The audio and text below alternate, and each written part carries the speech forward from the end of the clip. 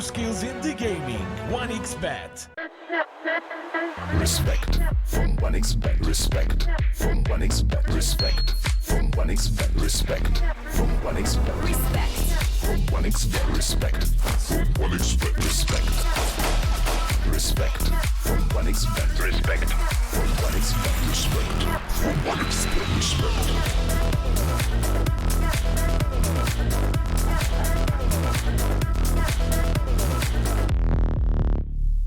Hello, son. Hi, Mom. Pretty girl. This is Eva. Nice to meet you. Thank you very much. Your dad's just making his favorite dinner. It's duck. Come on inside. They're all probably too gruesome to tell you while you're eating at the table. How's your food? Is everything okay? Good, good.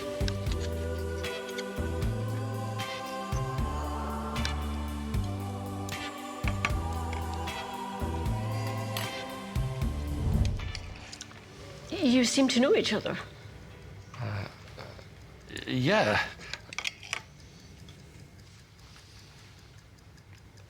This is the new ambassador for 1xBet. Oh, I see.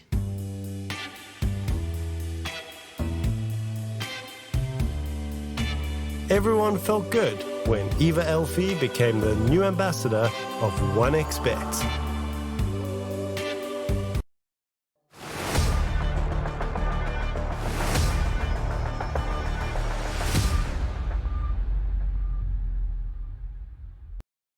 It is playoffs time at the Regional Dota 2 series, or is it? I'm Harry, joining me is Skips, and first we are going to be taking you through the 1 versus 1 tiebreaker, and then we will be moving on to the playoff. Skips, how do you feel on this fine morning? I'm pretty good. It's a little earlier than usual, so I have to, really get the old engine going. But at the same time, you know what always does that for me is a little bit of Dota 2, and especially the 1v1 action is, I gotta say, this early in the morning, at least for me, it's of course not that early in Southeast Asia, but if I had to 1v1 Bamangdaya this early in the morning, I'd be awake real fast. Oh, yeah, that doesn't feel too good, right? We're gonna have Rams versus Mamang Daya, IHC versus Team TK. That's how it goes. It is, it's not the most important match, because the first guy goes straight into the first team in the groups goes straight into the semifinals. That's how it has been for the entirety of the Regional Dota 2 series. We're already in Southeast Asia number 4, only 2 tournaments left after this one, Kips, and then of course the land. So IHC and Team TK, they're just fighting for who they're gonna be playing, right? So if Later today. yeah, if Team TK wins, they're going to be playing versus Ascent. If they lose, they're going to be playing versus Outcast, and the vice versa. That's how it's going to work. So, I don't think it's going to be that scary, right? Both of those teams aren't easy to beat. No, I think we have a pretty equally matched. Ascent did not do as well in the group stage as Outcast, so you do fight for like a little easier match through the play-ins into the playoffs. But no matter who you get as your opponent there, it's going to be rough already. So I don't imagine that it is about that much more than the honor, and figuring out who gets to go first today. Okay, so at the moment, what I'm seeing is teams deciding which hero they're going to play. There is a pool of a certain amount of heroes that they're going to be banning. SF added to that pool of heroes. And in the end, the hero that is left is the one that's going to be played. Usually, Kips, it was the SF. But is there... I don't know if we know the full roster of the heroes, but is there any particular one, like from all the heroes in Dota, that you personally would like to see a 1 versus 1 of? I enjoyed Pokefun 1v1s, but I think that's a little, like, they definitely do take longer than the SF usually. There's not a lot of people at this level who, you mess up on a puck, I don't know, your finger slips off the button and you don't dodge and then you die at level 5. Like, that doesn't really happen. Whereas on SF, it's so positioning based that you could get very explosive matches very fast. So the puck one is a little slow for most people. Okay, so Puck, Meepo, and SF are left in the pool. Are we gonna see a Meepo, a hero that cannot be played in a captain's mode? We've had so long since heroes were auto banned, and then now Meepo is obviously, and we might get to see him in competitive gameplay. I honestly, I don't imagine that either player is particularly confident on the Meepo. So, There it is. It got banned out right now. should be out. So between Puck and SF. So which one would you want then? When you said Puck, Kips can choose from any of the 120 plus heroes. I don't know exactly how many there are. No, and I take heroes that are actually in the pool. No, I'm boring, aren't I? How about you answer? What would you want to say? I don't know. I wanted to say Ricky, or I wanted you to say Ricky Pudge, maybe, right? And like Puck. Out of all the heroes in the world, Puck, like anti-mage, maybe, to punch each other in the face, then blink away when things get tough. I don't know. I just... Slardar, just two fishes bashing each other in the river. How do you think that would go when they start swinging at each Painfully. other? Yeah, okay, wait. Which one did we get in the end? We got an SF. Whoa, so original. Original. Are you sad now that we are getting to see an SF because there's not going to be a Puck? No, not really. I think SF is a very good 1v1 mid hero. Like the way you approach your item build, the way that you need to manage your regen between both the HP and the mana, and of course the fact that it's all about spacing and not flinching, doing your calculations correct. As long as you know that you live, you can hold the correct position, that sort of thing. Like that's all stuff that I love. So no, I think SF is the classic for a very good reason. Yeah. There's very low chances that there will be something that changes this in the near future, unless maybe a new hero is added. But I think there's just like 2-3 years before that will happen, right? A mid hero, yeah. What's he called? What's the hero that we're all waiting for now called? Ringmaster? Yeah, Ringmaster. He has his rings, and well, we are not going to be seeing him just yet. What we are going to be seeing is the QR code for the 1xBet app. It has been here for the entirety of the Regional Dota 2 series, but we are still having it. Maybe you get a new phone, and you're like, oh man, I can't go to Google Play for all of my apps. I don't know how to connect my Gmail so I get all the apps. That's why we got you. We got you with the QR codes, and we look at the starting items. They are identical, Kips. They're not in the same position in the inventory, but identical. Mm-hmm. Yeah, you get the blood grenade with that slow. On SF, of course, with the fact that you have the Shadow Mire, the stacking slow is the way to get even more slows in, make sure you hit the next ones, but only one blood grenade on one side, and that is... No, there's blood grenade on both. Does the other guy have two? Oh, the other guy has two. And I'm saying the other guy because neither of these fine gentlemen are rocking their actual team names currently. Yeah, but it says Mamang Daya, so it's fine. Mm-hmm. And Are You Happy, Rams, we can call them Are You Happy? Mm-hmm. Are you happy, Kips? Am I happy? Yes. I don't think happy is, sometimes, incidentally, I am happy, but I think most of the time I am content. That's what I strive for.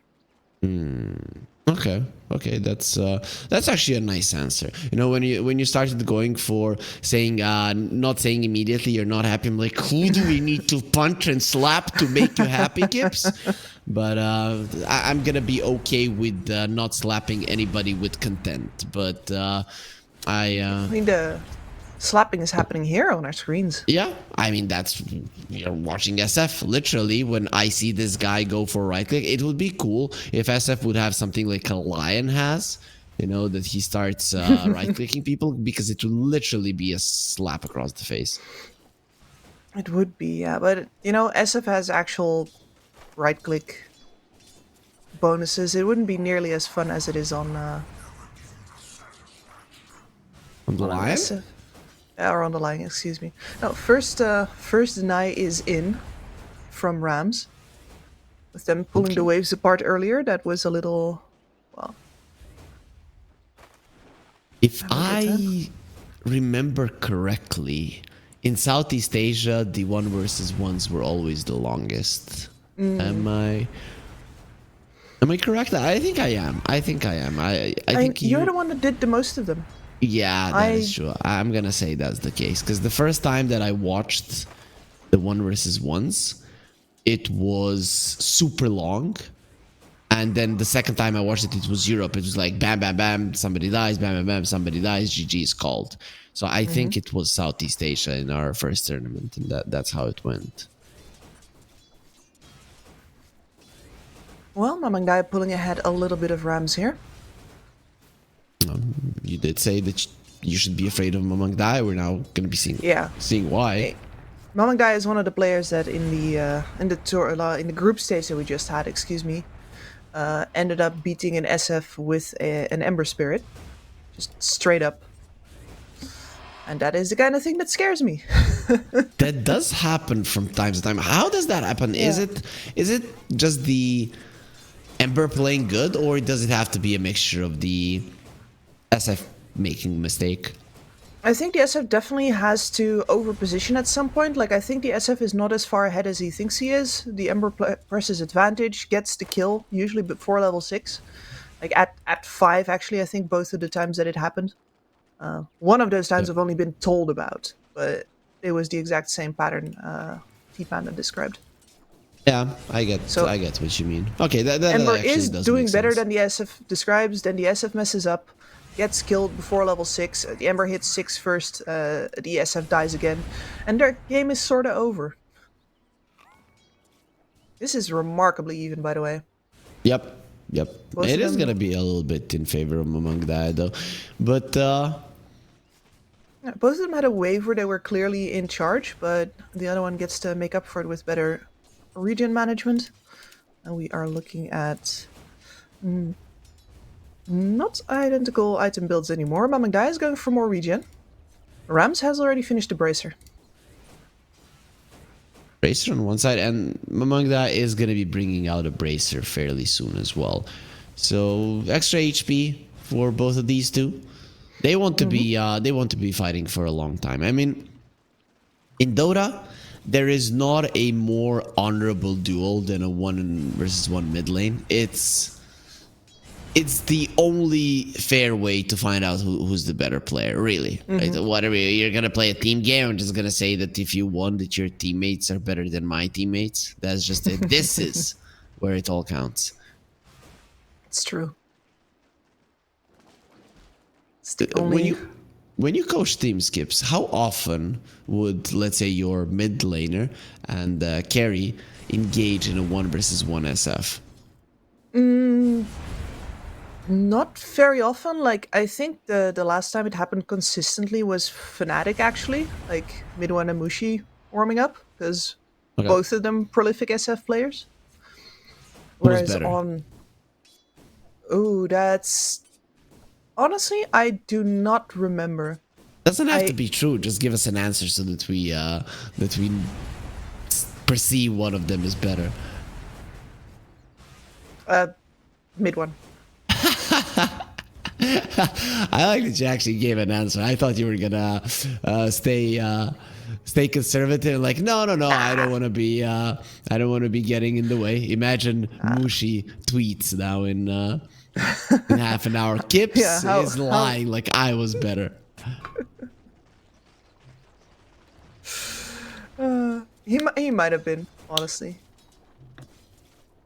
Yep. You know, I think that's honestly what people are like, man, I'm fast, I'm forgetting things. I think the world would be quite a bad place if nobody ever forgot anything. You wouldn't forget bad things, but you would also always remember the good things. Yeah. I think people would start getting very bitter very quickly.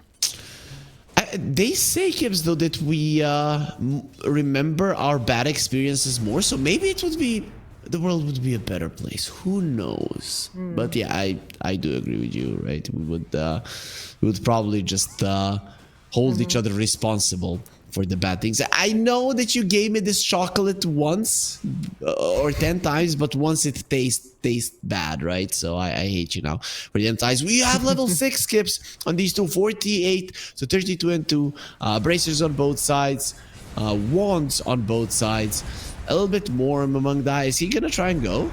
Requiem onto another Requiem that's not going to be coming out. Now among that, he turns around, let's go. Are you happy? Well, you're probably not. And instantly, GG will be called after just one hit kill as Mamang Daya outplays his opponent, and it came down to him having more want charges. More one charges and the second bracer in the end, like that. Those couple CS that he got were enough to just have another item full finished instead of just the parts flying in. Yep, that is the case. So we are gonna have TK going up against Ascent, and then IHC going versus Outcast. The first game will be Outcast versus IHC. I guess that might be the part that, are you even unhappy if you played the first game? I don't think the mid laners really got much of their energy expended after that, right? No, that really is much less than you would do in an actual warm-up. So I'd say that is a perfectly fine way to just go immediately after. You don't have to sit around. You don't have to, watch these other guys play some match. It doesn't matter to you. I guess TK can go out for a late lunch. Yep. Because that is the case. Maybe they're even going to be telling Mamang Da, yo, dude, we woke up. We want to play. Why the hell are you winning? But it is for pride, Kips, and it is for honor. And right now, well, we're going to be taking a short break, right? We want to get everything ready for the first real series of the day. So everybody just strap up because the playoffs or the play-ins will start after the break.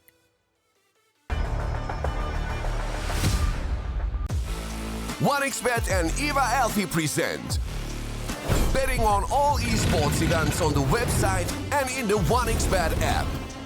OneXBet, play with Eva. The new OneXBet energy drink, so you don't have to limit yourself tonight with only one victory. You can bet on any game at OneXBet betting company, Dota 2, KS2, League of Legends, and many others. Big wins, fast payouts, reliable bookmaker. The new breakthrough and innovative phone with OneXBet app.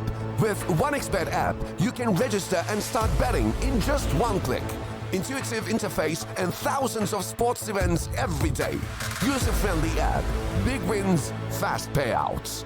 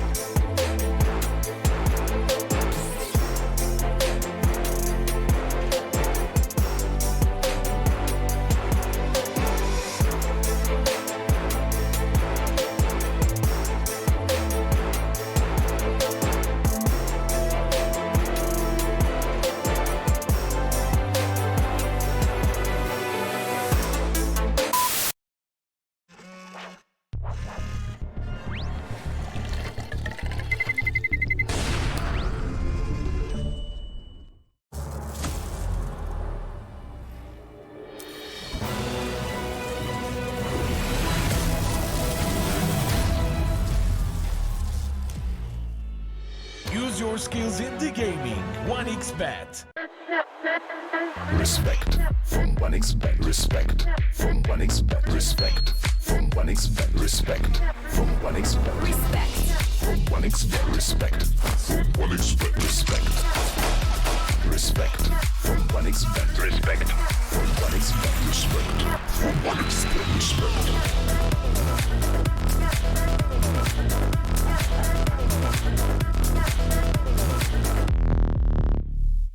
Hello, son. Hi, Mom.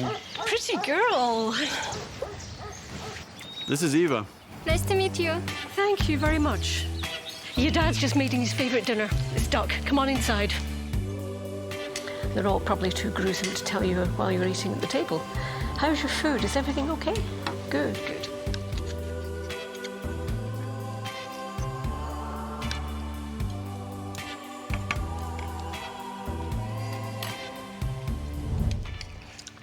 You seem to know each other. Yeah.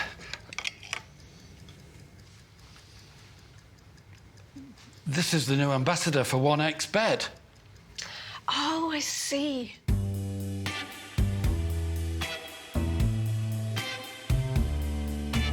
Everyone felt good when Eva Elfie became the new ambassador of 1xBet.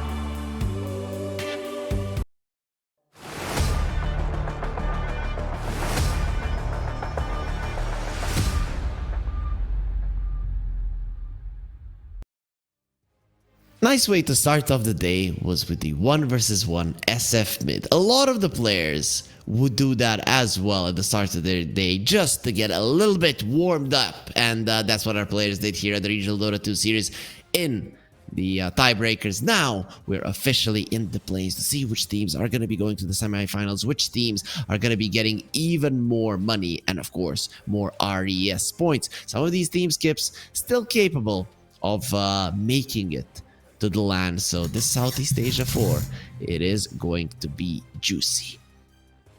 It is, yeah. But as far as one of our teams is concerned, Outcast here, they are just here for the experience, for the prize money. No chances for them anymore, or yet, I should say. Maybe in the next time around, as I believe the ones still in the running are TK, IHC, and Blind Owl as well. No, Blind Owl is not. Unfortunate. I was just so convinced by their performance. Like these guys must have like scraped some points together at some point.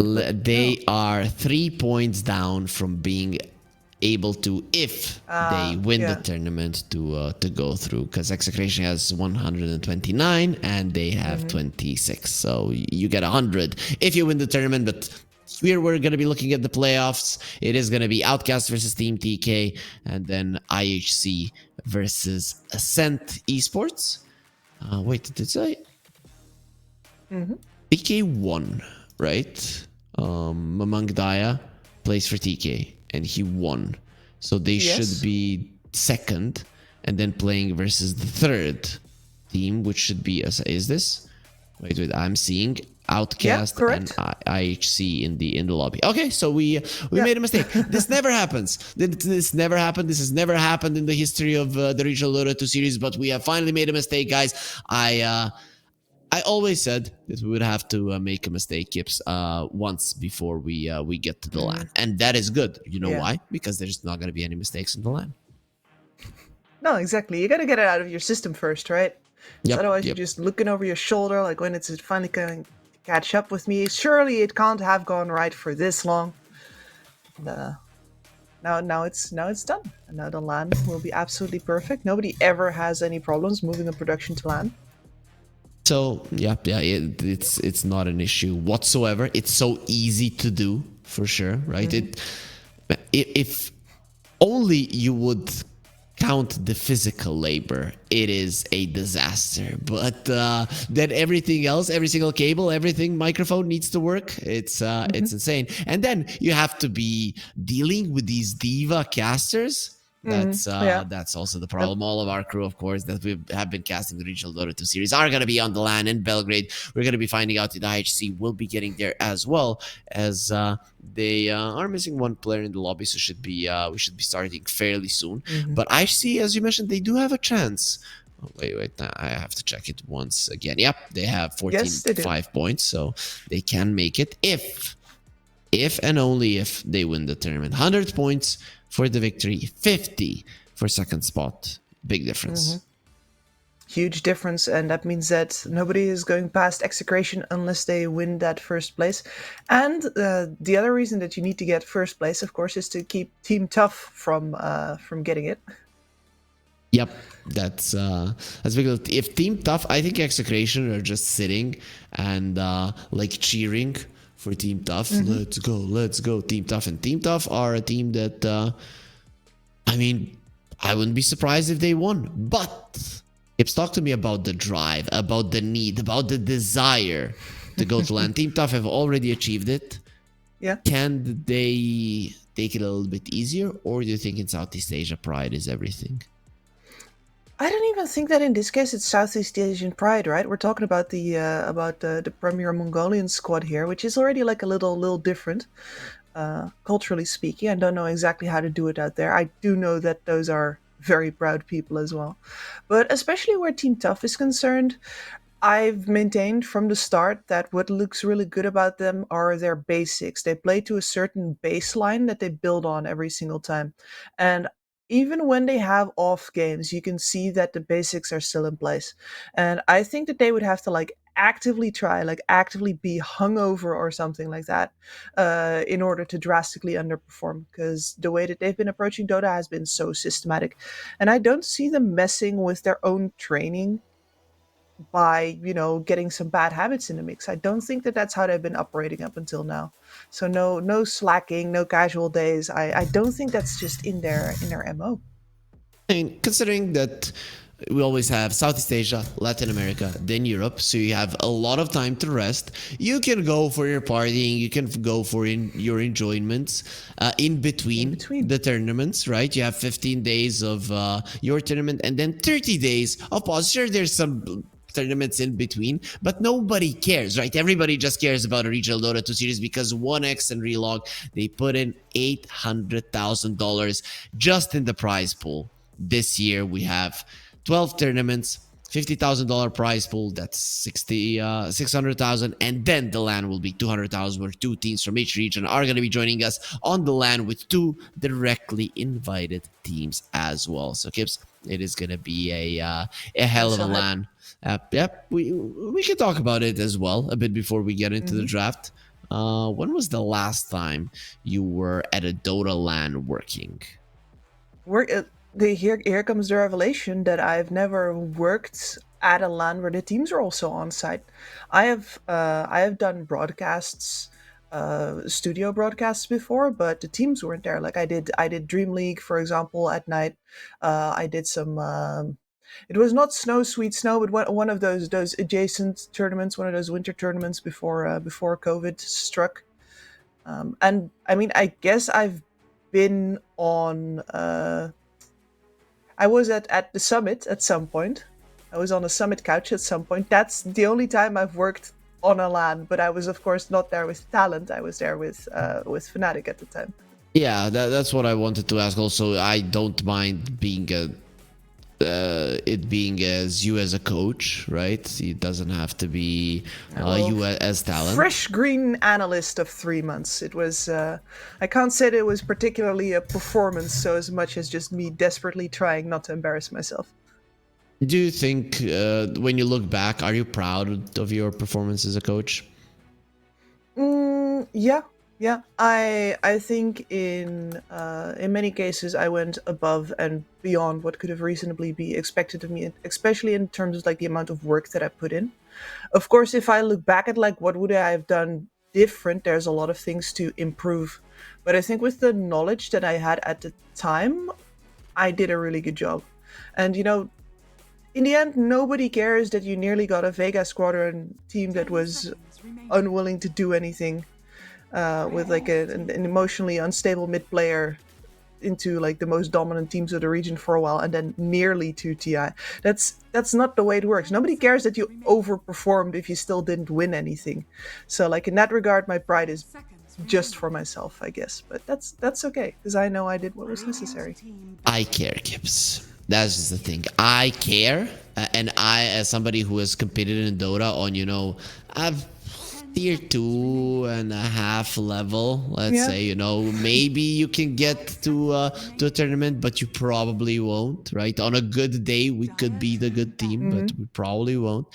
I can understand the amount of work, the amount of skill, the amount of knowledge that you would need to have to do it. But we are in the draft right now, so we're going to be using all of that amazing Dota knowledge that we have accumulated across the years to present this draft in the best possible way to our viewers. So first, we talk about the bans. Are you a fan of the Stinker support that is being played? I think it's very good actually. It's very obnoxious. I think it's perhaps better in pubs because coordination is harder in pubs, and really all you have to do is just kill the Tinker first. It is very much an Oracle situation, but Oracle hasn't been relevant for like over a year now. I want to say 2, so that's not a way that people play currently that they're used to. So I've seen teams, especially Blind Owl loves their support Tinker, and I've seen people just fall on their faces against it because they didn't know how to focus down the first support anymore.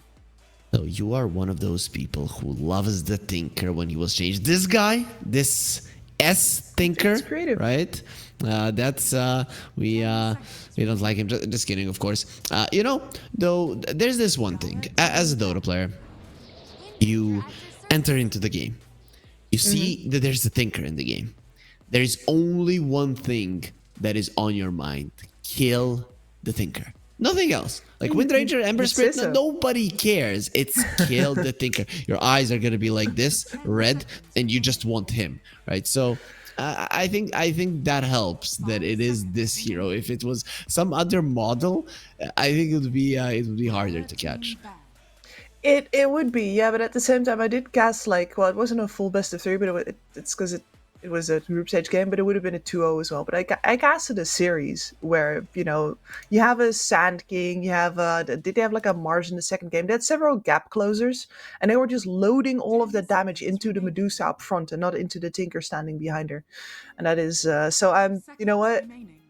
I believe you, but at the same time, I've seen with my own eyes. I get it. And apparently they hate snakes more.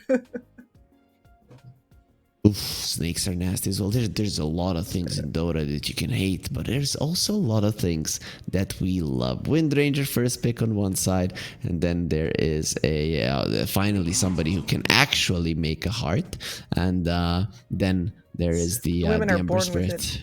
Yeah, I don't know. There I was casting with someone, and they did like, wait.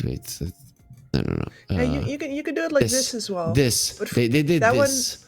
Look at this. What the hell is this? What the hell is this, right? This is a heart, my friend, right? And what the hell is this? This is nothing. I mean, it's like the hearts I drew in high school, You gotta... you need some practice for your calligraphy. Anyway.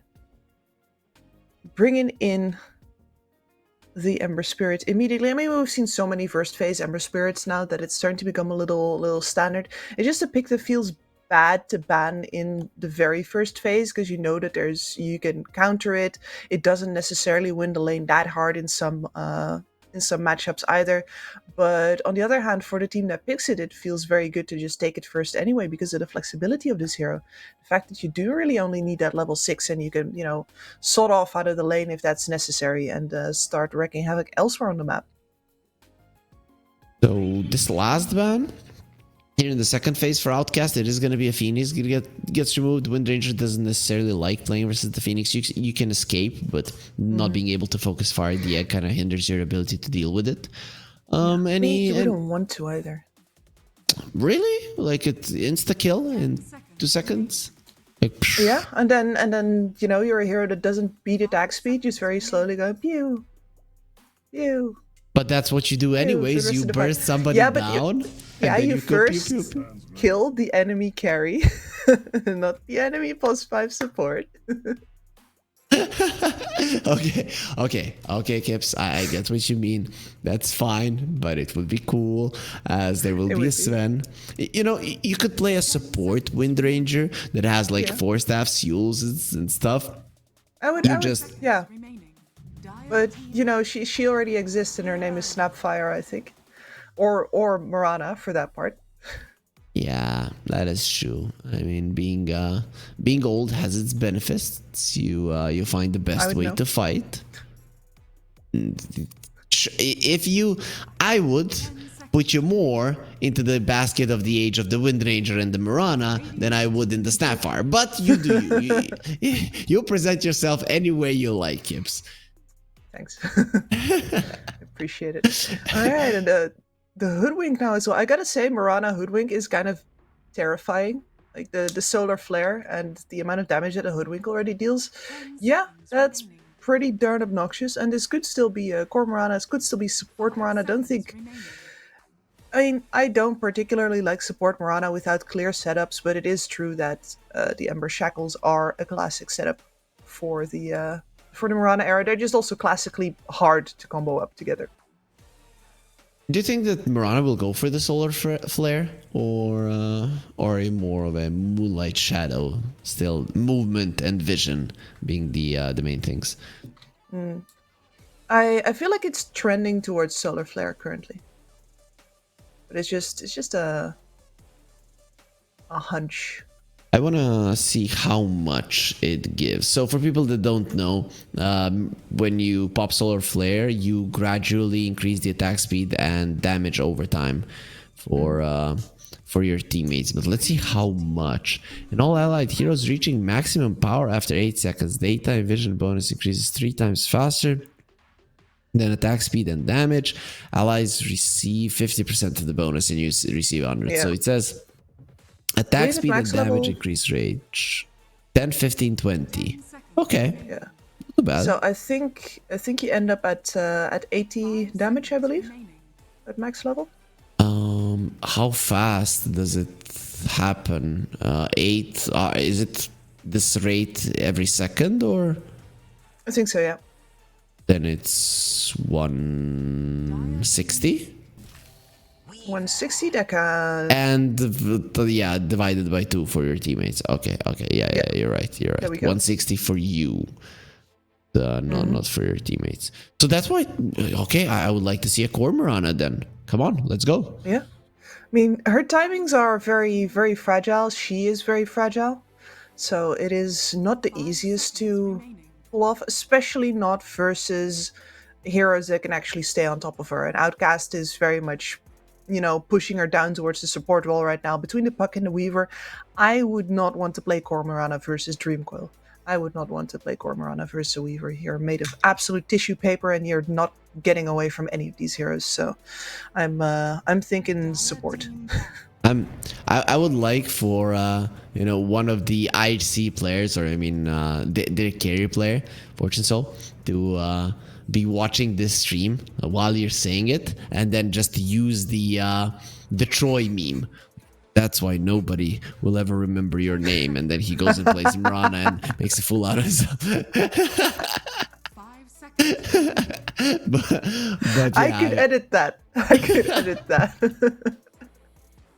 That would be very fun. I agree with you 100%, but I really would love for them to do Fantastic it. visual. If that ever happens in like some kind of big game, and I have the time and I'm not just here like actually witnessing it, having to do the commentating myself, I might make that edit and throw it on Twitter, and I'll credit you. No problem, Kips. I'm okay staying in the back lines, like like Man Batman. in the shadows. Yeah, Batman, right? Batman was my first word. It wasn't really pronounced that way, and I messed it up a bit. But I was a second child. My brother was a Batman fan. He's like, Batman. So yeah, it was the first sensible word I ever said. So it Mama, totally no makes sense. Papa. Yeah, yeah, mama, papa. That's for This is normal the kids. this is the deep hairy freak lore right here. Yep, yep. Very fun. Very Oh, fun. thank you for that. So we see a Weaver and a Sven. Are you leaning more towards the support Sven? I've been seeing quite a lot of it in Europe in Tier 2 Dota, but I'm still a fan of the core Sven. I don't know. I think it would do quite well. I love it as well, and you know what? That's also a hero that can completely destroy a Mirana. With the Dream Call in place, you're going to most likely have the puck looking for the opportunity to give the Sven some uninterrupted Mirana bashing time. So yeah, I think, but it could also be a good support game because you're looking for a good support game for the game where there's going to be a lot of physical damage coming in right now. Presumably, this is going to be Solar Flare Mirana. That's exactly the kind of thing that you need versus her. Yeah, but really, when you look at IHC Esports, they mostly do magical damage, actually, right? I guess. So Sleight if of they Fist switch is to Mirana physical. out, Yeah, yep, that is the case. But the Outcast lineup does seem more likely that it's going to be a support Sven and a one Wind Ranger. Or a one Weaver, but I'd rather go with the one Wind Ranger, put the Weaver on 4, and go for an offlaner right now. But you never know. You never really know what outcasts are really wanting to go for. yeah, and of course I only did Group B during the group stage, so I haven't seen these guys play before. But what I see from their drafts is a lot of flexibility, a lot. Yep. That's always nice to have if you know how to control it, right? It's a power that not everybody can wield in the drafting phase. Though, considering that these teams are in the play-ins, right? They made it through the groups. We can assume that they do it quite well. I'm gonna nitpick you here. Everybody can wield flexibility in the draft. Everybody can do it in the draft. Yeah, It's the okay. consequences after that I not get everybody it. can deal with. Okay, this was a pretty standard response to a Terrorblade. Maybe even easy to predict. So, how do you feel about the Terrorblade pick? Do you think it's going to be able to deal with the Underlord? Do you think it's going to be good enough to win versus Outcast? Or are you leaning towards Outcast, where there will be a support Sven?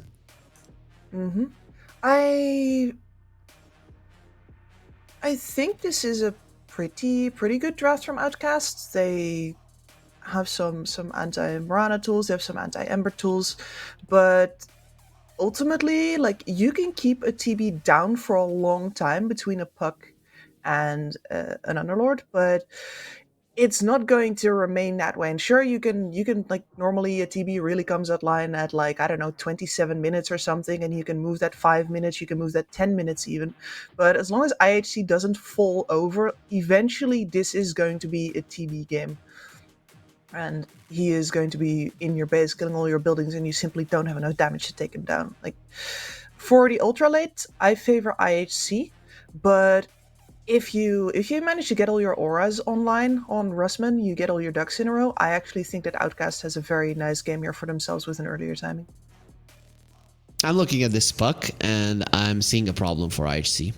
The only good thing is that the Ember usually does well in the lane versus the puck, but it doesn't shut him down. And No.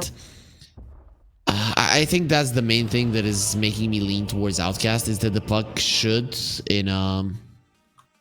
with the good performance, have an free, awesome right? game. Yep, do whatever he wants. Everything is dodgeable. The Mars Spear, the Mirana Arrow, anything the Hoodwink can throw. Like, sure, you're going to be up versus an Atos there pretty soon, but it's not exactly like any of these heroes have a built-in hex or will build a hex at any time soon. Yeah, I guess a Mirana at some point, maybe, if you're very greedy with using the arrows in the jungle. Are they putting the Mirana on the 4 roll? Yeah, it does seem so. It's Kishka. And it's gonna be Ace on Hoodwink. We're gonna be looking at the odds, who are favoring Outcast, and I'd agree with those odds. For all of you people at home, 1XRLG SEA, that promo code, this is kind of the last time that you're going to be able to use it throughout this regional Dota series, because SEA is coming to an end, literally. All 4 tournaments. We started off with SEA Kips 7 months ago, And now we are done. 7 Okay, months. so I know you're It's the excited beginning for the of last. the end. Yeah. Yeah, exactly. But does this bring some tears to you? Because we really have had an awesome year working together. It has been, and like, of course, we're just in the last quarter right now, right? But it does very much remind me of the good times that were had during the DPC. Yep, So yep. I would uh, I would say regional Dota 2 series, very good. Change Yeah. for the DPC. I think this is more interesting. You get a quote unquote minor LAN that we haven't had for a very And- long period of time. yeah, that is the biggest deal for me. Like, sure, and a bunch of other people are trying to like replicate the DPC and making up for tier 2 Dota and what have you, but getting a LAN for teams at like this kind of level is phenomenal. Yep. It's so important, and it's something that we've really lost throughout the years. Yep, we have. I don't. When was the last minor held? I mean, It we must would be have at to least Google 4 that. years ago. Yeah. Yeah, it was. No, it was before COVID. So Mm-hmm. 4.5 at least, and maybe even 5 plus. It's insane, right? And we're gonna be making a tournament pretty much of that caliber. We're not gonna have that many teams, but who knows what the future might hold? As looking at the runes, that's gonna be Kishka, Ace, Juju, Marish. So 2 for 2. Interesting that only the supports picked them up. Look at that. For change. That's a bad start to the lane for Mirana to go for a leap. Yeah, that doesn't feel good. And we do have the Moonlight Shadow picked up as well. So saying into the support Sven as well, I think, here. And with a lineup that doesn't scale that much with the right clicks, we are going for the ganking potential instead. Of course, Mars is going to be very happy with that. Yep, yep. So looking at the lanes, any big ones that we should be keeping our eyes on, right? I would have said Mars Mirana is very strong, but Mirana with the leap does nothing. No, absolutely nothing. So, I mean, she's gonna go around, see if she can snipe a career here or there. That's all right, I guess. That the extra speed bonus. And we're gonna have to wait there until level. I mean, honestly, 3 now that the leap is up. Normally, I would say that Mars is more dangerous on level 2 than most laners, apart from maybe, I don't know, Dawnbreak or something like that. But without just support there, better wait for 3. If you're the Mars, I think at this point you are crying more than the mid laner would have been crying if Kishka fed first blood to the enemy mid laner. I think Yeah. that's how bad it is. And Kishka might feed first blood to this Sven. Varish is coming Anyway, forward. He's fine.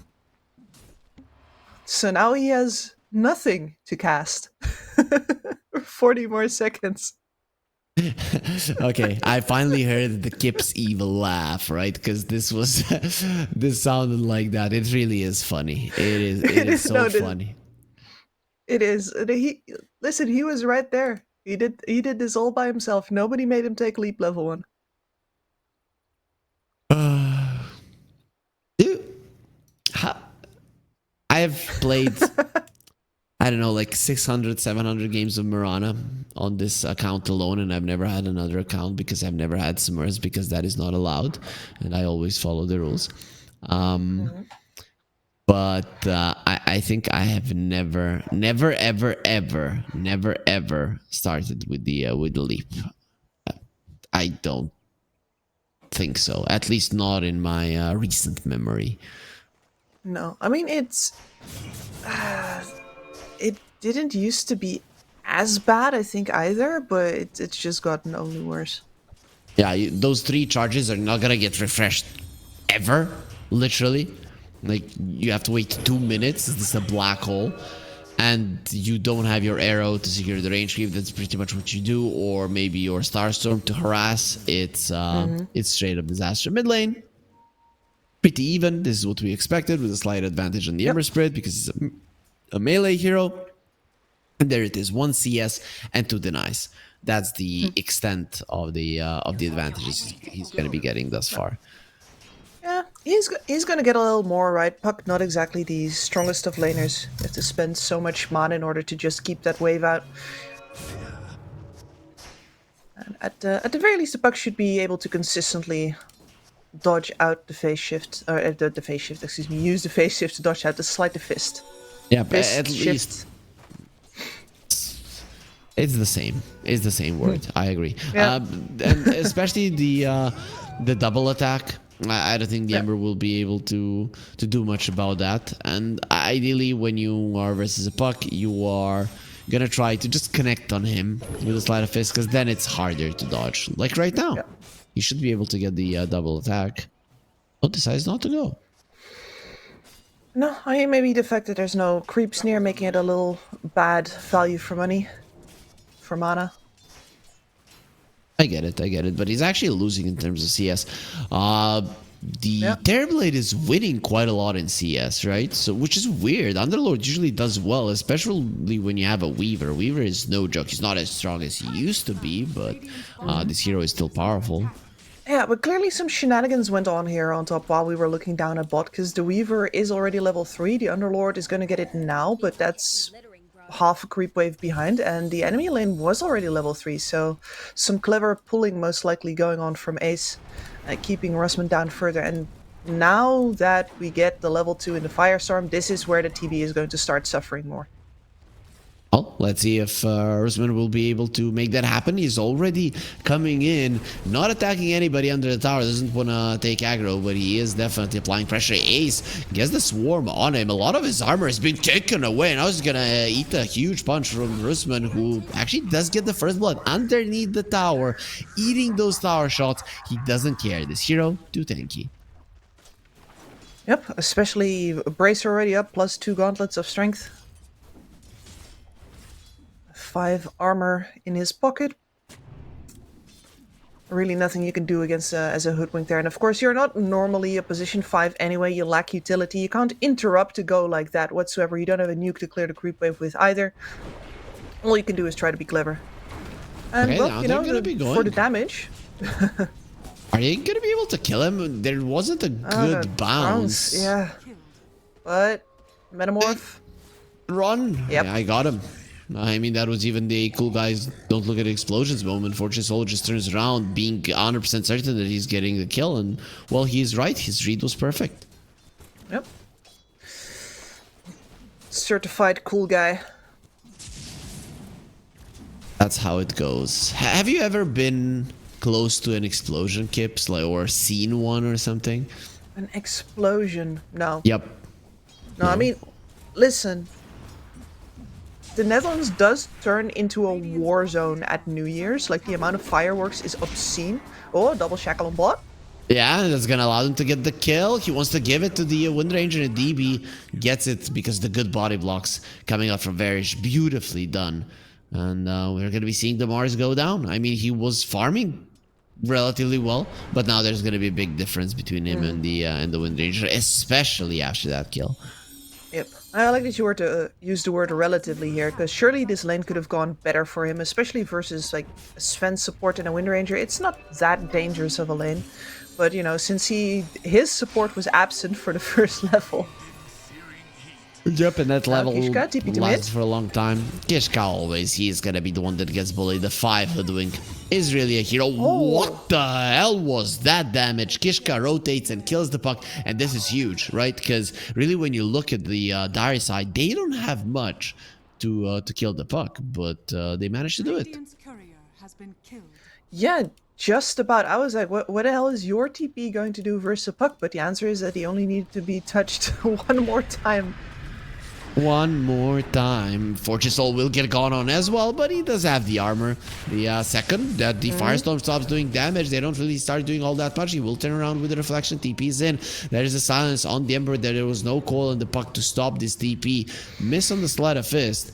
And there is even more of a hope to go for Fortune Soul, who does not have his level 6. So it's maybe better to move away. Yeah. He's also kind of ready to move into the jungle already. Took an extra point in the Conjure image. You can always see how much the Terrorblade, how long a Terrorblade thinks he can stay in the lane still by watching how many points he puts into the reflection. If he thinks he's got a good case, the points are going to go in there. If he thinks he doesn't, Conjure image is going to start coming in because he is prepping to jungle. And Fortune Soul is definitely just trying to squeeze the last possible drops out of this lane before he leaves. Oh, they're gonna be going for Roosman. Bushwhack does connect. Couple of more hits might take him down. Swarm only gonna be used on Ace. He better deal with that because you don't want the minus armor to kick in. And the Sven coming in with the shield. Warcry isn't gonna be enough. It's not nearly enough. Of course, they do survive long enough for Ace to fall down. Now with the shackle shot, are you happy? He doesn't have the mana and he's not gonna have the HP. For a very long time either. Fortune Soul TP out. Very good position that they don't even see him and they can't even get into that fog of war. So at least he does survive. But that chase on the Underlord, I'd say not worth it. Absolutely not. Ember emptying out his entire mana pool just to get that. No safety remnant left in the back either. No way for him to get out once he is committed that hard. Arrow? Not much gonna be happening to the puck. But Gibbs, I just came up with an awesome AI idea, right? I was always thinking if we are casting that we should have some sounds given to us by production. And you know, when you said one more time, then I remembered the song. Imagine if there was an AI when you say something and there is a very popular song or meme, whatever, and then the AI just plays the part or allows you to play. You don't have to play it if you don't want to. It would be so awesome for our production, right? Because every single time they could follow us up with a joke or a little bit of a sketch or a little bit of a music, it would actually be amazing. Yeah, I mean, it would be really, really good for the memes. But it would definitely, you know, it would definitely still need to be a human pressing the button because I can see it becoming incredibly obnoxious pretty much immediately. Exactly. Yeah, you decide if it goes off or not. As Kishka gets stunned up, Varish, what a stun, gets a double kill. Fortune Soul and Kishka both lose their life, and there's the aggression for Outcast that we all know from them and actually love it. Yeah, and if you want to take a game over IHC, this is one of the ways to do it. Now the Ember back in, Mars, first arena. Yeah, Varish TPing out. Well, that was an optimistic TP because the damage output from the Ember and double impact is just insane. They do get themselves 2 kills, lose the tower in the process. So not too bad for Outcast, but at least the response from IHC was quite nice. It is. You are still in trouble. Like, yeah, you kept the gold differential equal for now, and you did get a very good opening arena for that Mars. Like, first of the game, very nice. But you're still in trouble on the map. You've just moved your Mars to a lane where, well, I guess some people could come pressure you still, but nobody is going to naturally shove through the bottom tower right now. And Ember isn't exactly the kind of hero that does it on mid either. So eventually the difference in terrain control is still going to put the gold advantage in Outcast's hand if they play this right. It's a very advantageous position for them to be in with your Underlord holding the tower that's most likely going to get gone for. That's why I like what IHC are doing, right? They're pressuring multiple lanes, especially this mid lane, and then forcing some rotations to come over so that the Ember doesn't poke on the tower. Sure, you do not push on the side of IHC, unless, of course, you're going to be bringing in the Terrorblade. But with the right amount of pressure, you might dissuade the enemies from pushing themselves or trying to utilize the, the map advantage that they got. Yep. And that ward on top as well. And I think you're completely correct that you mentioned the TB here, because the Metamorphosis is what's going to eventually take the tower down and to give you more space to breathe. So Fortune Soul, his read on the game and when he can step in is going to be very important for IHC in the couple coming minutes. I'm saying that the Underlord was on bot. They're not holding it. They're just giving it to the Mars. I'm sorry, like, as somebody who did a lot of map-focused stuff, this is an unforced error. This is not necessary. The Underlord does not need to be taking stacks in the triangle currently. He wants to farm. Yeah. And what he wants, we don't have to care about what he wants, okay? Okay. I'm fine with that. I'm fine with that. A bit cruel, but not gonna judge. I'm gonna back you up, Kips, every single time. We are colleagues as the ward gets taken down. 11 and Kishka getting that experience. Kishka getting the gold. And it is a 1k gold for IHC. Opening up that map really is gonna matter quite a lot in the long run. Well, to be fair, the one who still benefits the most from it, Ember likes long lanes because he's hard to gank, but in a game with the puck, maybe not so much, and I definitely do think that the puck is the one that likes it the most out of everyone when there's a couple of towers down. Puck in a very aggressive position on the enemy side of the map. Kishka, his smoke does break, and that's gonna be kind of annoying for him, right? Because Puck's being in your jungle, breaking your smokes, he's most likely gonna live anyways, so it's not fun. Which is why he's over here, and that's the indication here that this Puck knows that his game is quite free. Oh, point blank arrow. Gets stunned up for maybe a second and a half. Or was already out. He's gonna jaunt to it as there will be a smoke coil at the ready. Somebody is gonna be in for a painful surprise. Well, depending though, yeah, it's gonna have to be Ace then. Yep. Terrorblade all the way behind the wave. Well, you take what you can get. They even use the coil. I'm not sure that was necessary, but sometimes a potential turnaround can be problematic, and that's probably the only way you die. Just get him off the map, make sure that they don't see you, clear out the area, and you're fine. Yeah. He wanted to get rid of him. He had another nuke. And your Underlord has his Atos at the ready, so for the Ember already, the game is getting more dangerous. Mars also poking in from the side. He doesn't have a Blink Dagger just yet. Will have it in less than 200 gold, but you still need to farm that 200. Bushwhack will connect Arena now. Both of them going to be catching the arrow as well. He cannot even war cry, but he will cry tears coming down his dead face right now, as he did receive a lot of pain. But it's only a position 5 Sven, the lowest net worth hero for an Arena, so not too bad. Well, Fortune Soul is now in position, but the fact that your Underlord is still alive. How much longer? Outside of his chains into an arrow. Ember has overstayed his welcome. Gets silenced up. Focus fire. Finishes him off. Fortune Soul has the Thunder. Uses the Juju. And still is running away. Even with full HP, he doesn't want to be a part of this one. They are in the vicinity to protect him. Yep. It's very low on mana though, right? You use it now. There is a Moonlight Shadow. Beautiful usage of the spear, keeping the puck at bay. The power shot connects, but the Moonlight Shadow will be able to allow 11 to escape. That's the end of the chase out. No, and the Underlord here, IHC very clearly understanding that they need to kill him before they can take the tower, but with the Underlord being in the position that he was, yeah, Ember needs to overextend for that, and you don't get the tower anyway. Sucks, but very what can cool you do? game at the moment. So you talked to me about the late game of IHC, but it's a cool game. Is it hindering the timings of Outcast just yet, or do you think they're still well within their... They're on schedule, absolutely. Yeah, okay. No, the Gleipnir is going to come in for that Wind Ranger very soon, and that's basically when you're ready to fight already in this game. You do need to be a little careful, because of course there is a lot of magical damage to go around, but you also have this really big beefcake of an Underlord sitting up front. It's going to be very hard for IHC to work around. Buried that Terrorblade right now, will die to the Shikuchi. They will be bringing in more to fight with the Arena. Does absolutely nothing as DB is on a killing spree, kills the Hoodwink on a completely other part of the map. Now with an Atos, you're gonna stay in the Pit of Malice. They have the silence, they have the stun, they have the control and the damage. And 3 heroes going down. They do bring down DB on the other side of the map, so that's a consolation prize, maybe even more than that, given that he's the highest net worth hero, but still a victory for Outcast around the map overall. Yep. Double Atos, one on the Weaver as well. Extra, and all you're doing really is keeping this Ember Spirit down, making sure that Rams does not feel free to play a game where he actually gets to escape after he goes in. So now with the double Atos, you can keep somebody inside of that Pit of Malice for like 10 seconds. That's that is very, very annoying.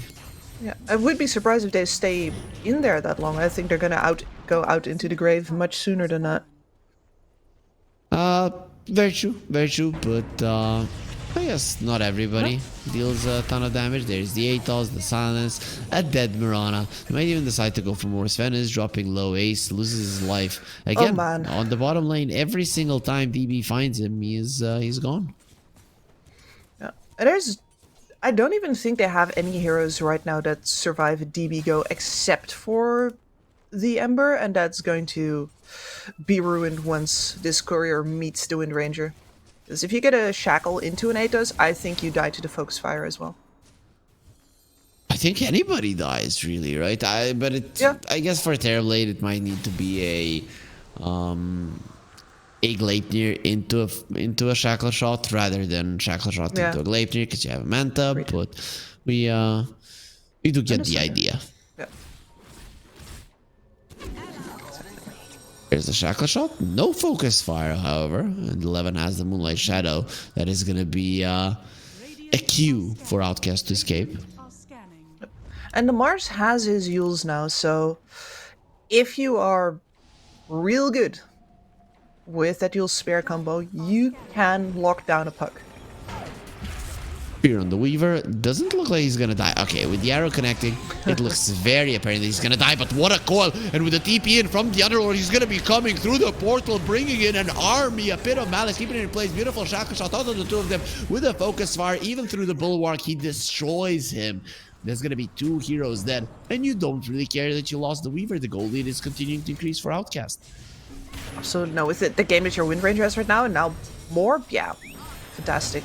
Oh, even Fortress Hole is in trouble. He does have the Manta. We'll be using it right now. Sunder onto the puck, but the shackle shot still keeping in place. Firestorm as well. Pit of Malice. He's not going to be moving. He's just going to be dying. Are you happy? Also has to be very, very careful with the signs. Fed to the Pit of Malice, but with the buyback of 11, they do manage to bring down the Wind Ranger, salvaging this fight just a tad bit. Yeah, that's definitely a salvage kind of situation. You already lost way too many heroes, but at least you stopped off that Wind Ranger for now. Streak straight in the pockets of the Ember Spirit. He is rushing the BKB right now, which I really admire. It's not like, okay, but I need a Maelstrom in order to, you know, farm this game. No, he's just gonna die. Well, The pressure is on now. Yep, you have to do it. But the thing is, who's gonna do the damage? The Terrorblade is not doing it. The Ember is doing some. It's gonna have to be the supports, contributing quite a lot. Yeah, and this is not exactly the kind of Hoodwink game, because this is a Hoodwink 5 where you immediately buy a Maelstrom and then sit back and have a happy life, right? He's working on a Force Staff. Mirana has the mech at least, but you would be needing a little bit more of that mech to be able to get out of that one alive, as the odds are starting to switch heavily into Outcast's favor for a good reason, right? Because they are really dominating the game at the moment. Just from one kill to another, 1 by 1, they're hunting down IHC. I'm really loving how DB is utilizing this Wind Ranger right now. It's 3 and 5, so certainly has suffered a little bit for his choices to contribute, but on the other hand, look at how he's positioned on the net worth charts right now. I don't think that you could have actually have this dominant of a position in a passive game. Maybe you'd have the same amount of farm, but you wouldn't have kept your enemies down this hard.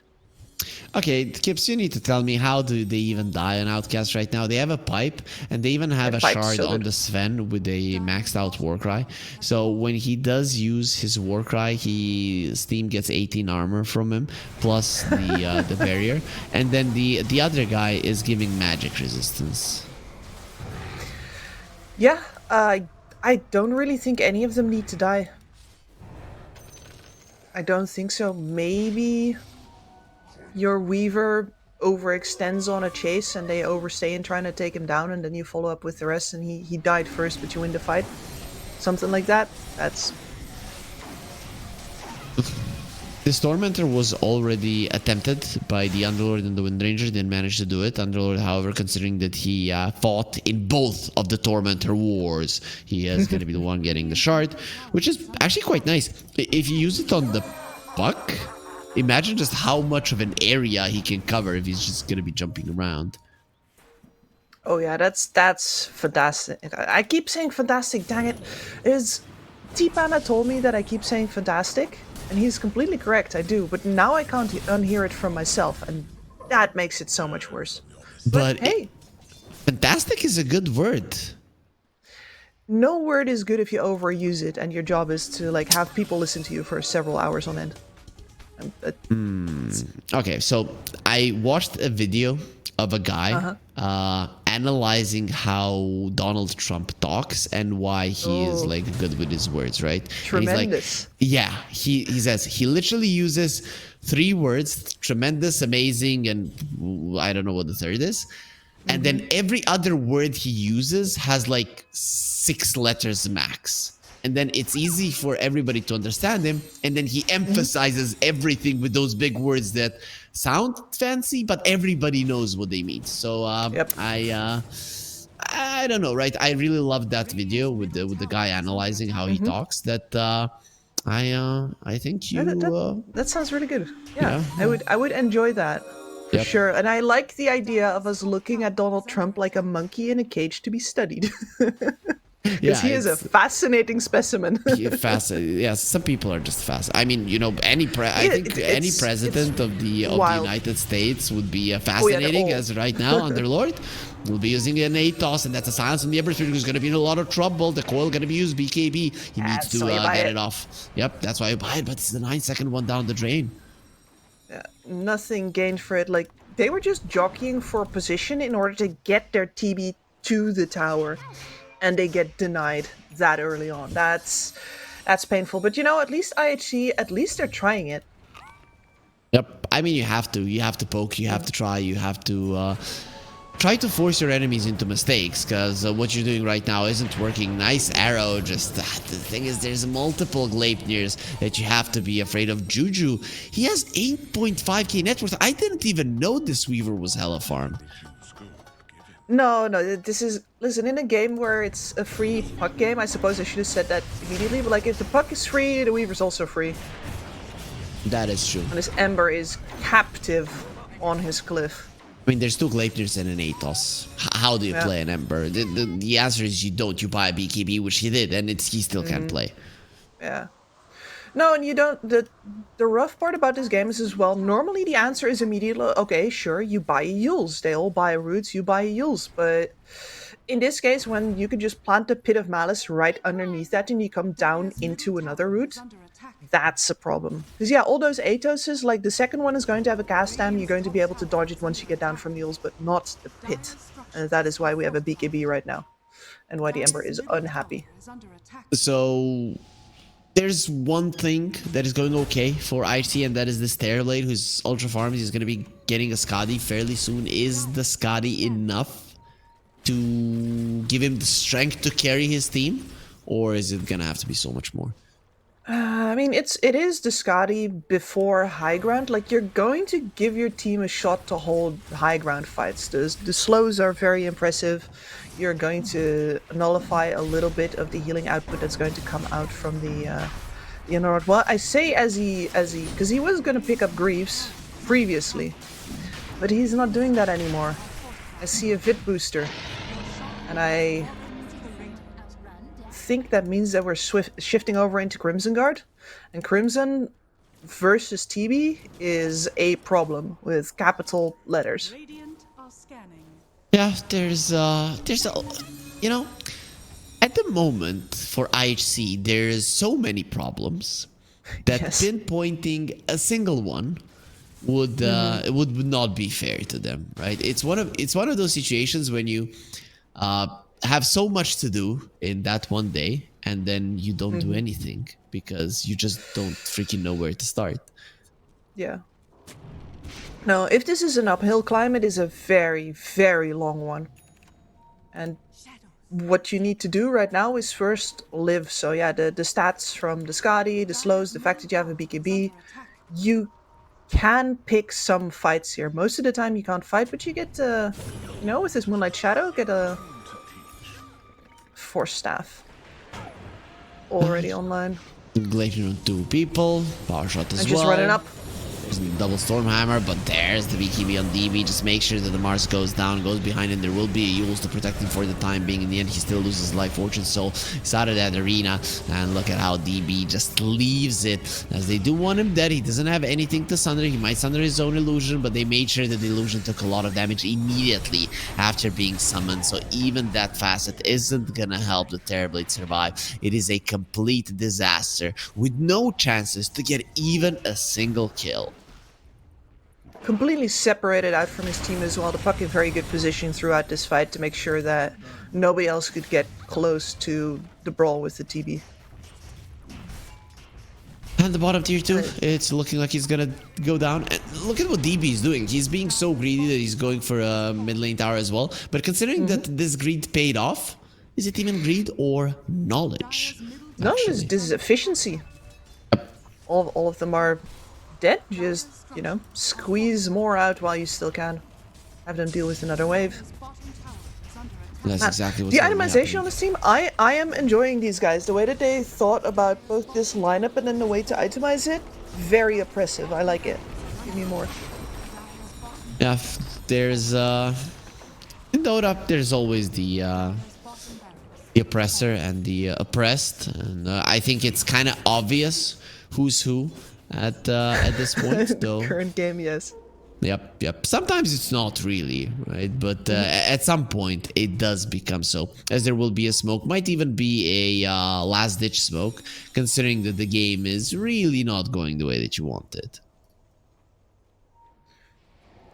And the question remains with what damage you need to find. Well, you know, here's the problem. Normally you're like, okay, so the Underlord is a global factor. We gank towards the Underlord, but he just finished that Crimson. So all you're gonna get is, well, an attempt at a Sven. Well, they're gonna try, and they're gonna be successful. They do take him down. He'll be very happy that gets the kill. Look at that. Rusman just goes inside of the arena. Are we supposed to be afraid of this? Well, obviously not. Fortune Soul, he wants to get a Thunder and gets it off, but it's only the Aegis that he's gonna be taking away from DB. Now there's gonna be another round of Gleipnirs flying in. 3 of them being caught by the Wind Ranger. The DB isolated. The Wind Ranger is not focusing on him, but the Dota 2 puck will be able to take him down. The Mirana buying back just for good measure won't be able to get inside of the fight fast enough to assist his team. And I love the puck in the Weaver. They're shot calling is so clear. They're like, we're going TB. You and I, we are TB, and they can't stop us. And they are completely correct. I'm laying all of that magic damage into the enemy carry. It doesn't matter that you have 35 armor at this point in the game. When you're being laid into with a Parasma, with a Gleipnir, all of those lightning bounces. And the puck also has a shard, right? So he actually does some magic damage as well with every one of his hits. Has Parasma, as you mentioned. Things are really looking up for one side. But when one side is doing well in Dota, that does mean that there are problems on the house of the other ones, and I mean it's already the third of it has been destroyed. Yep, and it's just, you know, you can see that they have a bunch of draft advantages on the Radiant side, but the way that they then really shut the door for IHC's ability to play, the fact that they rush those Aetoses means that the one hero that can, you know, snowball out of control and maybe make a game happen for IHC on that Ember Spirit is just never going to get the opportunity. Always has to play safe, always has to come in late, leave the Mars on this island where the Go is presumably going to kill him, has to buy a BKB before his Maelstrom. It's all bad for Rams. All of them are going to be going through the Fiend's Gate. Is this for the Tormentor? It wasn't really killed immediately, so you're gonna have to wait a bit. I guess they forgot about it themselves. Like, oops. We did do the enemy one first, and then there was a little stutter step. Yep, they didn't even go immediately. The Wind Ranger and the Underlord couldn't kill it on their own, so it really did take some time. Now it's gonna spawn, so they were like a minute off, which, imagine you say to somebody, I was only late a minute. Sure, in Dota, being late or early a minute is a lot. That is a lot, yes. No, I mean, I like to talk about the creep wave clock, right? A minute is 2 creep waves. And those need to be cleared. If you don't clear 2 creep waves in that time on at least 2 lanes, then you're losing momentum on the map. That's a given. You can get behind in all kinds of insidious ways in this game if you don't keep up with juggling all of the clocks that are ticking at the same time. It's one of the ways that I like to look at. It's collaborative clock juggling. Can you imagine? And we don't want that. Is your vmix a little bit laggy? Moment? Yes, it is. I mean, but now it's better because you see, I mentioned it, and production fixes it in a second. DB, however, he would need to be fixed by a very good doctor because kind of got destroyed. Maybe Frankenstein could help in this situation. Potato needs to stay on that hill and will really not move as they will find the Sven. Are you happy? Got taken down by Potato. He doesn't want to stay on the kill. He wants to murder because he has so many teammates that's gonna help. And look at the Weaver. He's not even focusing on the guy that is low HP because he knows that he's gonna be killing him with the Swarm. Potato going onto the Terrible, who does get the Sunder off onto Roosman. Just running away because nobody can touch him. He's not taking any damage. Turns around with the Firestorm. He is the one who wanted to bring down death to that Terrible. Didn't manage to be the one to pick up the kill, but that is a fight that starts with you killing the enemy carry and you still lose it without a single chance of victory. Yeah, that is where you do call the GG being IHC. I have to ask you a question, Harry. Did you know that that Frankenstein is the monster? Yes. No. Frankenstein is the doctor. Monster is the Frankenstein's monster. Yeah, so but the real monster is the doctor for creating the monster. I disagree. Then you would call all of the parents monsters instead of their kids that are running around. Exactly my point. Okay, Kips. What you saw in this game one, can the monster of Outcast be beat by IHC, or was this a complete outclass? IHC has definitely struggled more than I've wanted them to in the group stage that I've casted them through so far. That last fight, clearly they've got the fight in them. They are not beaten by any means, but they can't allow themselves to get outdrafted this hard again. This was a big show of power from Outcast, and I think even on a 50-50, now that I've seen how Outcast play, I'd have trouble rooting for IHC. I think they need to win the next draft. Okay, well, we're hoping that does happen because we want a full 3-game series. We don't want no 2 games here. They had a ton of that during the group stages, so let's take a break, come back to game 2 and find out if that's going to be the case. 1xBet and Eva Alfie present betting on all esports events on the website and in the 1xBet app. 1xBet, play with Eva. The new 1xBet energy drink. So you don't have to limit yourself tonight with only 1 victory. You can bet on any game at 1xBet betting company. Dota 2, KS2, League of Legends, and many others. Big wins, fast payouts, reliable bookmaker. The new breakthrough and innovative phone with 1xBet app. With 1xBet app, you can register and start betting in just 1 click. Intuitive interface and thousands of sports events every day. User-friendly app. Big wins, fast payouts.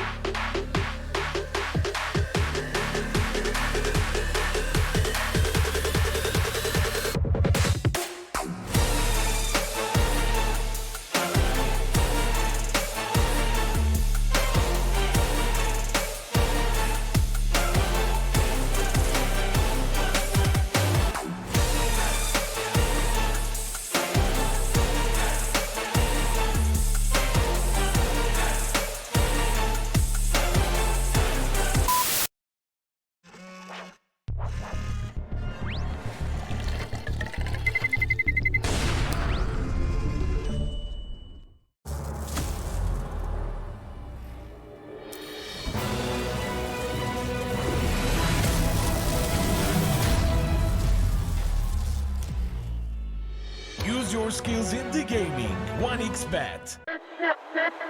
Respect from 1xBet. Respect from 1xBet. Respect from 1xBet. Respect from 1xBet. Respect. From 1xBet. Respect from 1xBet. Respect. Respect from 1xBet. Respect from 1xBet. Respect from 1xBet. Respect.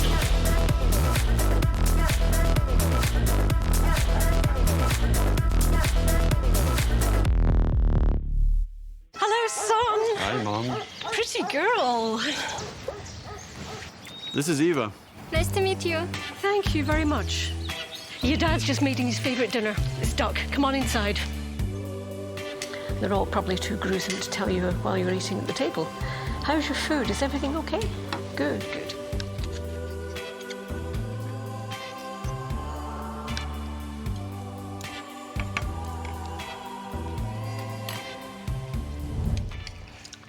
You seem to know each other. Yeah.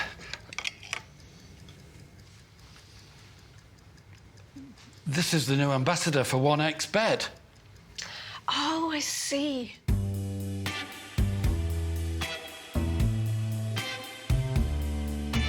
Everyone felt good when Eva Elfie became the new ambassador of 1xBet.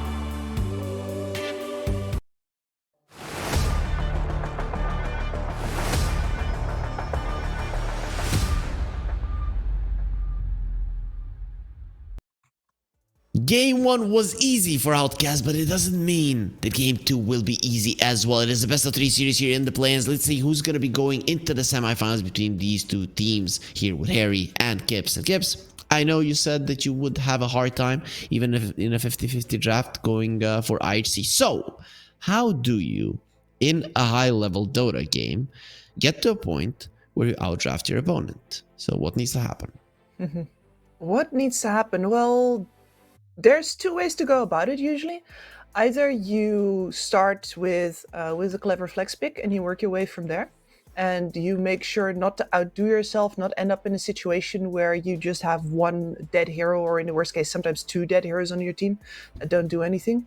The other option is to take a very dominant pick very early, and then putting the enemy in a position where they can't quite counter that hero without ruining any game plans that they might have of their own.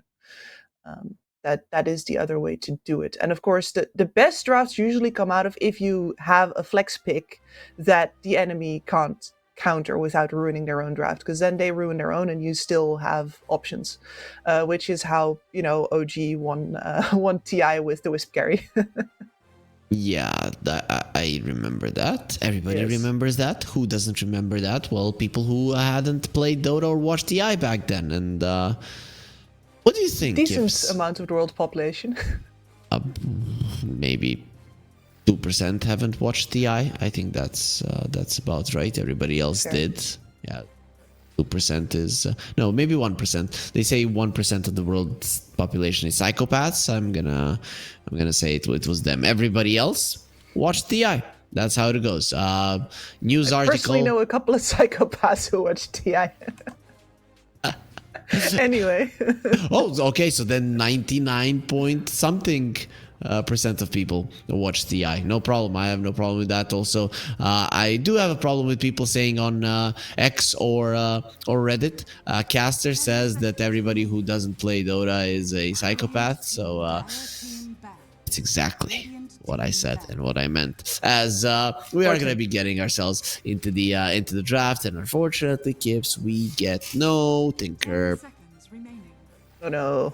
I mean, here's the thing, because I reflexively answered, I think, from like mostly a coaching / novelty kind of standpoint. I enjoy the Tinker. I gotta say that the gameplay and the kind of drafts that you get from that support Tinker are very one-dimensional, because you get what I like to call a Superman draft, right? You want one carry that you throw everything on top of. People will throw the alacrity there, you throw the status resist from the Tinker there, constantly topping up with the heals.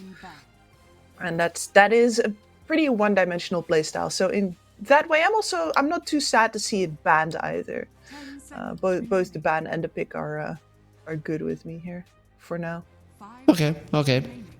So you remember how I think I asked this Bowie as well, but you remember how absurd sometimes it would be inside of the March of the Machines? You see you're gonna die, and then as a player you're like trying to dodge the march to go in between those little points, and it still hits you just as much, you know, like running in the rain, and you think you're gonna be less wet. Less wet, yeah. I guess what, buddy, you're not, unless of course there on the left it's not raining, which I have experienced a couple of times, that there's literally a wall right next to you, like here it rains, here it doesn't, maybe a wind is splashing you a bit.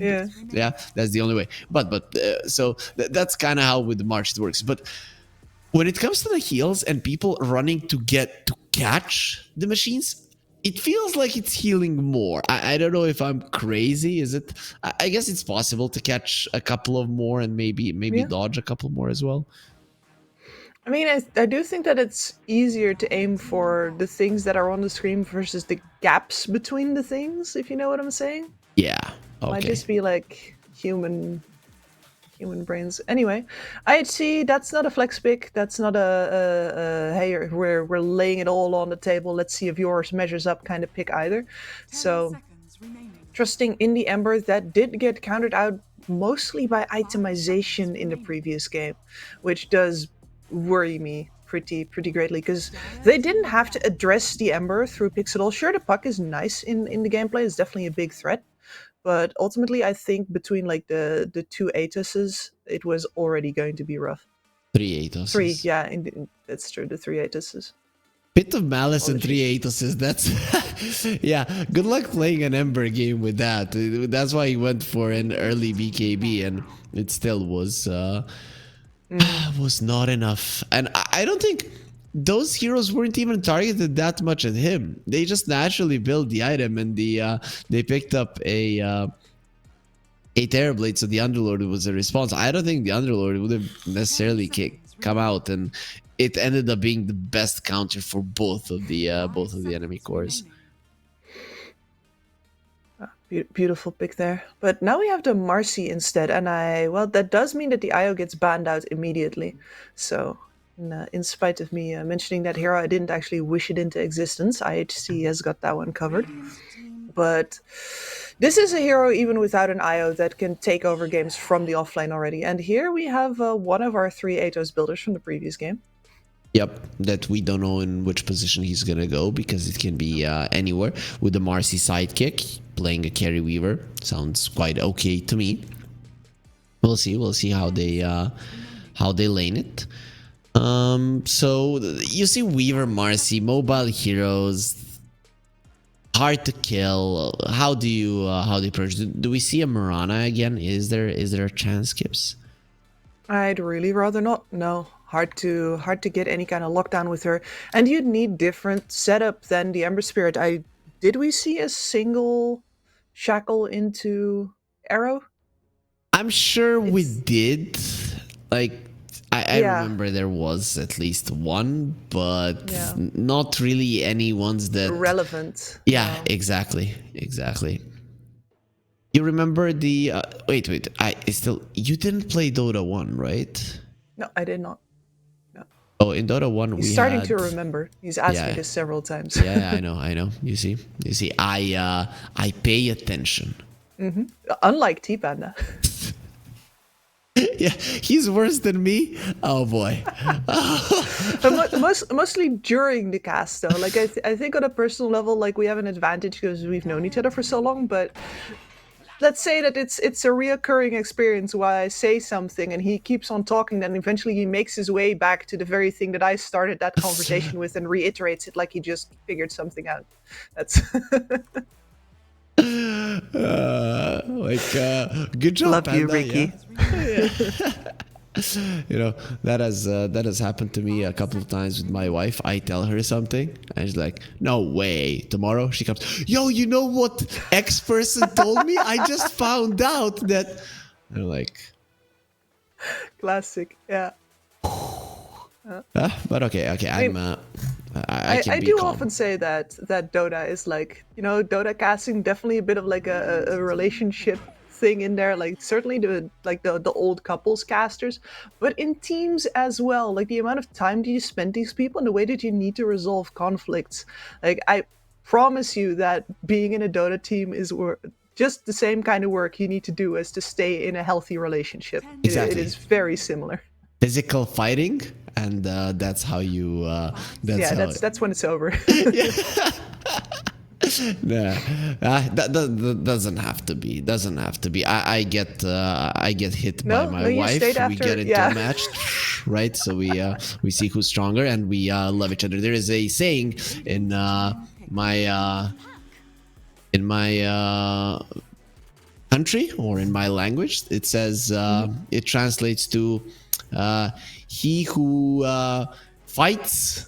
They love each other, or something along those lines. Yeah, there's a German one as well. Yeah. And I think the idea was, you know how elementary school girls, when they love like a certain boy, then they punch him or kick him, not super hard, right? So I think it maybe was derived from that. Yeah, that is when I started hearing that, in fact. Yeah. Makes sense. So there will be a puck Anyway. being picked up for Outcast again versus an Ember Spirit. Out of all of the Spirit brothers, Ember generally does the best against the puck. I would, though, like him to do better in the lane. I think he is capable of that, and you cannot allow think he yourself should to win, lose yeah. the game. But he lost it, right? And there wasn't any factor from the outside that influenced it. And to be honest, the Marcy Weaver, it's a good combo of supports to rotate. But then again, so is a Clockwork and a Hoodwink. And I think this combo of supports for IHC is much better than what they had in the previous game. Yeah. And for this team, this is such a classic, right? Ace, Clockwork, Kishka, Hoodwink. It's if I had to like close my eyes and make up a draft for IHC, presumably my first 3 picks would be these. Okay. And Morphling is a good response to the gyro. I mean, that could be the 4th as well, actually. Just in a vacuum, that could just be the 4th. So IHC very comfort zone this time around. Very and the draft much so. is looking good, right? Especially compared to Outcast. Ember should have a slight advantage versus the puck. The Morphling should have a solid advantage versus the gyro in the game. Sure, gyro is going to be buffed up by the Marcy, but still, you have Clockwork and the Hoodwink who work really well together. Still, no catch for the puck. No. That's the main concern I have. And this time around, please, just please fix that with your offlaner. Yeah. No, absolutely. Mars is not going to cut it here. They're going to need something with a little more on the Saber front. But I say that, like, how many options do you have with stuns that a puck is actually going to have trouble with? 0. Most all dodgeable. Offlane, Nyx Assassin, like... Yeah. Pango can present a problem from time to time. And Sand King. Sand King is banned. Pango might get banned. LC. LC is actually good. LC, yeah.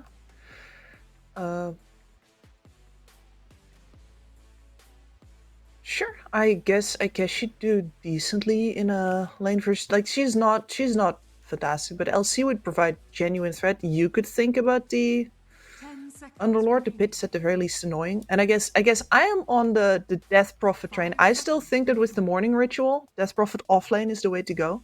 And specifically not mid Death Prophet, because no matter which facet you take, you're going to have damage problems. It's true. But as offlane, I think it's acceptable. And you would have Grand Targeted AoE Silence. Did you and Bowie, when you cast together, have some arguments about that one? Because you had different ideas. Okay, cool. Were they constructive? Did you both learn from them? Yeah, well, that is why I specifically bring up the damage problems right now and saying not mid, because that was it was very clearly demonstrated to me that mid was not going to cut it. Yep, I get it. Cool. That sounds actually quite nice. So I see what do you get? Slardar I wouldn't like. Though I have seen Slardars versus Pucks actually just destroy him. You buy a shard, you get the crush off, you punch him and he dies.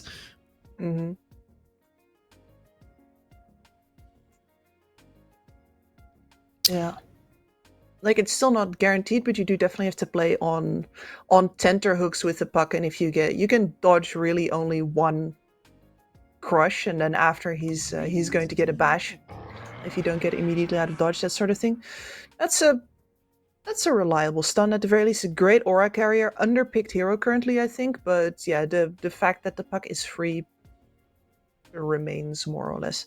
You might get some opportunities to maybe run him down and put some cogs on him, bounce him around a little bit, that sort of thing. But 5 seconds. I'm not the biggest fan of the pick. I don't hate it either. I guess it can be a little bit annoying to the gyro in the lane. You know what it can't be annoying to? A Monkey King. And where did they... So they're gonna play an offlane Marcy. Rusman plays these heroes quite well. You know, I was a little bit afraid when I saw a Underlord, because he tends to sometimes with those heroes that don't really have a passion for aggression to suffer, but he did well. This is right in his alley. yeah, I see what you mean. It's that kind of player, huh? Yep. I mean, they have 3 mobile cores right now, and in case of the Marcy and the Monkey King, significant damage output as well. And the puck will get there in a game like this. Absolutely will. So, Morphling, it still looks like a very good Morphling game, though. And how do you feel about it? Is Fortune Soul gonna be strong enough with this backup of his to take his team to a decider game? I mean, Fortune Soul, yeah, he could play a game like that, but he's going to need a lot out of the rest of his team this time around. And we mentioned, like, Rams needs to do better on that mid lane, just straight up. Even though there might actually be more rotations coming in this time around, depending. And I mean, maybe a little less with the gyrocopter now confirmed to be a support instead of, for example, something like a Marcy, but still. I have my doubts. I wanted IHC to win the draft in order to, you know, for me to be comfortable standing behind him in this game, and I don't think this is a one draft, so I'm still feeling outcast on this one. Okay, I think I agree. So I had never seen this voice line from the Ember, my favorite medium rare, which is weird. I definitely would have remembered that one. Is that the way you like your steak? Yep, definitely. So you are definitely. in Like, of course, the more tender the rawer you can go, but maybe I'm just saying that because I had sushi yesterday night. Oh, okay. Like we went to the I believe it might be the only omakase place in Finland. It was quite something, and as one of the reasons that, dear reader, I was a little unhappy to be called up. In fact, Harry, when you initially messaged me, that was my cue to turn my sound down because the chef was talking. I'm like, shit, my phone's not on silent. That's why you got ignored so hard yesterday night, because there was an actual sushi chef slicing up toro right in front of me, and my phone went bing bong. I disagree, Kips, that I got ignored, because you came here 3 hours earlier before schedule to help me cast this series of games. So I'd say that everything that I ever wanted came to fruition. You know, interesting very fact, in Serbian, we literally call medium rare. We say English, right? It sounds weird. We don't say English, but we say English, like steak, and that means that it's gonna be medium rare. It's gonna be medium rare. Yeah, that's funny, because if I heard somebody say English, I'd overcook their steak. Yep. Yeah, and then it's very cool. We bacon and eggs, bekendex, and then ham and eggs, right? That's makes sense. Makes sense. Varish is gonna be trying to run away, and Boundless Strike might actually save his life.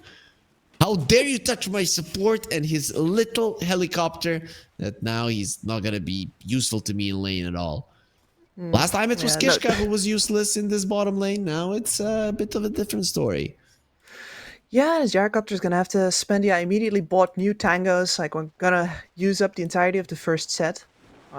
Gotta say though that Frisch is using the correct gyrocopter set. Anybody who doesn't have the sail doesn't have taste. But pirates don't fly. What? You never seen Treasure Island? No. I haven't either. Ace, he will be giving a lot of treasure to Rusman. Imagine that you're flying in a plane, like, oh, we're being attacked by pirates. They're about to board. Like, maybe we do get that as right now, Varish. Well, if they're gonna be strong like this, Gyro, we won't even care. Yeah, no, and he's impatient to get back into action, and that's precisely what leaves him to have to sit back all the time, Mort, because you need to have that HP in order to start trading with the rocket barrage, and he just has stopped himself before he could get enough HP every single time. Overall, though, first blood went to the Radiant side. Again, the puck is doing well versus the Emperor. I just don't think this is how it should go. You're a melee hero with an amazing animation. You have more damage. You have 10 more damage. 12. Are you happy? Yep. No, I'm not. And I rarely hear you get this passionate about what's happening in the game. You just normally you ask me, I sit on the fence, you say, okay, that makes sense. And you're just like, no, I refuse. I don't like this. Yeah, you usually with the laning setups, you are the one who gets more passion. I get more passion. So blood, kills, murder, awesomeness. Puck, is he gonna try and go for this water room? Nope. Are you happy?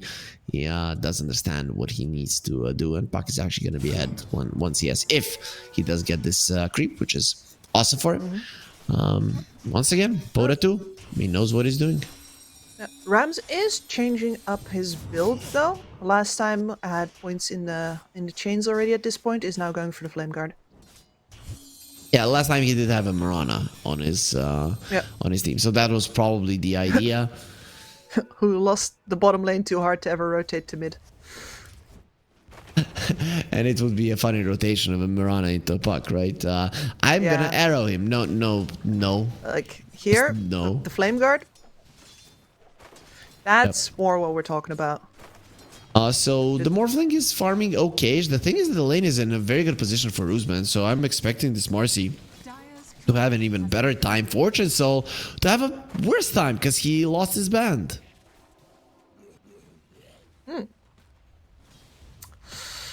That sucks. It really does. That's still... You have a decent amount of damage on the Morphling, so overall you should be fine, right? Yeah, you do, but level 3 is kind of the moment where you start to become a real heavy hitter as a Morphling. This does... that'll annoy him and just give Rusman a little bit longer of a stay in the lane, especially at a point where he's through most of his regen. He's got the 2 bracers exchanged for it now. Oh, it looked like Rusman was going forward. He did go for the bodyguard. So bodyguard did get buffed a bit. The armor is nice. Yeah, the armor's nice. I'm still not entirely sure which one you're supposed to take in which situation. Blood grenade snipe on a Morphling. Wow. I watched that and I didn't really believe what my eyes were seeing. Fortune Soul just didn't go back far enough. If you look at where he dies, that's quite a ways in front of the tower, full view of the creeps. But it looked like it was a very far away from Blood Grenade, but it's just because it's a Weaver, and you didn't expect for him to be so fast. Yeah. I mean, listen, every Morphling gets one of these. It doesn't matter how good of a Morphling game or Morphling player you are, or how bad. You get one of these for free, and we'll just look the other way and be like, okay, you're playing Morphling. It happens. Now, the second time is where we open the flames. Yeah, you know, though, it happens when you are not fighting to go to a land in Belgrade. But if you want to go to a land in Belgrade, then it's gonna be wrong. Kishka will lose his life. 11 will be annoyed as well, as he's gonna try to escape with the swarm connecting. Does look like a very, very dead centaur. However, he actually bought boots. Okay. And didn't go for the horsepower. Got the counter-strike. Interesting. Interesting. Okay, I'm fine with that. No, I was very happy with the damage increase for the centaur. I'm very happy that he did the math in this game and is like, I don't think I can afford to be slow for a long time. Because there is so much bloody chase on this team. I don't know. I don't know if you feel the same, but as a guy, I hear horsepower, and that's the only thing I care about, right? Yeah, you start going vroom vroom. This is reliable. This engine is reliable. How much horsepower does it have? 100? No, I don't care. I want vroom vroom, as you mentioned. As Rusman is going to be pushed back. Kishka coming over as well with Bushwhack still available. There's absolutely no chance for the Marcy to get out alive. Kishka gets the kill, even though Fortune Soul did his best to get it for himself. However, offlaner on the other side is going to have the same issue. He turns around, does a lot of damage to DB, still gives the Jingu Mastery stacks, and on the other side, it will be the carry who gets the kill. So overall, I'd say a slight win still for Outcast. Yeah, just a little. I gotta say, though, that was a very good demonstration of how potent Counter-Strike can be. The amount of damage that he took there was absolutely nuts. He was always gonna die, but, you know, once again did a fair amount of damage to Varish. Makes it possible for a Gyrocopter to die in a follow-up action here, but are you happy? Yeah, safety remnant. Good stuff. Both wisdom runes go to Outcast. They're just continuing their onslaught from the previous game. They have 5 kills compared to the one on the other side. All 3 of their cores are topping the network chart. They've gotten the wisdom runes. It doesn't get much better than this. No, really doesn't. And the supports might all be the same level right now, but that's not going to stay that way. And a Clockwork without a hook shot, a Hoodwink without a sharpshooter, you're not in the game just yet.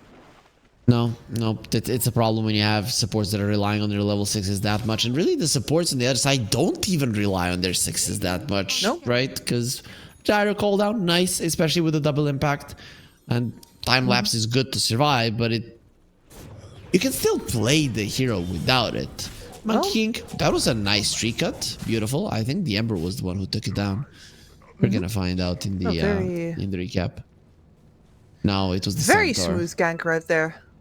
Gyrocopter, I mean, there's not much you can do as a Gyrocopter, but he was also just caught with basically his pants down, just pulling. Routine. It just feels bad sometimes. You're a support and you see your core caught and you're looking at him and you know there's nothing you can do, but you want to be a good friend and die with him. And Varish, that's why you die later. Yep. Still, you do lose your center for this. Kishka is going to be losing the armor as well. Blood Grenade slows him down. Do you actually continue to chase? DB really wants this kill. It is one that can cost him his life. Yeah, I mean... Buck is coming. Yeah, that's what's going to make it worth it. Bushwhack connects. Ember will be using a Remnant. They're actually still going for Wukong's command. It's going to be used with the Bottle Strike. They get him. And even the center now, he's out of the Wukong's command. It's going to be a problem. He does leave. The thing is, can he leave towards his base? Has the phase boost. Should be enough to get into the tower and survive. Either way, still a big victory for to finding a perfect moment to rotate. Great stuff from him. Because the Ember has been sitting on bot lane for a while now, means that the Puck has had a lot of time with the creep waves alone in mid. He's 2 levels ahead of the Ember currently, now that he got that kill as well. Yeah, gets that shield rune, makes a very smooth rotation, and that makes the Ember's movement feel a lot more forced, if you look at how easy it was for the Puck. Yep, and now we see the difference in terms of net worth between the two. The Ember is gonna be going for the Puck. He probably can't get this kill and will give up in the end. Puck goes to the high ground. Will be able to survive with this kind of a move. Maybe the Ember has secured himself a power rune. That can be big. Get that wave out of the way. Push the Puck to a point where fighting is going to be too risky. Then are you happy? Well, a little double impact action on that Weaver, yeah. Okay, Varish is gonna get gone on. Yeah, does look like he's very much dead. 11 takes the kill for himself. Double edge takes him down. I don't know if it'll do it this game. And the rune that they gave up wasn't even particularly good. The puck got an illusion and just immediately has to pop it to get his HP back from that previous go. So a little bit of good news for IHC here, even though the top lane, this Marcy is completely free right now. The Morph, sure, free as well, but the Morph is going to be online later than the Marcy, though he did buy Vlad's. That is a sign of early activity in Morphlings usually. Yep. You do want to help at least with pushing down the towers. Maybe not so much with straight up fighting, but you come over to a tower and you help Kishka, taking some damage here from the puck illusions. As Juju will be coming over. He only connects with the bushwhack onto the puck illusions. Nobody really cares about that. Are they really going? Come on. Yeah, they're really going. Is the puck dead because of this? This is last bit of mana. He can go Only a single charge on the wand. He's dead. Yep. Really unnecessary. He's making them work for it and will actually die to the tower. Not the worst thing in the world, but really, like, you're the highest net worth hero and you're diving a hoodwink. Why? Starting dominance? The only thing that comes to mind to me. Particular hunger for squirrel sandwiches? Sounds good. Sounds good. You told me that the squirrels in Finland actually will come close to you, so please catch a few so that we can make squirrel sandwiches. Ours are quite timid. Yeah, they do that, but I gotta say they're also really skinny. Not much meat on that sandwich. No problem. You'll catch them, then we'll fatten them up. People will hate me, right? For sure. Because squirrels are very cute. Yeah, we draw a line between friend and food, right? Between the pig and the horse. So squirrels are on the horse's side. So I think I'm screwed. I think that I'll have it known that the line for me is on the other side of the horse. I will eat a horse, no problem. Yeah, I actually when I was a lot into like more lifting and stuff, horse meat is something that is insane. Fortune Soul? Yep. Dead. He got Boundless struck out of TPing out there and then decided to take the fight instead. He tried to go again. A rebound stopped him, and then he got disposed away. As there will be a Wukong's man into a coil. Again, 11 is going to be dead. Outcasts they're outmaneuvering, outplaying, outlaning, out everything in the enemy heroes, and here we are just making up new words. Yep, DB once again having a fantastically active game on another hero that, high damage output early on, but you are also fragile. This can very much bite you in the bum, both on the Wind Ranger as well as on the Monkey King, and he's doing great. At least something. They do bring down the Marcy just before she finishes her BKB off, so IHC, they still have something to say about this game. Normal, it's 14 minutes in, but it still looks like a very dominant performance for Outcast thus far. Let's see what Dota Plus says. 56-44, so they're not convinced. I mean, I can understand it. Morphling versus a Gyro is great. The thing is, you're not really playing versus a carry Gyro. You're playing versus a carry Monkey King and a Puck, and these two, believe me, they can kill you. Yeah, and the Gyrocopter is just going to skip Flak this game. You still misclick. You still misclick at some point. Like, believe me, it happens. You're in a fight, you get a level in a fight, you're like skilling spells, control plus E, let's go, I'm super fast, and then you're like, oh crap, didn't want to do that. Oh yeah, okay. I mean, let's see if he can avoid it, but certainly the intention is there to never even give the Morphling a flat cannon to work with. Okay, there's gonna be the secondary strikes. There's no chance in hell. Stampede has been used. They're gonna be trying to go for the Monkey King. No, with the Ember coming in, they can actually kill him. He wanted to get the Jingle stacks, not gonna be allowed. 11 moves himself away, so it's not worth it. The problem I have here, Kips, is that every single time that it does go well for IHC, it is still outcasts that are stirring up trouble rather than the other way around. Exactly. We don't really see a tempo shift just yet. Maybe now with the Ember being in good shape after a fight, getting the Maelstrom, yeah, full bottle. You could smoke up there, conceivably. Let's see, Silence a little bit too early from the puck. He has the arcane rune, so again. wanted to go for the ulti, but he doesn't really have it. And the Ember will be fine. Tries to dodge the homing missile. Will in the end eat it to the face, or was it actually destroyed by Ace? Either way, he's fine. Man, the coil is up for 2 seconds. Potato just goes again immediately. Well, there's the BKB from Roosman. He just turns around. Told you he's very good at this. Heroes the hook shot. Not really gonna stop him from smashing everybody's faces in as Potato stands his ground. There's the rebound. They continue to do so much. 4 heroes are gonna die. It's looking way too easy. Mid lane tower wasn't even taken down, and now it will. Morphling comes over, trying to make something happen, but he's all alone in this world. You are the one that has to be careful. And look at how he's running for his life. He's actually gonna be under enemy vision. Luckily, he understands. He understands his life was in danger. Nuts. I think the gyrocopter with that early shard pickup as well. So much damage for the Ember before he even thought he would be taking any. The Morphling, he still needs some time for the Manta. I always forget that the recipe is 1550.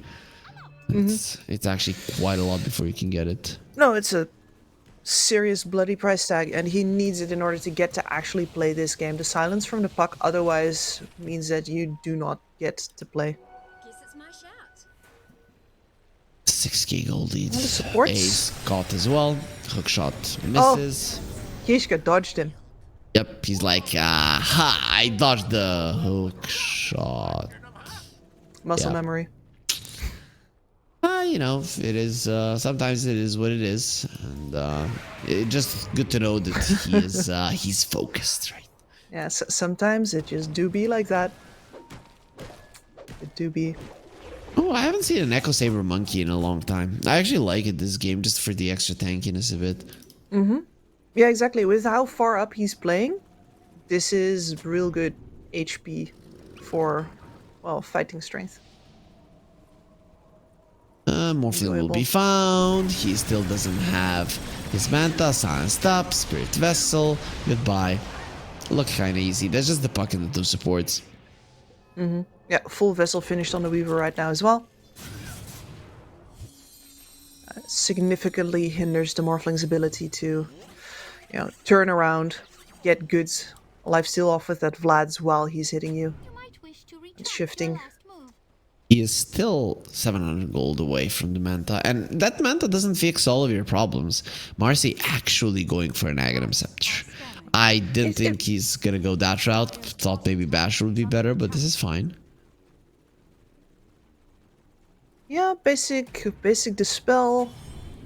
I guess the Searing Chains is... I mean, isn't it mostly the only thing that you get to purge off this game? So... Yeah, but you silence people when you punch them in the face. Bam. Right? Yeah. So that's let's see. Back caught. Right. Who's Here. as well? Big kill. Beautiful. Used to need to get out. Here comes, yeah. Run, Here comes the cavalry. Run. Actually, there's no timber here. have a They are going to stampede. be losing the clockwork 100% stampede. Are they running away with the stampede or no? There will be a time lapse being used. Roosman they pops should his have been. BKB a little bit too early. Homing missile onto 11, but they won't be able to close the gap. On the other side, the Monkey King jumping through the trees, deciding not to up do. high ground? Oh, Roosman really made a Oh, mistake. she got stuck. He got stuck, and now he's gonna be destroyed by Fortune Soul. The chase is on. They have definitely smelled blood. Bomb strike doesn't connect. Let's see now. The Monkey King out of his Wukong's man gets demolished. They're coming back to the game. A 3k gold lead now is only gonna be turned into 2. It was 7k a second ago, and they wiped the enemy team. Lose 0. Exactly 0 heroes, and this is what happens when the puck is away from the map. Fortune Soul at the top of the network chart, controlling this game, and now we know why Morphling was so favored in this one. Yep, well, there's your finished Manta style and a cool 1,000 gold on top of that. Easy peasy. Not Yep. surprised that Outcast take that fight after losing the puck. They've been so dominant in this game. They have a lot of net worth advantage, a lot of levels advantage to really think that they're going to make it. But I think wasting Roosman's initiation there after they dodge you out so expertly, I think it's over. Yep. Yep. Without Rusman is a problem. It's a big problem, especially when his BKB is down. Well used. No Puck chill. didn't do anything with that one. He gonna die now. Gleipnir connects. Shouldn't be a problem for him, but the chase is on. Puck waiting Rift. He's doing his best to survive, and he might even give up at this point. Yep, that's the Yeah, too much that's the cue. distance. But there are problems starting to develop now. Previously, you were snowballing out. You are making good pace towards that Parasma, for example, on the puck. Very necessary. Centaur sort of in the dumpster as well. That pipe is going to be finished now. The Morphling is ready to join these fights. The Silence is not going to mess with him as much anymore with the Manta style. Getting to actually stay in these fights for a long time. I'm just looking at the Ember Spirit as well. Yeah, with the full Gleipnir, there is more kill threat on this puck now. There are things for him to dodge. You will have to So- dodge. Let's see. What will the Monkey King get? He has a Maelstrom, which is nice. He's going to be farming a bit better, and I'm really a big fan of the Gleipnir on the Monkey King. Your damage output is increased heavily, and of course keeping people in place for a long period of time is a big deal. 2k Goldie, though, I don't think that's a comfortable spot for Outcast. Yeah. I think they need a bit more, and IHC are not going to allow it, because they're the ones in a smoke.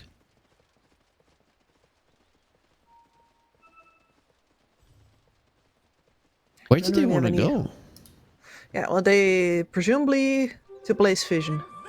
Orchid on that Hoodwink. Is the Monkey King dead? It does No, look... because nobody went the upper route. There's the hook shot. He still looks like he's in trouble. He actually Echo Sabers out of that one. Maybe that's the reason he bought it as well. Just to be able to leave the cogs. That looks Wukong's super command. smooth. Yep. Yep, I'm gonna immediately subscribe to your newsletter there. That's the reason for the Echo Saber that we just saw. Yep. A lot of monkeys just don't go that route. I haven't seen one in such a long time, which feels weird because when the item came out, it felt like it was made for the Monkey King Silence and the Weaver. It's very much dead. Will get taken out. The Orchid of the Hoodwink is going to be a problem, mostly for the puck.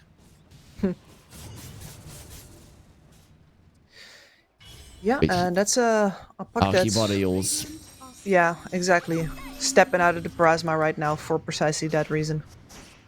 Which is fine. This is a good Yules game, right? Because Chains of the Ember as well as dodging the adaptive strikes from the Morphling. It's all of that. It will become useful for all of that. Yeah, I mean, you do set yourself up sometimes for a Centaur. That is a possibility if he's got a good sense of timing, but it's not the worst. Morphling will have a Daedalus after this Shosh. It's a big deal, especially you have the Aegis, you have the Daedalus. This Morphling will pack a punch. You need to coil him and Wukong's command and somehow hope that this guy's going to die. It's not going to be easy. Absolutely not, but they're going to give it a shot immediately. Ags is finished on Roosman. Silence. Yeah, I really want to see the Sags in action. I still am kind of subscribing to the Basher idea, but That's gonna be next, for sure. Okay. They found the clock separated from the rest of the pack. It's one of those moments where you know you're dead. It's just a question of who's gonna kill you. He Yeah, got the it shard seems neat. before he died, so extra gold he would have been worth nothing. Bit of a pause for DB here. There's an 80 rune in the river. I think that Rams is currently in a better position to get his hands on it. If they, I was about to say if they see it, but it's actually under their own ward, so they're more than aware that this is happening. So Yep. they're probably gonna go and bottle up. It feels so nice on an Ember. Maybe even give it to a Morphling, right? Because then you'll be able to mow down towers, and really taking down that mid lane tier 1 is of the utmost importance, especially because you lost yours. Yep. Equalizing on the mid tower, perhaps getting another dire ward into the Radiant jungle would be really nice right now. And then with that Aegis in your hands, you can just colonize that side of the map and say, I'm not leaving, make me. And it does feel like Outcast has a little trouble not picking up the gauntlet whenever they're slapped with it, you know? They have been very pedal to the metal. Any small opportunity that they get, or even that they think they get, they're going to go for it. And that has been fine throughout most of this game, but now when IHC has the tools set to counterplay, that's getting very dangerous indeed. And DB does reconnect, so we should be getting ourselves into the game fairly soon. As there it is, win probability pretty much 50-50 between the two teams. The game is even at the moment. And I'd say the pressure is a little bit more on Outcast. This Morphling is still going to be a problem for you with a Daedalus, an even bigger one than what you've used to thus far. And he was a pretty big problem thus far as well. No, the real deal is that most of the advantage that you got on Outcast was that you were bringing 5 victories. Definitely not joining yet. That's gonna be Fortress Soul turning into a puck, which is a big deal. If you get the Waning Rift off, it can really destroy him, especially because there's gonna be an Orchid waiting for him once he does land. I like this. Also, any kind of mobility hero is a good turn for the Morphling. Absolutely. And you're not going to take the Gyrocopter anymore. He did that once already, saw that there were no flags. Presumably never going to do that again. Yeah, unless he sees flags, which for now are not being picked up. He actually went for the attributes, Morphling, Stampede.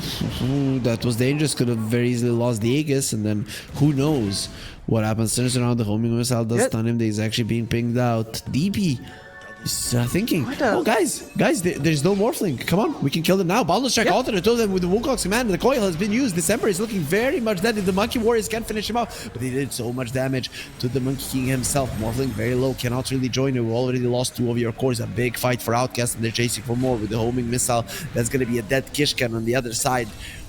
Well, they've already brought down a Spoda 2. Very nice rundown of the Clockwork on his own, and you bring down 4 heroes. Morphling still alive, but as the only survivor, he's not really going to be able to threaten you at all. That's a bit of a... I mean, that's a very unfortunate sequence of events, right? It looks very... I'm just gonna call it throwy, because certainly, like, you have the Aegis on the Morphling, you're standing in front of the enemy base, you're taking out the tier 2, certainly that's where you leave it. But IHC says, alright, if we want to make the most out of this, and what we do is we bluff that this Morphling has the team behind him, like they expect, and instead we go to the side and we try to get somebody split pushing, ideally this Monkey King. Unfortunately, when that doesn't succeed and your Morph doesn't manage to join fast enough, especially when you lose that much HP, all you're doing is stretching out all your troops across a really long line while giving your enemy the information that the guy with the Aegis is separate from the rest, and we have our carry on top of everybody else. Just come on, join the party, lads. I think the idea is that your lineup is very mobile, and then you're thinking that you can connect anytime you want. The thing is that the other lineup is more mobile. Yeah, it's more mobile. Yep. That's exactly what happened there. Nice silence from the puck. He's actually going to go for the double man coil. Here comes the cooldown as well. Pipe, however, is going to be keeping them alive. No! He broke the coil Kishka. That's going to kill him. And Roosman inside of the cog. Sure, he wants to be in. Morphling going in. Going to be doing a lot of damage to this Marcy. As Juju is being annoying. Where's the vision? It will be able to time-lapse away. And, of course, Shikuchi out with the Adaptive Strike connecting. Not really going to be stunning him that much. But you get the kill. You increase the gold lead to 5-6k. That's pretty much the highest in this game thus far, but they had the same lead like 10 minutes ago, and that's when it matters a lot more. Yep, that's not nearly as big of a deal right now. You don't have any big item advantages currently either. Nobody's like a full item ahead of anybody else, except for the Morphling, of course. But that said, pressuring like this during an Aegis, Juju, you don't have a time lapse. Yeah, He's doing it because he believes in himself. Be hiding behind the tree. They don't know where he is. Beautifully done by Juju. The movement there Very was clever. impeccable. I mean, not just, you know, when to move, but also when to stand still. Exactly. Exactly. You know, it's some sports you need to know when to stop, and then the enemies might fall over. It's quite possible to make that happen. Weaver pretty much did it. Broke the ankles by just standing for 2 seconds. That's very awkward ages now for IHC. No terrain gained, only lost. With your Daedalus in hand, at the very least this bought you enough time where you didn't get, well, out of the driving seat too much. You can buy the BKB on the Morphling right now if you would want to do so. And I do think that now that you have the Daedalus in your hands already, getting the BKB is just fine. You're not too happy stepping away for it usually, but you're not actually sacrificing any particular timing for it. The Monkey King is going for Mjolnir. Please, get the Gleipnir. Please, my friend. I just like it so much more. There will be smoke towards the top lane going through the twin gates. The scan was used. They got clipped without running forward. Wheel of Discord used as well. Morphling Manta forward once Varish dead. And he is trying to do exactly that. It's a 9-second BKB. Speaking of BKBs, Roosman in the backline. He's trying to do the same and will be able to do it inside of the Wukong's man. Can you really fight this Monkey King? Well, the question will be asked right now. DB with his BKB Fortress Soul. He has a Spirit Vessel on himself. He's trying to fight and he will be able to win it. 4 heroes already dead. Weaver next on the main. It doesn't have the ulti, doesn't have his life. Fortress Soul gets a triple kill. Morphling is too strong. 9-second BKB changes everything. Fantastic. And then on top of that, you have this this Ember Spirit sacrificing himself for the rest of his Congmerats, just staying face to face with that Marcy, tanking everything she's got because he knows that he doesn't want that to go into the Morphling or into his Aura Carrier, and dies for a good cause there, I think. It's gonna open up the Tormentor for them. The side of Outcast didn't even take the Tormentor this time around. Will go towards 11, considering that he has the Counter-Strike facet. The Shard is gonna be even stronger. Oh yeah. The amount of burst damage that IHC have at their disposal right now, if you catch any hero alone, they're going to die so bloody fast. Centaur with Veil, Shard, and then he normally is already a problem, but then Counter-Strike over the top? Yeah, that's gonna hurt in fights. There's only a bottom tier 1 left for Outcast, and you know, that's the easiest tier 2 to take. That's not really the one where you want to mount up your fight for the last tier 2. Much harder to defend than the one in the mid lane and the top lane, and those are already taken down. Plus now Shiva's on the Centaur. Things are really looking good for IHC. They might just have what it takes, Skips, to force out a game 3. But now there's a Mjolnir on the Monkey King. If he had a Mjolnir, a full one, and he kind of had the gold in the previous fight, I think he actually wins versus the Morphling, gets the kill, and probably does. Yeah, then it's a completely different story. It is, but we're in one where the butterfly is this close from being finished. Very close. There it is. It will be delivered fairly soon. He doesn't have the Aegis, but there will be a Roche spawning in 1:20. Puck caught on the high ground. No silences will be connecting. He keeps his Yules. Varish on the other side. Does look very much dead. The mech are gonna be used. Wukong's man, DP going for it. They want the Clockwork. He's the only one. And you've gotten down 2 supports. They did buyback on Varish. He's the one that got a double kill. With now rejoining the fight. That is gonna be 11. Losing his life as well. Morphling and the Ember decide to fight 2 versus 5.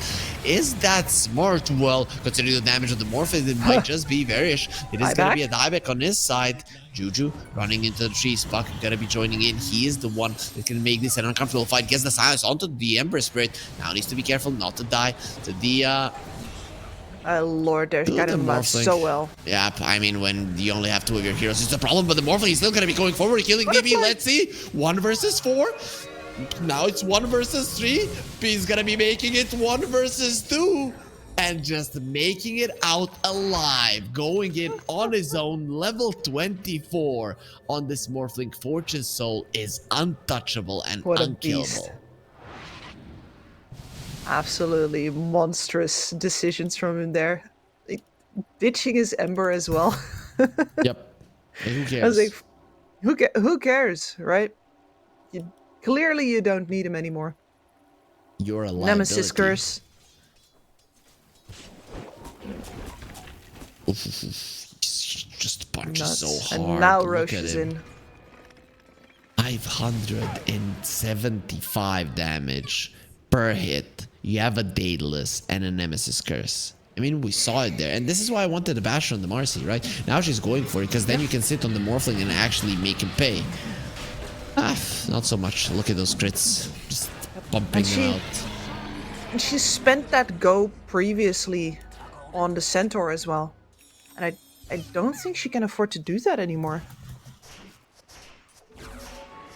Oh, Marcy, They she... need everybody. And this is such a good demonstration as well, that they need everybody in order to take down the Morphling and need to properly focus fire him. Because if you don't take him down first, he's going to mop you up. He already did it once, and now he's even further ahead. He's going to hit level 25 pretty much right now.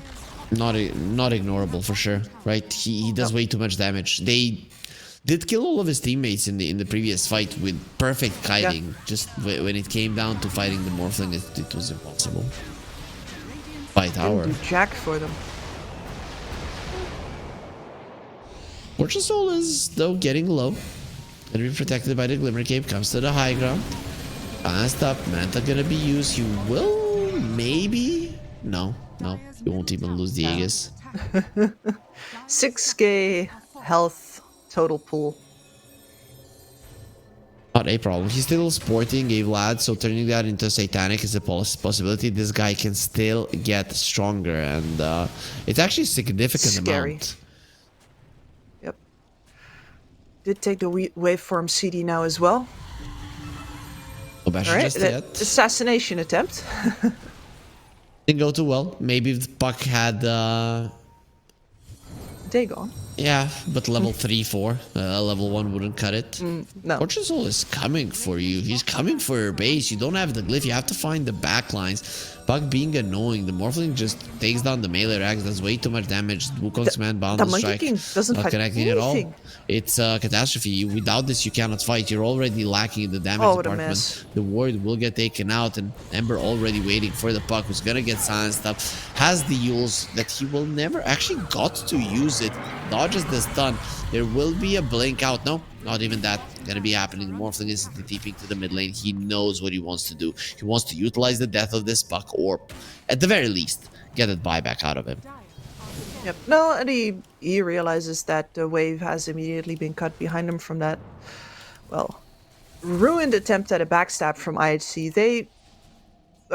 From Outcast. They did it very smoothly. They understand they can't fight the Morphling right now, so they try to go for the next best thing, but really just too conservative, taking too much distance from that Morphling. And the team is just holding hands behind their water boy.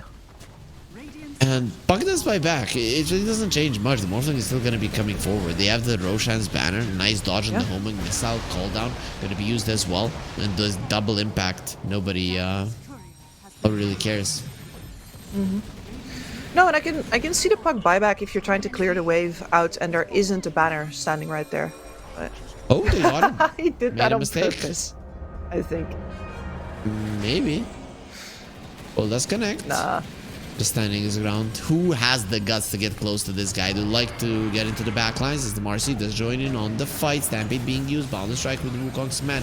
They get on top of 11. Should be able to take him down. The Yules will be keeping him alive for the time being as they do lose the Marcy. This Monkey King is doing a decent amount of damage. Once he loses the Wukong's man, which is going to be soon, it is going to be a problem. A 1-for-1 offlaners have been taken down.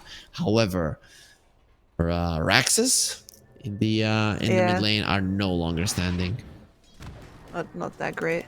Maybe it was a mistake from Fortune Soul there. It just looked so deliberate. Like, okay, I'm kind of low HP now. I've got the puck debuff on me. This is the safest distance I'm gonna get to actually keel over at, something like that. But the outcome not entirely positive for him this time. He has Having the money stun for on the him full actually. Satanic. It's not even Yeah. funny. Silence in the Monkey King, no BKB, very much dead. It's just That looking wasn't easy. funny. I think it matters. Depends on whom. If some people use the promo code 1XRLGSEA and they put money on IHC, I'm thinking that they're gonna be thinking it's very, very funny.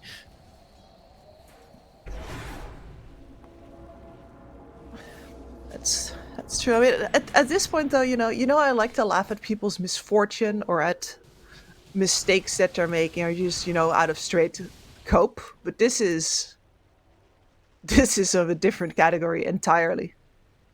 You farm the entire game. You play your heart out, especially in the start of the game, to get yourself a fast start and a good early game momentum in order to get to play faster than this Morphling. Instead, you arrive at 40 minutes in order to get 4 shot.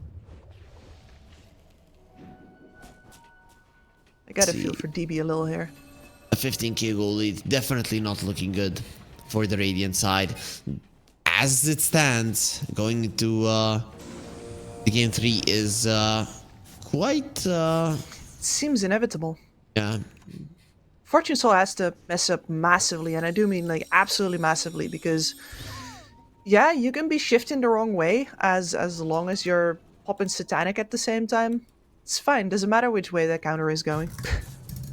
So imagine now when you said inevitable, that our AI that we're gonna create would say it like Thanos, inevitable, right? Or I'm inevitable, and stuff, something like that. It would be very cool.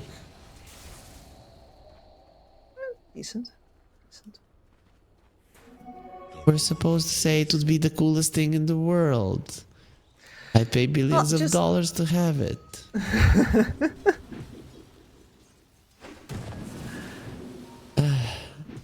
I don't know, if you want a reference machine to do this, there's people who can do this. You can get, I don't know, Northern Lion to cast some Dota games. He played a long time ago, I think. Just get yourself some movie quotes in there. We don't care about humans can do. We want machines. Right? I mean, that's like so when I went to school that you find somebody to write your essay. Now we don't find somebody to write their essay. There already has a guy. It's called ChatGPT.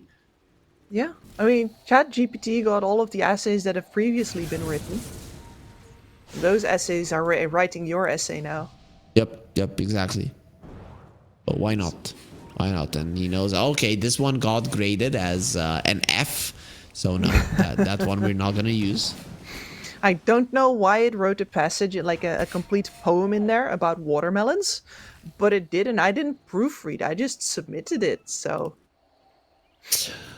Yeah, that's the... That can be a problem sometimes. And yeah, your teacher sneaks in white text if you're... To catch you copy pasting the description, sneaks the instruction to write a poem about watermelons in there. Yep. That's what you get. You know what? You can. There is always a response. It is artistic freedom of expression. You're just not allowing me to express me with my freedom. I just really like watermelons. Clearly, that's what I should have said when I was like doodling. I don't know. Eyes. It's always drawings of eyes on my maths homework. That's what I should have said to my teacher. Exactly. Anybody else a chronic eye drawer in high school? I wasn't. Mostly women, I think. Yep, I wasn't.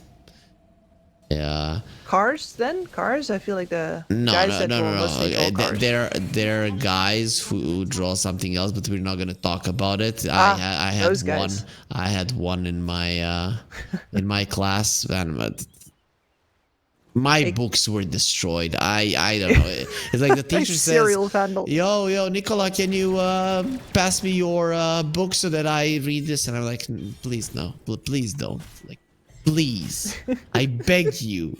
I beg you not to do it. So, yeah, some uncomfortable moments from high school, or funny moments. No matter how you look at it, as Puck goes in, he's going to be getting so many people inside of a silence and the call, but the Roche is still dropping low. Fortune Soul gets himself an Aegis into the back lines. They've already killed the Hoodwink, but you need to go and reset the fight. Morphling is way too strong, bringing down 11. Big deal as well. Gleipnir going to be connecting. They have the Stampede with the 2 buybacks. You want to go in for a fight. A lot of your gold lead has been taken away, but you know that you can end the game right here, right now. There's going to be a Ghost Scepter for Varish. Of course, not going to be allowing him to run away. Same is going to be true for Roosman, who gets caught by the Gleipnir, and now Varish will pay with his life as well. Now, the only question is who gets the kill? Well, the one that does the most damage? No, it is going to be the one that waits for it in the end to get him bound the strike. Nice usage of the pipe there. Kishka might actually survive. The Guardian Greave is going to be used, and with that, he is going to be fine. Yep. Ace even still finding Pota 2 on the backlines there. And I gotta say, not just the fact that IHC comes out of that fight relatively unscathed, but also the fact that they managed to guard the creep wave here, that's going to spell the doom. It's probably going to be the end, base. especially with them having the Roche's banner, right? So they're just going to be going for it. There is a glyph. Unleash ready on the Marcy. No BKB for 15 though. Well, that means the same amount of time for that Morphling. Oh, DB? He's gonna be using the Wukong's man, gets silenced up. Bushwhack doesn't connect. Also Sharpshooter 15 coming, seconds he for got his? stunned up, he's dead. This is without the Morphling. It's just the 2 supports in 11 that did it. Or actually, just 11 and Kishka. Ace was there just to use the hookshot at the end. It didn't really change much. That is gonna be dieback and pretty much a end of game 2, forcing out a decider. Yeah, a little awkward of the awkward death on the Monkey King there, but he's got to see if he can cut waves. There's really nothing else he can do. And I got it. Like, he would have died in roughly the same amount of hits in the regular fight as well. It just is what it is. Ember now has a Hex. So, I think Outcasts are running out of it is what it is currently. Yeah, pretty much. Gleipnir in the back lines, and actually Roosman going in. He's gonna try to do something, and in the end, the only thing he can do is run away. They did find the Weaver, not even focusing on him. They take the puck down first. Time lapse from the Weaver has the Hurricane Pike to choose a different position to die in, as that's gonna be only 3 heroes live. GG was called. Game 3 will be forced out. IHC, they're not gonna allow themselves to be taken out from the race towards the LAN. That easily. They've still got a shot. And you asked me at the start of this game, do you think that Fortune Soul has what it takes? And I was like, I don't know about that.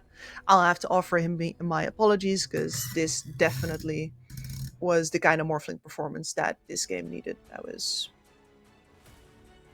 great. Beautiful.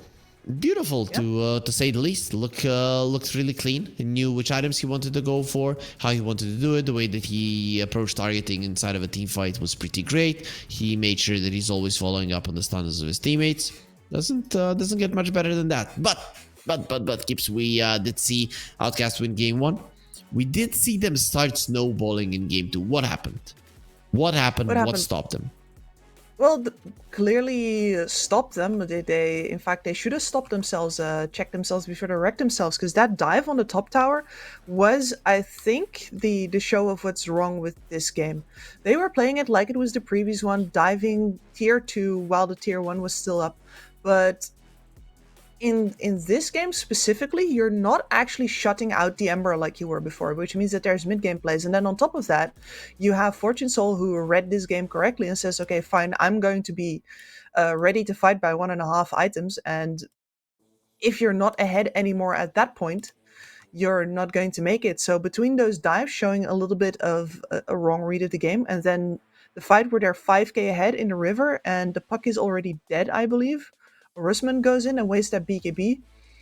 That is the moment where surely they should have stopped and checked, because they'd gone too far once already. And normally teams learn from the first time.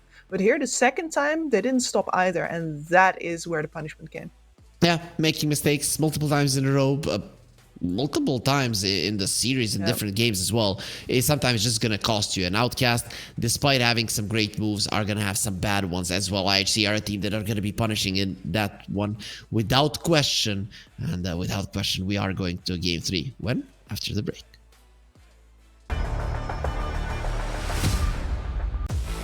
OneXBet and Eva Alfie present betting on all esports events on the website and in the OneXBet app. OneXBet. Play with Eva. The new OneXBet energy drink. So you don't have to limit yourself tonight with only one victory. You can bet on any game at OneXBet betting company. Dota 2, KS2, League of Legends, and many others. Big wins, fast payouts, reliable bookmaker. The new breakthrough and innovative phone with OneXBet app. With OneXBet app, you can register and start betting in just one click. Intuitive interface and thousands of sports events every day. User-friendly app. Big wins, fast payouts.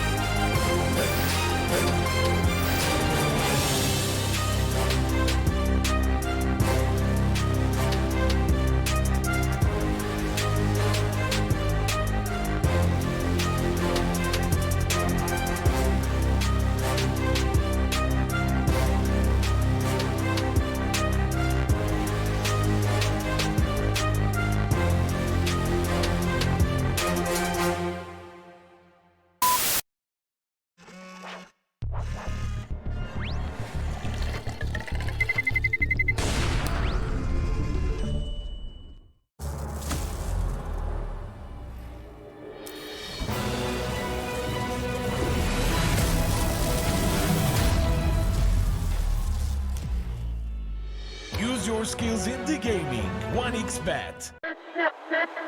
Respect from 1xBet. Respect from 1xBet. Respect from 1xBet. Respect from 1xBet. Respect. From 1xBet. Respect from 1xBet. Respect. Respect from 1xBet. Respect from 1xBet. Respect from 1xBet. Respect.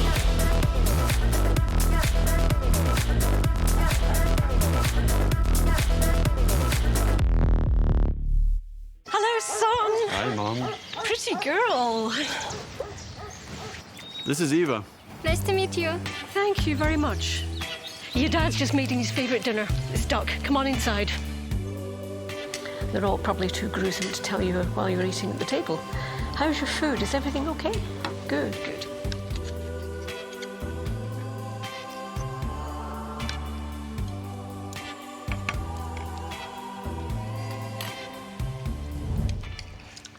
You seem to know each other. Yeah.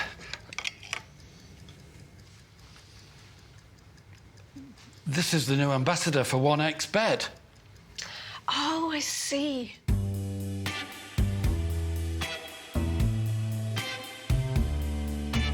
Everyone felt good when Eva Elfie became the new ambassador of 1xBet.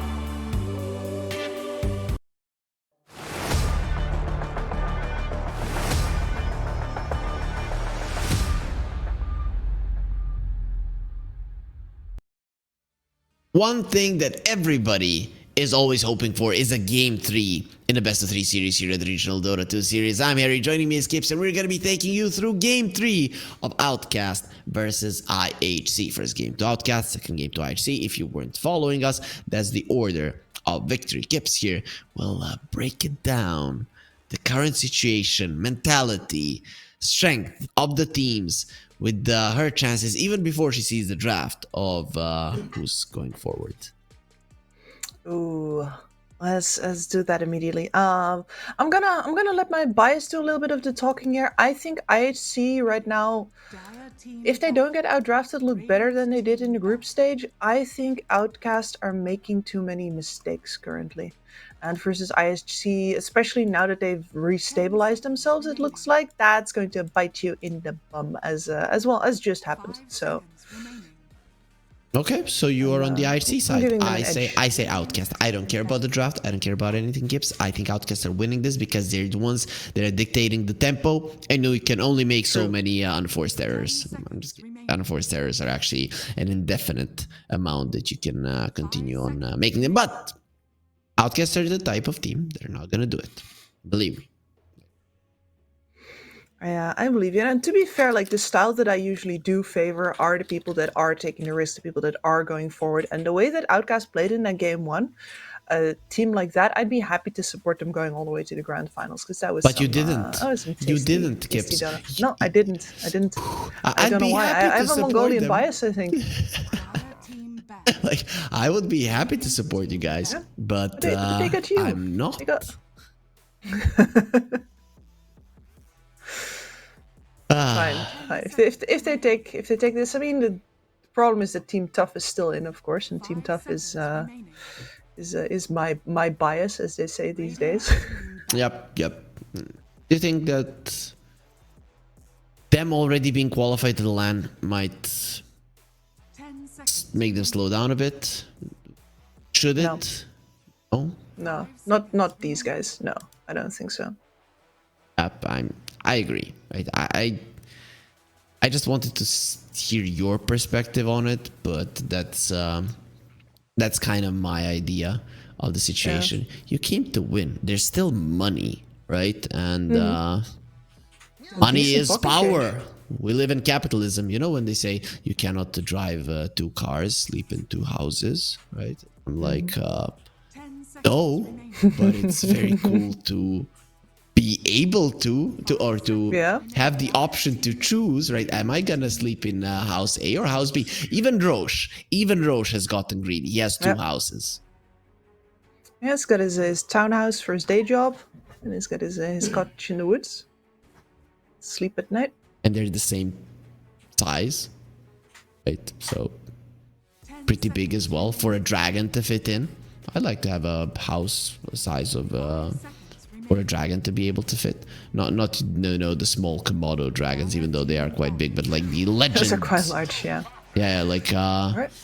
like Smaug. Speaking of flying things, there's going to be a gyro. This time around, Outcast, they do get it quite early. On the other side, we see an Ember Spirit IHC still thinking this is the best way to open it up. And what do you think about it, Kips? What do you think about its opening? I know that we had it now twice in a row, and you gave kind of your general thoughts, but of course, those general thoughts have been updated now with you seeing the 2 games, how it went. So how do you feel about it as an opening? I mean, Ember's still Ember. I have a hard time disagreeing with it. You just have to be very wary of Outcast potentially getting, 2 Atoses, 3 Atoses, and a root again, or something that builds an Orchid early can usually also really mess with your game. You're making it very easy for them to choose to pick up a hero like that. Say a CK, say a Storm Spirit. Plenty of options in the tank there, and they can also still decide to just Huskar you. They can decide to Earthshaker you. There's other ways to abuse an Ember Spirit than just buy roots. So they've been trying to do it with the puck. This time around, IHC will ban it out. Like, are you happy? Wasn't happy with that matchup. Twice in a row he lost it, and he doesn't want to lose it again. The problem is that this does open up the possibility of other heroes that you actually mentioned. Dazzle as well, who Dazzle, yeah. used to be, I mean, still is, but it's just not being played. And Big Ember Carter, a Necro, right? Imagine they send you a Necro to the mid lane. You're an Ember, you're standing there, and you are hating your shitty life, literally at that point. You don't do jack to him. He's farming everything. You're getting nothing. And then in the game, you constantly have to be aware that, yeah, maybe I'm on the kind of HP where the ult doesn't kill me, but it could hold me long enough in place that I don't have the HP to survive the ult anymore. So Phoenix picked up. I think we won't be seeing a Weaver in this game. Maybe now Outcast pick it up just to deal with the Phoenix egg, but then it would have to be either carry Gyro or carry Weaver, and same type of heroes counter these guys, right? Plus it would be possibly an opening for a Faceless Void. Yeah, this is like if you pick up, I mean, the Weaver would probably the best pickup here just because you're definitely still able to flex that, whereas with the Snapfire, that is the usual immediate answer to that. Snap would be great here, honestly, but you confirm your Gyrocopter or your Rubik as a support. Now, Rubik also wins mid versus Ember. Rubik wins mid first pretty much anything. You could send the Snapfire mid, right? I know that she has been nerfed, but you could go for the Magic Snapfire in the mid lane. We've seen, Boots of Travel into an Aghanim Scepter. Not ideal, not horrible at all. No. But no, I don't think people are going to pick Snapfire. That's just... This is where your AI comes in and says not great, not terrible. Yes. See? Okay, now I just need somebody to create it, and then I'm gonna be like Bill Gates rich. And you know what I'm gonna do with that money? Create $1 billion Dota tournaments as well. Makes sense, right? I thought buy 2 houses, 2 cars. No, if I was Bill Gates rich, 2 is not enough, Gibbs. 2 cars, when they bring, I don't know, like Cristiano Ronaldo an interview, how many cars do you have? I don't know. You don't know how many cars you have. No, because like at that point you start needing people to manage that stuff for you. And I say this as a person whose parents at some point had 3 houses. And this is not because they were rich, by the way. This is because they bought junk houses and then fixed them up. Like South Park, white people renovating houses, right? The TV show. I have some stories. That's awesome. That's actually awesome. But like the amount of stuff you don't know how many things you have because they're divided over all kinds of properties, and since it's not because you're rich and you don't have a property manager, you just lose all of those. Well, it's not cars, but toolboxes, beds, clothes. It's all of it is basically gone because one person cannot possibly manage. So I understand why he doesn't know how many cars he has. He has a guy for that. He needs a guy for that. Because if he didn't have a guy for that, he still wouldn't know how many cars he had. 10 seconds Thank you. remaining. Yeah. Okay, we're done with your tech talk, and this is some very useful piece of information for me, and it is quite fun. So we are going to be seeing an Underlord and a Troll on the other side. IHC, they need to respond with something interesting. Decision for picks here for Outcast. I think that the Underlord and the Troll, they tend to counter the same type of hero, which is going to be illusion based hero. And now we see a Visage. Now probably going to be the Facet, the gold one. I think Visage is actually pretty good versus the Troll in lane. Yeah. No, you have the correct amount of distance versus that Troll. This is one of the problems, or one of the reasons I think why Troll has been pretty huge pick recently, is because we have so very few ranged offlaners that can actually stay out of reach of him, that push harder than him. And Visage just trades better and then punishes with big magic nukes, and that is one of the things that the Troll absolutely loathes. No mischance, no out harass here either. It's this is a great lane. Is it going to be Gyro 5? Is it what it looks like, considering that Varish played it in the previous game as well? Yeah, which at the very least, if he isn't immediately on low HP again, is going to be pretty. I mean, I'm saying it's decent versus the Visage, but they usually don't take Gravekeepers early anyway, and all of the damage that you pump into him just pumps up his charges, and he'll be soul assuming that right back out at your Troll. So it's not a good time. I get it. I'm guessing you want to put the Clockwork to lane with the Visage, right? Rather than the Phoenix. Yeah, depends. I am a really big Ace Clockwork enjoyer, though, is the thing. But I do think that it's going to be Kishka on it, and that means you got a range support for your safe laner, which is, well, we're thinking about the bans surrounding that now. What as well versus the Underlord. Monkey King? So? Yeah. Those are the two that come to mind. You could go for a range here as well. As you mentioned, this could be an position for Phoenix. I know Kishka is a big Phoenix fan, so it's not impossible. Then maybe you go for a range hero like Power Ranger. Wouldn't be too bad, to be honest, in this game. Actually, would be awesome. Yeah, there isn't a lot of jump for her, is there?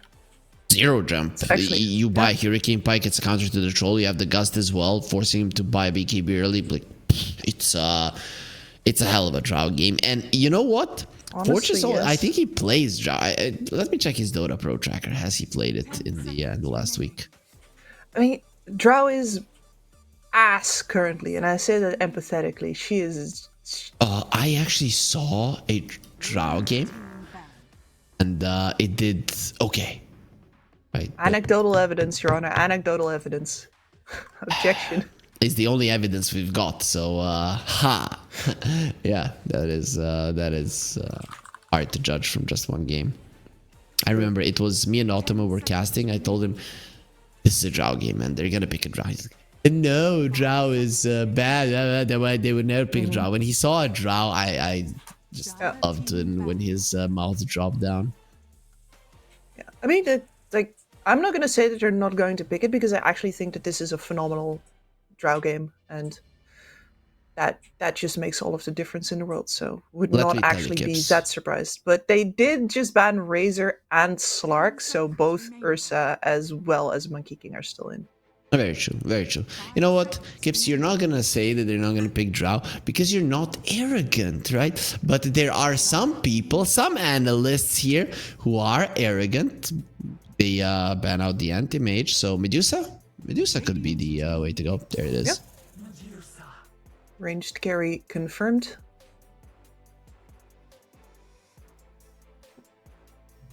So what now? Pango isn't really the diffusal buyer no longer. 10 seconds remaining. Yeah, Weaver AM out. There goes your easy mana burn. Nyx, send the mid. Okay.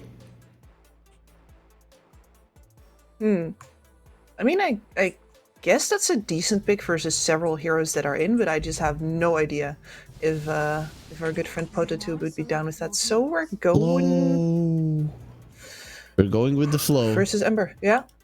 Oh, Okay. no. I mean, No, it's a troll mid. It's a troll mid.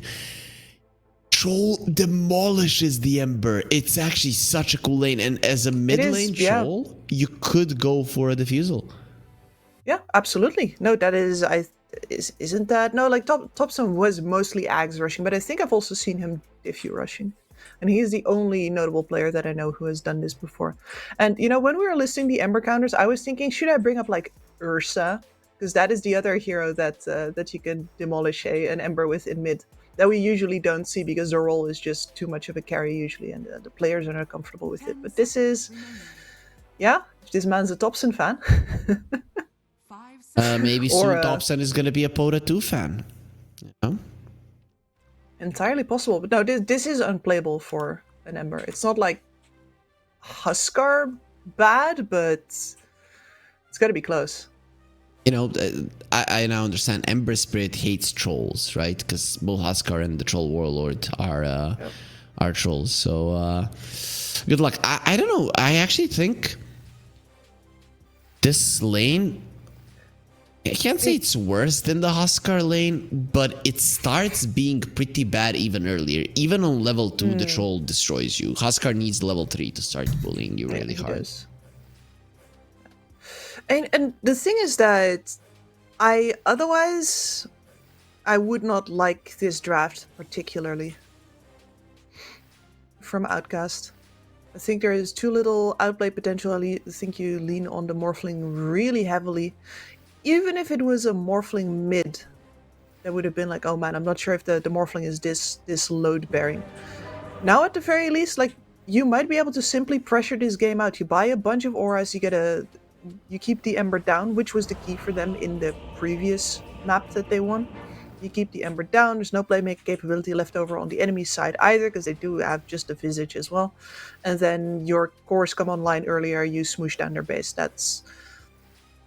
I definitely think Outcast can do it like this, and it's not particularly elegant, and if you at some point lose control of the Ember and he starts getting out of control, then you have no recourse, but that doesn't need to happen. I like the way that you described their draft is inelegant. Is that how you would say it? Yeah. But that's not necessarily disapproval. No, I didn't say that. I didn't say tools, but it is inelegant. It's a dull blade, but heavy. I mean, when you have a troll in your lineup, it cannot really be elegant. No. This guy is all about, look, I'm going to smash things and destroy them, right? But you're going to have to give me a prediction, right? Are you staying with your favorites, IHC, or are you coming to the light side of the Force? This is a rough storm to weather. I'm coming to the light side of the Force. Yeah, they're all tipping. If they're swapping out, if they don't have fun, oh come on. Yeah, they're tipping. Are you happy? And he's I'll come not. Over to the Outcast side. I will lose my faith. Yeah. Okay. Good job, Kips. Here is where the victory is at, as well as the QR code. If you guys know who's gonna be winning as well, disagreeing or agreeing with the casters, it doesn't matter. But just so you know, I have 100% prediction rate. I've never been wrong in my entire life, Kips. You know. Mm-hmm. No, it's true. I've been here for your entire life, carefully tallying. And you haven't seen me been wrong. Yeah, I know. Nope. It's sometimes I amaze myself, especially with the amount of humbleness that I bring to these casts. As humility. There's this mistake. He was wrong in the English language. We broke the streak. I'm sorry. No. You gotta be born again, man. I'm gonna do it all over. If you didn't point it out, our viewers are actually smart as well, but they're not as smart as you. They're not as smart as you. So this is it. This is how it works, guys. Your colleagues sabotage you. But no. This is amazing because I still want to now because I learned something. You know, a life lesson yes, learned true. is also win. So I have actually won in the English language because now I know something new. Easy. Well, and this is how you gotta go. How you go through life a winner, right? By getting the most Or a out of everything you lose. narcissist, but sure. Or a narcissist. And, 30 those don't like seconds to learning. battle. I They're mean, quite resistant to the notion that they didn't know everything already. what if I just dislike that notion? Is that good enough to qualify me or no? No, I don't think so. And you know, people like consider even the possibility that they might be a narcissist are not. The battle begins. Okay. That's fine. As looking at the runes, 1, 2. Where is he? Oh, it's gonna be 3 for IHC, which is a pretty nice start. A How little much something. would you say it's None an of it going to. advantage? Are you happy though? Yeah, you need to. On one hand, I want to watch this mid lane just because it's an uncommon one, but on the other hand, I already know what's gonna happen here. Like I feel it in my bones. Well, are you happy he's gonna feel it in his bones? The question is, do spirits have bones? What do you think, Gibbs? I think spirits. Depends on which spirits. culture, I suppose. Dota spirit, Dota culture. Dota culture. Okay. Yes, they do, because I believe that that's what you call the things that the model is rigged on to move. Ah, okay. Has been killed. I didn't They know have that. bones. Confirmed. Okay, makes sense. What about the side lanes? Where are we expecting the most action? Can a Medusa lane now be a one with a lot of action with the new ability Gorgon's Grasp? I mean, could have if you have a support that's going to do anything there, but neither of the supports particularly. You up first high damage reduct lane here as well. This is top lane is going to be a little bit of a snooze fest, which is the way that Medusa and Underlord like things. So Okay, so murdering Action- on bottom. should be bought. Yeah, I mean, comparatively, and certainly not compared to the mid lane. Like the real murder, we are averting our eyes from. Ooh, From the look at real Varish. Look super aggressive there. He's gonna be eating a soul assumption. You don't want that. Still has a fairy fire, so the next one definitely isn't killing him. 11, he Honestly, takes it easy. I'd argue that you might want to tank the soul assumption. Oh, that the Morphling doesn't? Yeah. Even at the They're- potential cost of your life? Yeah, so the life is a problem as long as you keel over not to the soul assumption, because that's where, like, you gotta keel over 3 seconds after. Or Yeah, before, just before. So you have 1 second. You have 1 second to die. 1 Yeah. second to die. Listen, he's a skilled player. I'm sure he can manage it.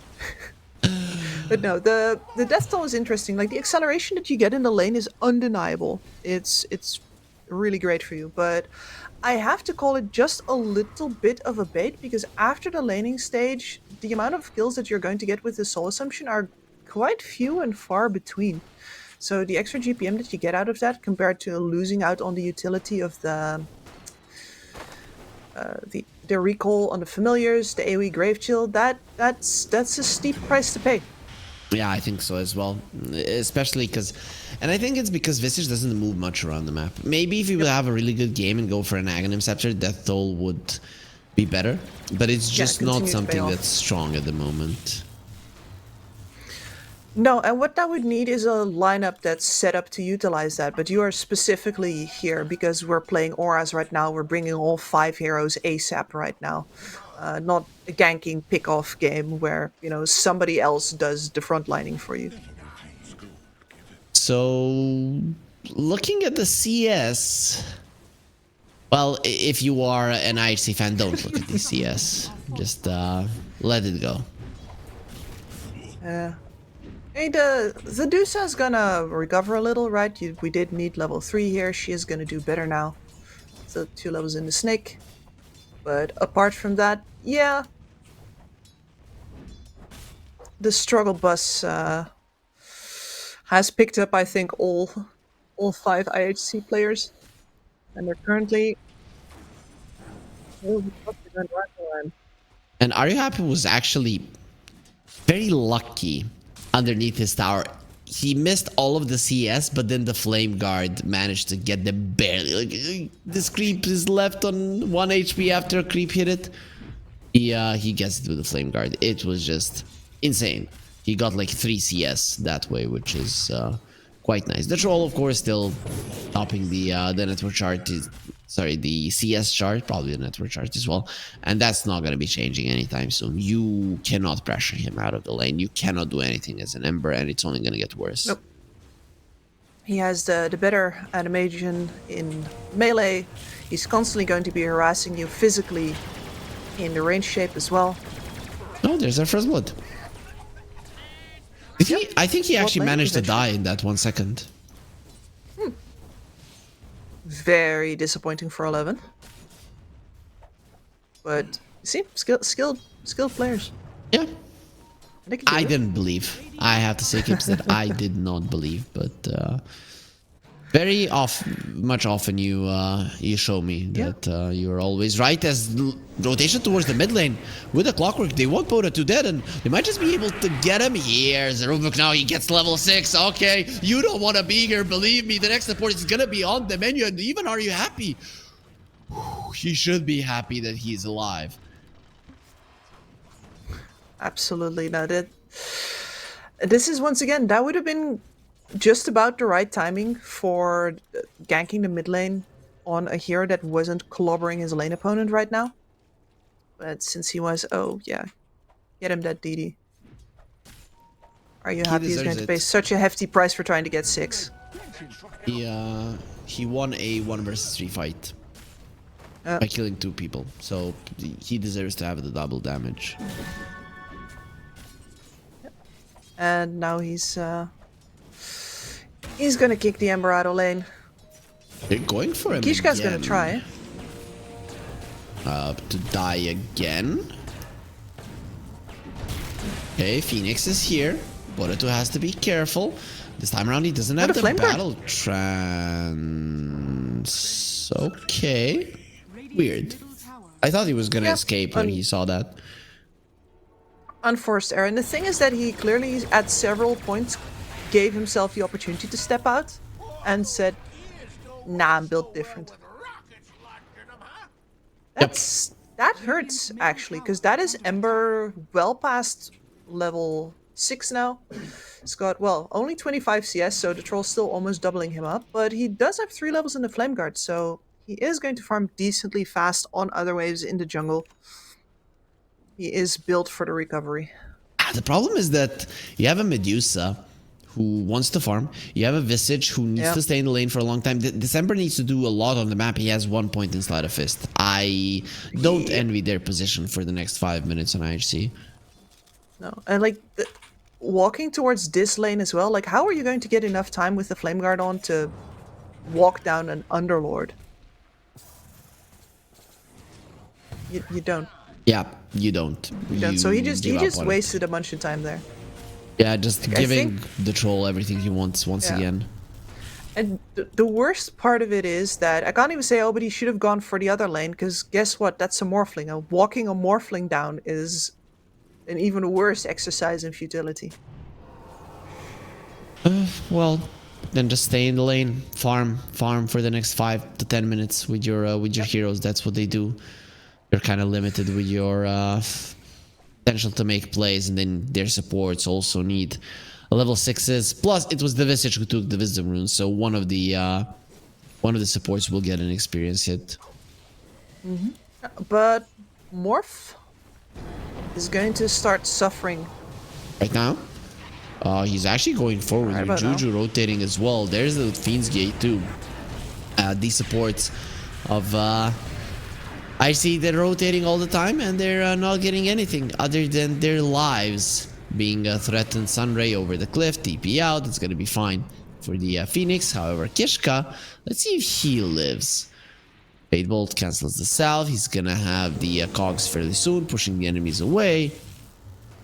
The opening, TP out in a perfect spot. Dire's middle tower This time around, that support rotation was really good. It created so much space. Yeah. A lot of space. But I mean, it still does save the bottom tier 1 though. But yeah, a little bit of uncontested time for your Medusa. The Ember was still getting kicked out by the troll in the meantime. And the troll is going for Ace. an Ags as the Chris dive just got it back. Is it? The Fire Spirits, Flame Guard, there's some chains, of course. Like, there's both a bunch of defensive as well as offensive things to take off with Dispel. So you talked about Dobson. He's one of the guys who went when it used to be a thing. He went for Aghanim Scepter Hood. I would like to see an Aghanim Scepter Eternal Shroud, but I still think Gleipnir might just be too strong of an item, right? Yeah, especially considering that, once again, you're up first as an Ember. Getting some Atoses on top of the Pit of Malice is going to be such a big boon to, well, your game and keeping him down. And the name of the game does very much seem to be keep Rams out. Yep, but Worked look for at them the previous Medusa. time. She's at the top. I mean, wasn't expecting this, not gonna lie. Fortune Soul left alone to his own accord a little bit, and, well, suddenly he's looking pretty solid. Sure, but he's not a Morphling this time, and this is... Yeah, you want to be ahead on a Medusa, you also kind of need to be ahead on a Medusa. The way that you play her fast is by using her as a siege tank, putting her in front, daring the enemy to go past you, and that is something that this lineup of Outcast is extremely bad at. Somebody gets in your face, you don't get to say, no, actually, we skipped you. And that's a very big contrast to the lineups that they played in the previous 2 games, right? Where they had so much mobility, they could choose whatever they would take down. Speaking of takedown, Not this time. Dota 2 will take down Ace, 2k gold lead, a little bit of pressure to the tower. You can't take it down, but you can definitely do some damage to it. Stolen Slide of Chains, Slide of Fist. Kishka here for the backup. Still no level 6 on him. Not even close. They were trying, I think, to punish the troll and him not having the ulti, but I just don't think that's gonna work out. Such a far shot. I think your game plan here is to leverage your Medusa for all she's worth. Every single coin that goes into the pockets of Fortune Soul needs to be utilized in this game. So as soon as he has Manta, he's just gonna have to step up. And I do think that he has an okay game for that, as I described previously. So that's their hope right now. Yeah, you really do have to. The problem is if Fortune Soul dies once in one of his more aggressive actions, it can very much lose you the game. It's a problem because neither the Visage or the Ember are having a game capable of doing something on their own. It's definitely not an envious position to be in. Feels weird to say when their carry is at the top, but it's just what it is at the moment.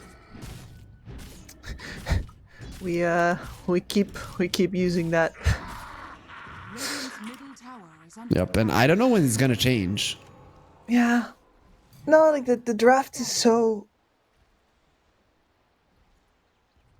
There is really only one avenue that this game can go through.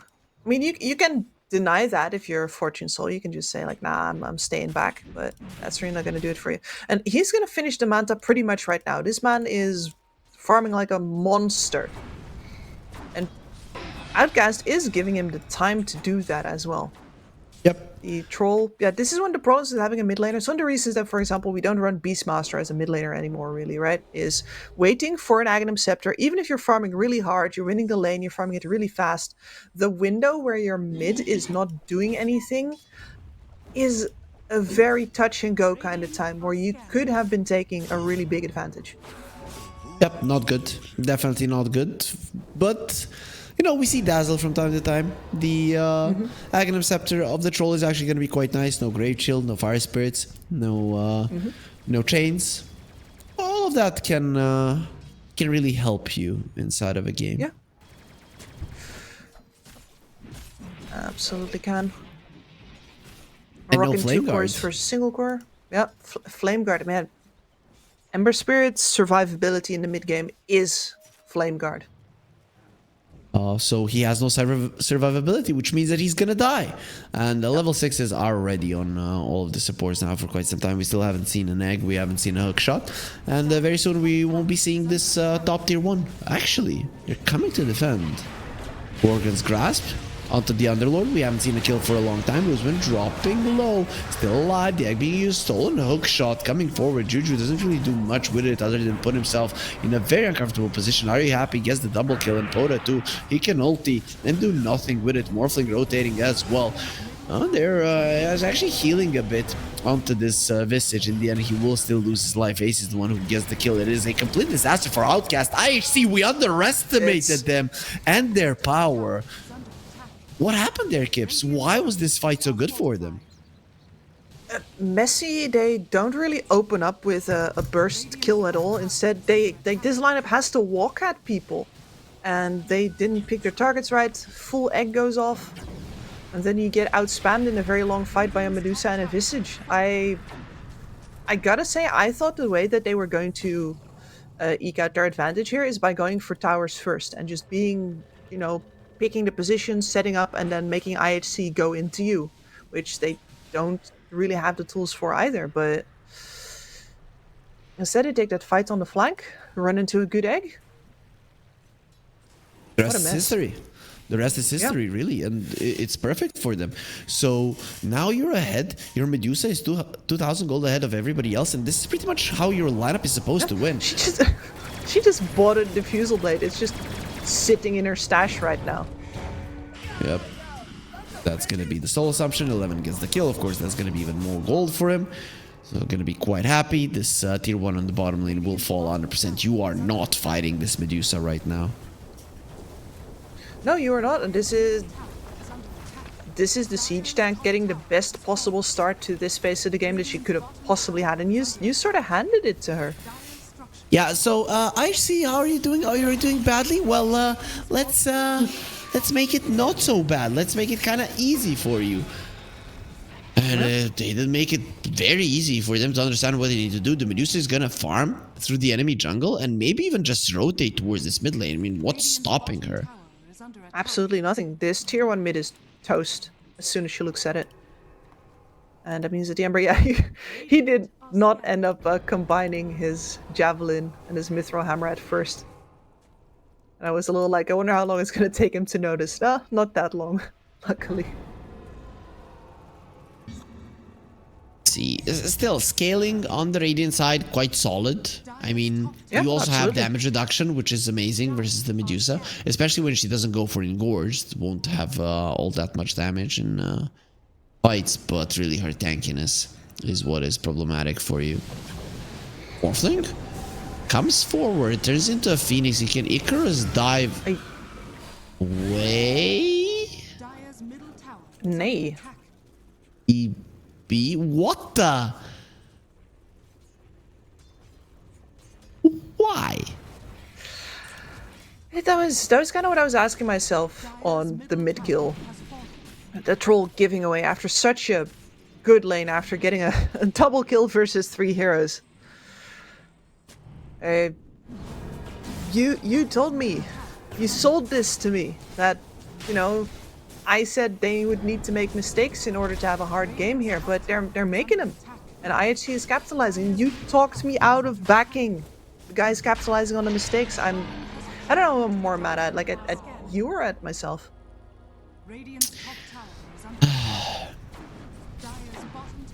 I'm not taking any responsibility. Yeah, you should. I have my own brain. I can think for myself. Well, got caught up in the hype. Of course, this is not over by a long shot, right? But this was supposed to be one of the hardest phases of the game for IHC, and instead they're firmly in the driver's seat. Aegis Diffusal on the Medusa.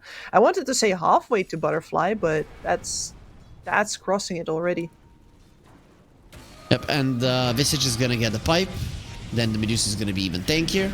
Troll slow down. Gorgon's grasp can be used on him. There's the cooldown. Hook shot onto the creep. Kishka goes deep in. Adaptive strike gets him low. Slow enough for him to die. Yes, he will. He will die inside of the cogs before he leaves. Egg, very aggressive Risky, positioning. but Wants to go for it. He gets stunned up, and they will be able to take it down very short. It does take so much damage while it was dying.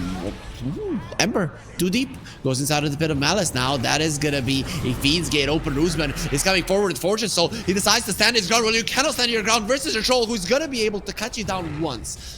Going through that mana shield again is going to be a problem. Buyback. He does buyback. He did have a remnant back. It's Fortune Soul now. He's standing his ground. Let's see if he's going to be able to finish off the troll. He won't, but guess who will? Are you happy with this buyback? Gets the kill. Sleight of Fist takes down his mid lane counterpart. And now onto the Morphling Manta at the ready. Wait for him in just a second with the Pit of Malice keeping the way. This should be fine. Juju caught Gorgon's grabs. Just not going to be leaving those roots. And in the end, he will die as well. The gold lead remains the same. 2 buybacks were used, 1 on each side. Ember Spirits, of course, a little bit more valuable. But overall, with the tower falling, I'd say IHC is still okay with it. Yep. No, the Ember comes out with a net positive in gold here. You traded that Aegis for the tower, and that was a big moment. That's the first time I think the Morphling has been properly there from the start. The egg wasn't that great. I think the Medusa would have had to move a little bit more to the side so that anybody facing the egg actually got turned to stone. Maybe she could have been able to save it, but that's a rough synergy to get off in the heat of a fight. Yep, Altogether, especially with salvage. with an egg that aggressive, right? And if it wasn't that aggressive, then you just leave. Yeah. You are if you're the Radiant side. No, exactly. And you've already lost your clockwork on IHC, so you have no more ways to make them stay for the rest of that fight either. Smoke was used. They It's want got to an steal Orchid the on wisdom Keisha. rune. Yep, that's a big one. Versus a troll, even a Morphling who has a Manta, but he can still be dangerous. They do catch the Phoenix, goes for the egg, does absolutely not this nothing time. with it. Very aggressive hook shots, hands onto the Morphling. Not gonna be doing that much. His Manta's out. Speaking of Mantas, used by the Medusa as well. I think you go forward. Yeah, he has you no do. I stone think you lose case. this He one. doesn't have a life. Goodbye mana. He's gonna be healed up a little bit, but the homing missile does connect. Ulti from the troll gonna be used. Stolen soul assumption as well by the Rubik, which means that now he can get some gold as well. Troll being controlled by the familiars no longer. They're both in the ground, and very soon they're gonna be in the ground even deeper, giving 200 extra gold after this amazing fight for them. The Ember Spirit wasn't part of it, but I don't think he would have been able to help much. No, absolutely not. As soon as you lose the supports there, that fight is lost for IHC, and any hesitation that they had would just kill more heroes, and that's exactly what you saw. They were still moving in to back up. They should have seen the consequences coming and started running, because they have absolutely no way to heal off Outcast anymore after the supports are already gone. I'll take my positive credit now. Yeah, sure. Yeah, I have it. Like, No, but this is an interesting game now, and it's certainly. We were talking about there's only one path that this can go, but it kind of took a side avenue, and now we're in a mid game where, if a lot of this is on the supports of IHC, they are the ones that do get to make moves here, and I guess the other thing is the Morphling. Butterfly is coming up. The Medusa is not going to be happy with that. She already had trouble killing him before. And her Butterfly has been significantly delayed by these two fights. Yep, I am... You know, the only way I saw IHC winning this one was with those mistakes that happen, and then you capitalize on those mistakes, get super tanky on the Medusa and win. With the game going like it's going right now, I don't see them winning, right? Medusa is at the top, but it is not that big of... What's with the mistakes? I'm just gonna stop talking because these guys cannot be predicted. This is the one that you get, though. This is the one Morphling shifting death that you just get. So that's fine. That you can continue. That one doesn't count. Did you watch Breaking Bad? Nope. Okay, then my joke cannot be done. Yeah, I mean, like, I was alive while everybody else was watching Breaking Bad, though, so all of the memes have... you know, it was one of the situations where one of the guys is handling distribution, and he has a problem with one of his dealers. So this guy says, "Do you think Tuco had spillage?" And Tuco was this like massive macho dealer, or whatever, right? Criminal. Yeah. And then, do you think Miracle had one death per game with Morphling? No, he never had a death because he was winning TI. So come on, DV. Fortune Soul as well in the previous game. You don't get one death on the Morphling. You need to have Spillage. 0 deaths. Be the best. Yeah, no spillage. No spillage. Fortune Soul had some spillage during that previous one, though. Yeah, he did. Yeah, he did quite a lot of gold being given to the enemies. He has his butterfly. Actually, going pretty hard towards his MKB, which is good versus both the troll and, of course, this butterfly morphling that is coming. Yeah.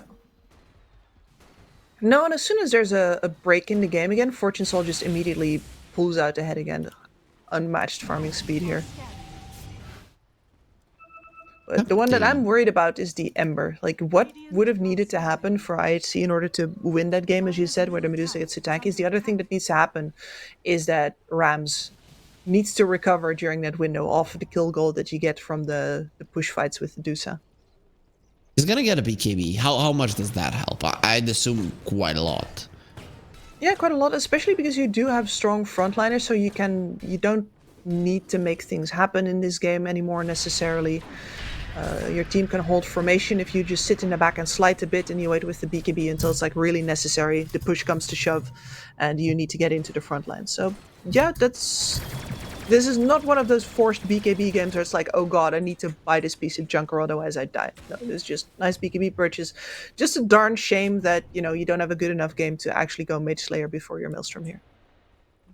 Troll can still snare you, right? And that is sometimes the problem versus this hero, and he does finish off the Manta, so the Orc is not going to be a problem for the Troll at all.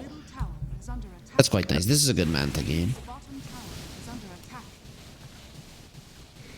It makes the Orchid purchase from the clock feel a little... It fit the window where they were suddenly doing well, right? It's like, okay, if we want to extend this window, the Orchid is the best possible thing that I can buy. But unfortunately, thanks to the way they got caught out on the supports, it now feels like a bit of a wasted item. Stolen hookshot on Rubik. Yeah. That's a big deal. Yeah, Juju quietly having a really good game here. Yep. That's gonna be tier 2 on the top lane that's gonna be in trouble. They do use the glyph, but this is still a morphling, so he should be able to stand his ground and actually eventually take this tower down. Yep, no trade-offs on the other side. You're just pushing in the mid and the bottom wave, but the towers, well, it is gonna be only Outcast taking them. Well, Fortune Soul not feeling strong enough to just rock up on that tower when there's an Underlord waiting there for you.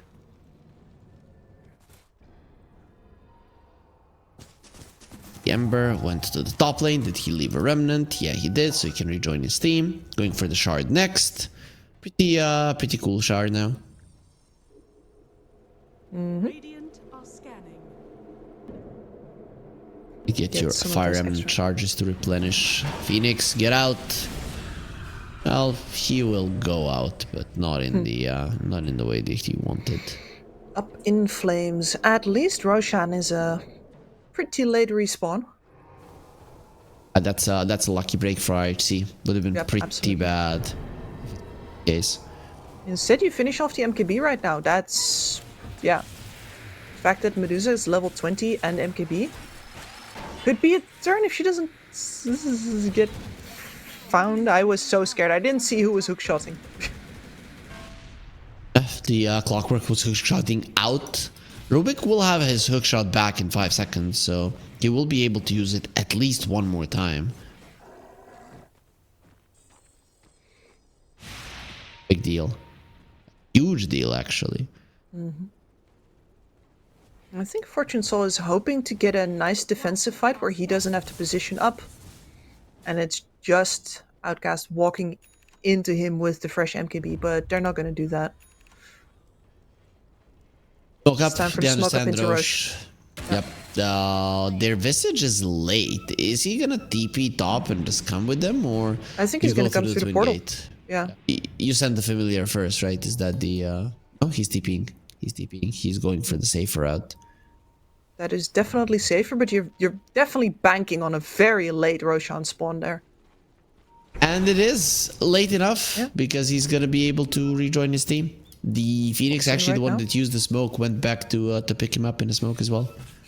And now you can take advantage's positioning here, and with only 30 seconds left on the clock, basically, I don't think the the Radiant can take this Roche anymore before he leaves.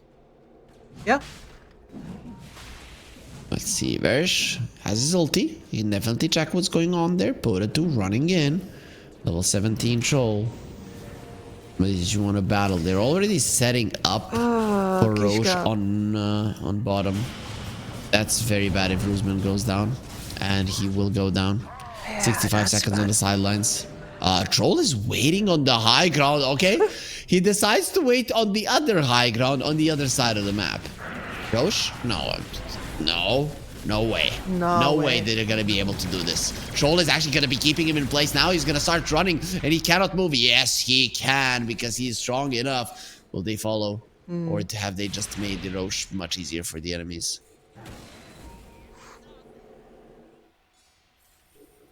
I just let it go.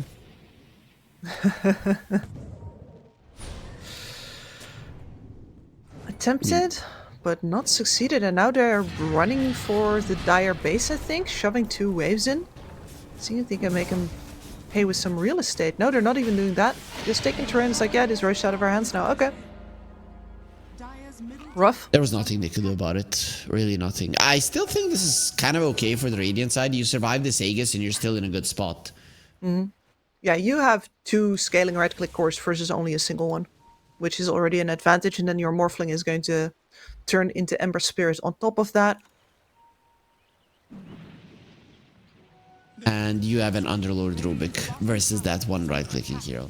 So Yep. Medusa really just isn't going to be doing that much damage. Already hasn't been as much as she would have really wanted to. Fortune Soul keeps it high ground positioning. When the Underlord and the Rubik aren't here, though, Radiant's bottom tower Yep. that hurts. is under attack. This is very, very strong. I mean, that MKB is no joke. Diffusal Blade as well. And it's always nice to have some extra bonus damage that doesn't really rely on your base damage, because it really does help. This is the Atrophy Aura. Sleight of Fist Chains. 2 of them gonna get connected on. Are you happy? Ooh, I think now he found out just how powerful the enemies are. Roosman gets himself to the high ground. Not all that healthy at all. No. On the receiving end of the slaps of a full Agi Morphling with a butterfly. That's a yikes. The pause from the Ember. We're seeing some pauses and disconnects. Usually they're not lasting too long, so No. I'm happy.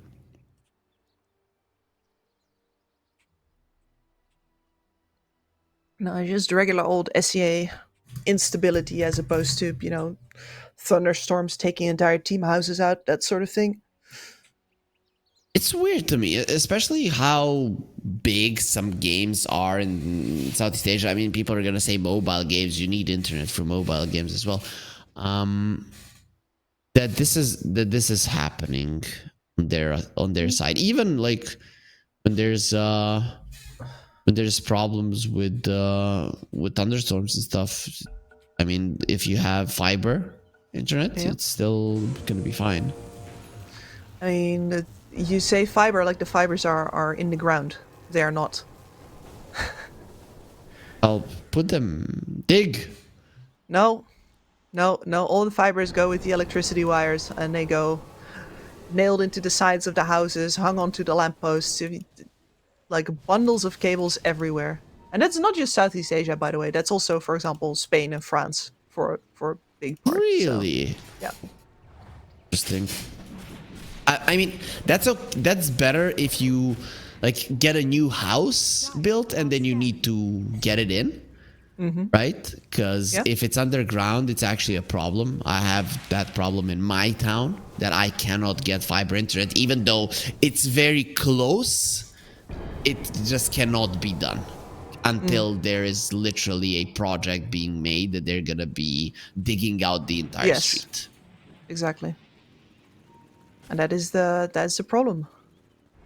Because the electricity is also not under the streets. You know, interesting thing here where I'm right now, where I'm working, where my office is, it actually, all of the electricity is under the streets. It's weird. It's not even that new of a neighborhood or something. It's just what they did a couple of years back. But let's not be talking about how we're going to be doing with the cables and the internet. Who cares about infrastructure, right? I got very distracted for a while. I gotta say, I was completely out of the game. But you know why? Because nothing was happening in the game. Killing the Tormentor, that is the best action we've gotten in the last 10 minutes, right? So teaching people and how what's the best way to pull cables through the ground and whatnot. It's actually quite nice.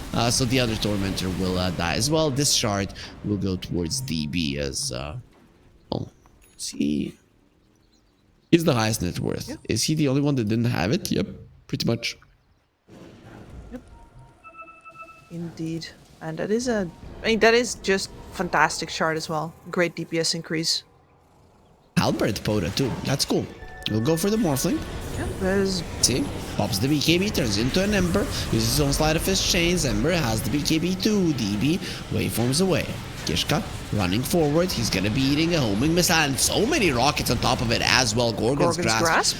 Gonna be a very good connection. Rubik dying to the Soul Assumption. Very nice for 11. Another bit of Malice to keep the enemies at bay. Trying to dodge the homing missile. It is still following the Ember and he gets stunned up. He really wasn't expecting the troll. He's gonna beat him up. He's the one with the halberd. He needs to use it on this Medusa if he wants to live because he's gonna be doing so much damage. Again, are you happy? He's just throwing out these buybacks. Wants to be part of the fights. He knows that his Medusa needs help and he's gonna be giving it to her.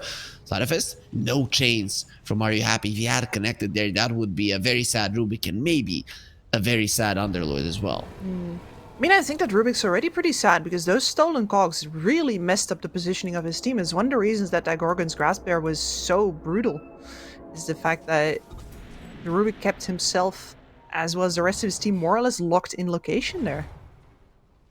How much does that last? 2 seconds?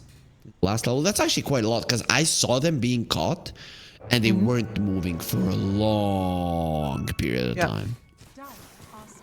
No, and the positioning, of course, from IHC there is very good, but at the very least, they would have the same problem as they always have. Yeah, their positioning is good, but they can't force Outcast to stay unless there's a very good cog placement. And yes, there was. It was just not their own. So Underlord hitting level 20, he will be getting the Firestorm burn damage, 0.8%. The thing is, versus the Medusa, it doesn't do anything. It doesn't do anything, no. Medusa will have a Disperser fairly soon. That is gonna be such a huge damage boost as well. Damage boost upgrade, yeah. And I'm impressed by the amount of damage that she managed to do, even though there is a Crimson Guard up on this Underlord right now as well, so... Alright, well, there is this second Heaven's Halberd on Outcast right now. So we are getting into that phase of the game where you being a single core makes it easy to itemize against you because your enemies have some space at this point to pick up some extras.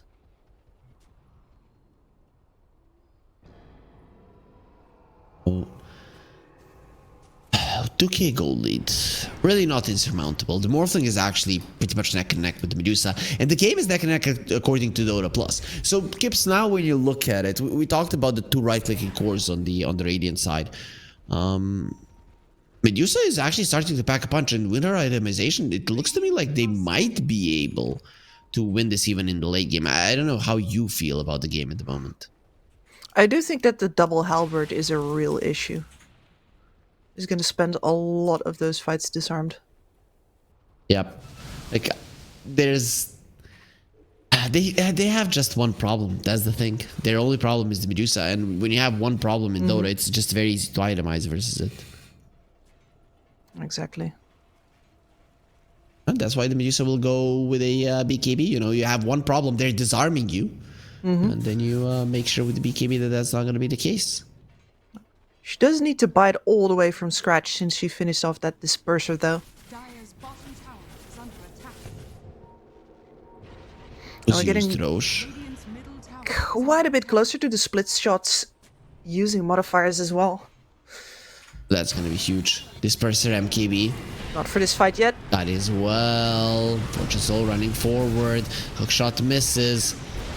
First Spirit Ember's goes in already and on a out of the third fight. health. Still fine. They did find the troll, who might have to ulti, which is something you don't want to do this early. Oh, the Visage is Albert dead. was used and Visage taken out. Bit of Malice as well onto the Medusa. Fortune Soul would like to leave, or would he? He's just gonna stand his ground. Let's go, DB. He doesn't have mana left. Just like Very the soon. troll. We're gonna have the trouble. Huh? Still quite healthy on the the morphling thing with the disperser. I guess for now everybody's fine. Yeah, they're fine, but they were feeling the heat there. Does look like IHC have trouble right now getting an actual fight win without having an Ember buyback to throw at it. Yep. But they don't have damage. That's the thing. They don't have damage to finish people off. You get the troll low, you get the morphling low, and they just leave. Nothing you can do about it. No, you need to be able to chase for that. Troll is going for an AC. Usually we would see him go for an MKB versus the Medusa, but this is a different kind of troll. This is a mid troll.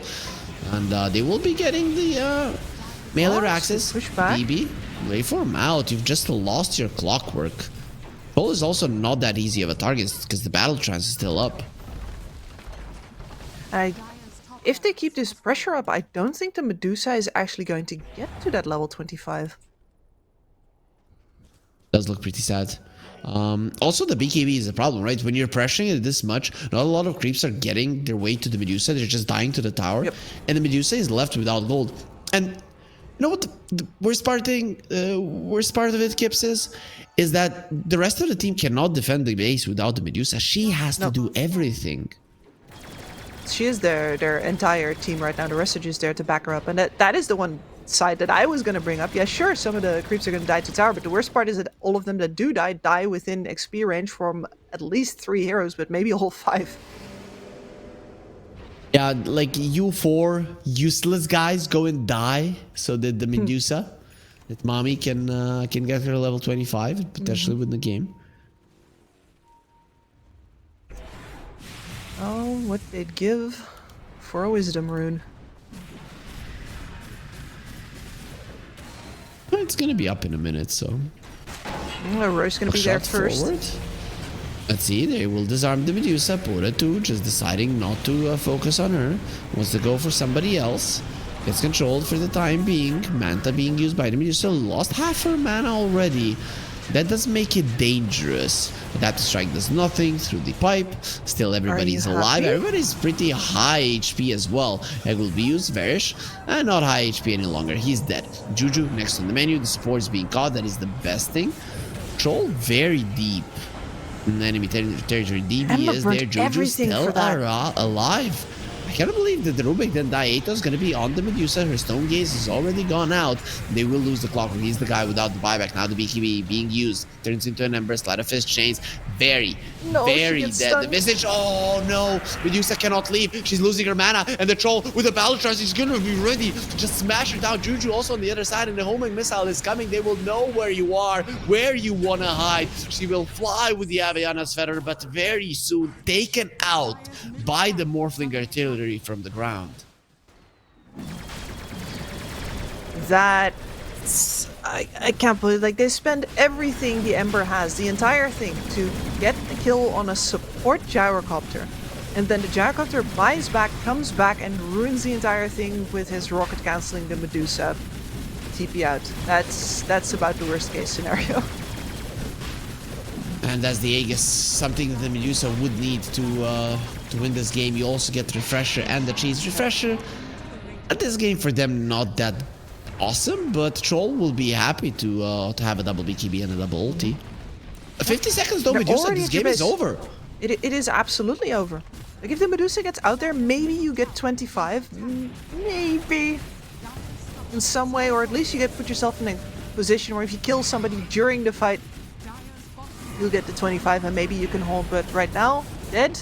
Base falling. 94 is gone. Ace dropping low as well. He's gonna be able to cruise dive away. You have no glyph. You're just gonna try to desperately fight. Troll uses his ulti to go for the throne, but it doesn't matter. It's not only him. The Morphling is doing a massive amount of right-click damage as well. I don't think I've ever seen a throne fall faster. Oof. And I gotta say, first of all, my apologies for doubting you. Clearly, your read on the game was absolutely perfect. No mistakes, no notes, and yeah, we saw this one coming from the draft, didn't we? Both our predictions were correct. Yeah. Like always.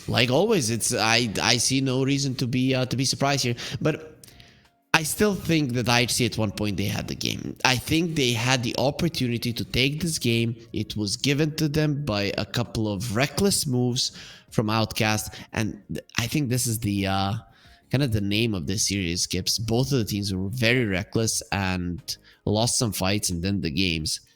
Just from that recklessness. So now when you saw Outcast, I know that you're a Team Tough fan. But can this team, at their best, let's say that they're playing 105%, 110%, beat Team Tough? 110. I mean, it's going to be down to those mistakes. If that's also 110% mistakes, right? Then then definitely not. Because Team Tough is one of the few teams in, I think, this series that we've seen throughout that is very, very short on mistakes. They don't make a lot of those. And you're not going to get a lot of time. So Outcast's tempo play, yeah, that is what's necessary in order to get to play a good game versus Team Tough. But you can't ever let go of it or they're going to take over from you. So I am not a believer versus the second Mongolian team here. Okay, so for them to play together, they're both gonna have to go to the final tomorrow. Outcast is gonna be playing versus Blind Owl Esports, and Team Tough tomorrow are gonna be playing versus the winner of our next series, Team TK versus Ascent Esports, coming your way in just 10 minutes. 1xBet and Eva Alfie present betting on all esports events on the website and in the 1xBet app. 1xBet. Play with Eva. The new 1xBet energy drink. So you don't have to limit yourself tonight with only one victory. You can bet on any game at 1xBet betting company. Dota 2, KS2, League of Legends, and many others. Big wins, fast payouts, reliable bookmaker. The new breakthrough and innovative phone with 1xBet app. With 1xBet app, you can register and start betting in just one click. Intuitive interface and thousands of sports events every day. User-friendly app. Big wins, fast payouts.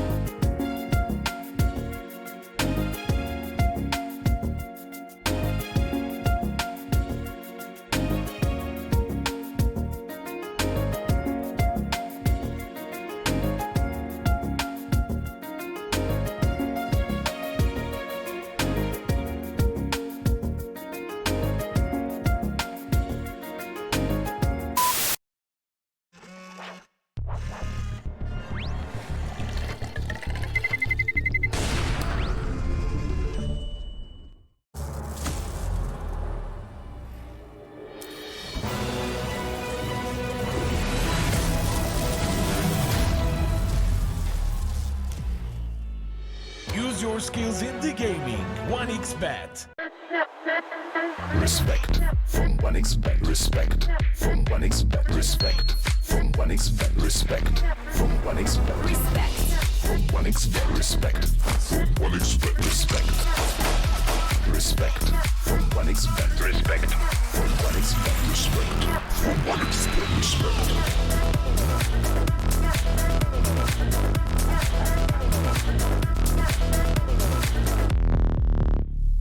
Hello, son. Hi, Mom.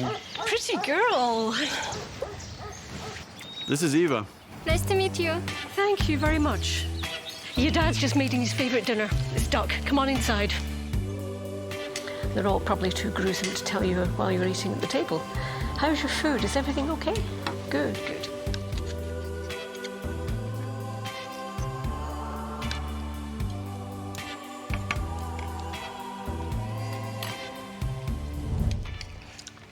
You seem to know each other. Yeah.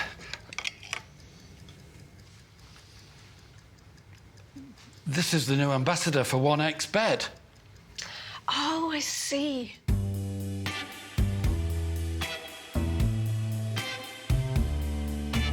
Everyone felt good when Eva Elfie became the new ambassador of 1xBet.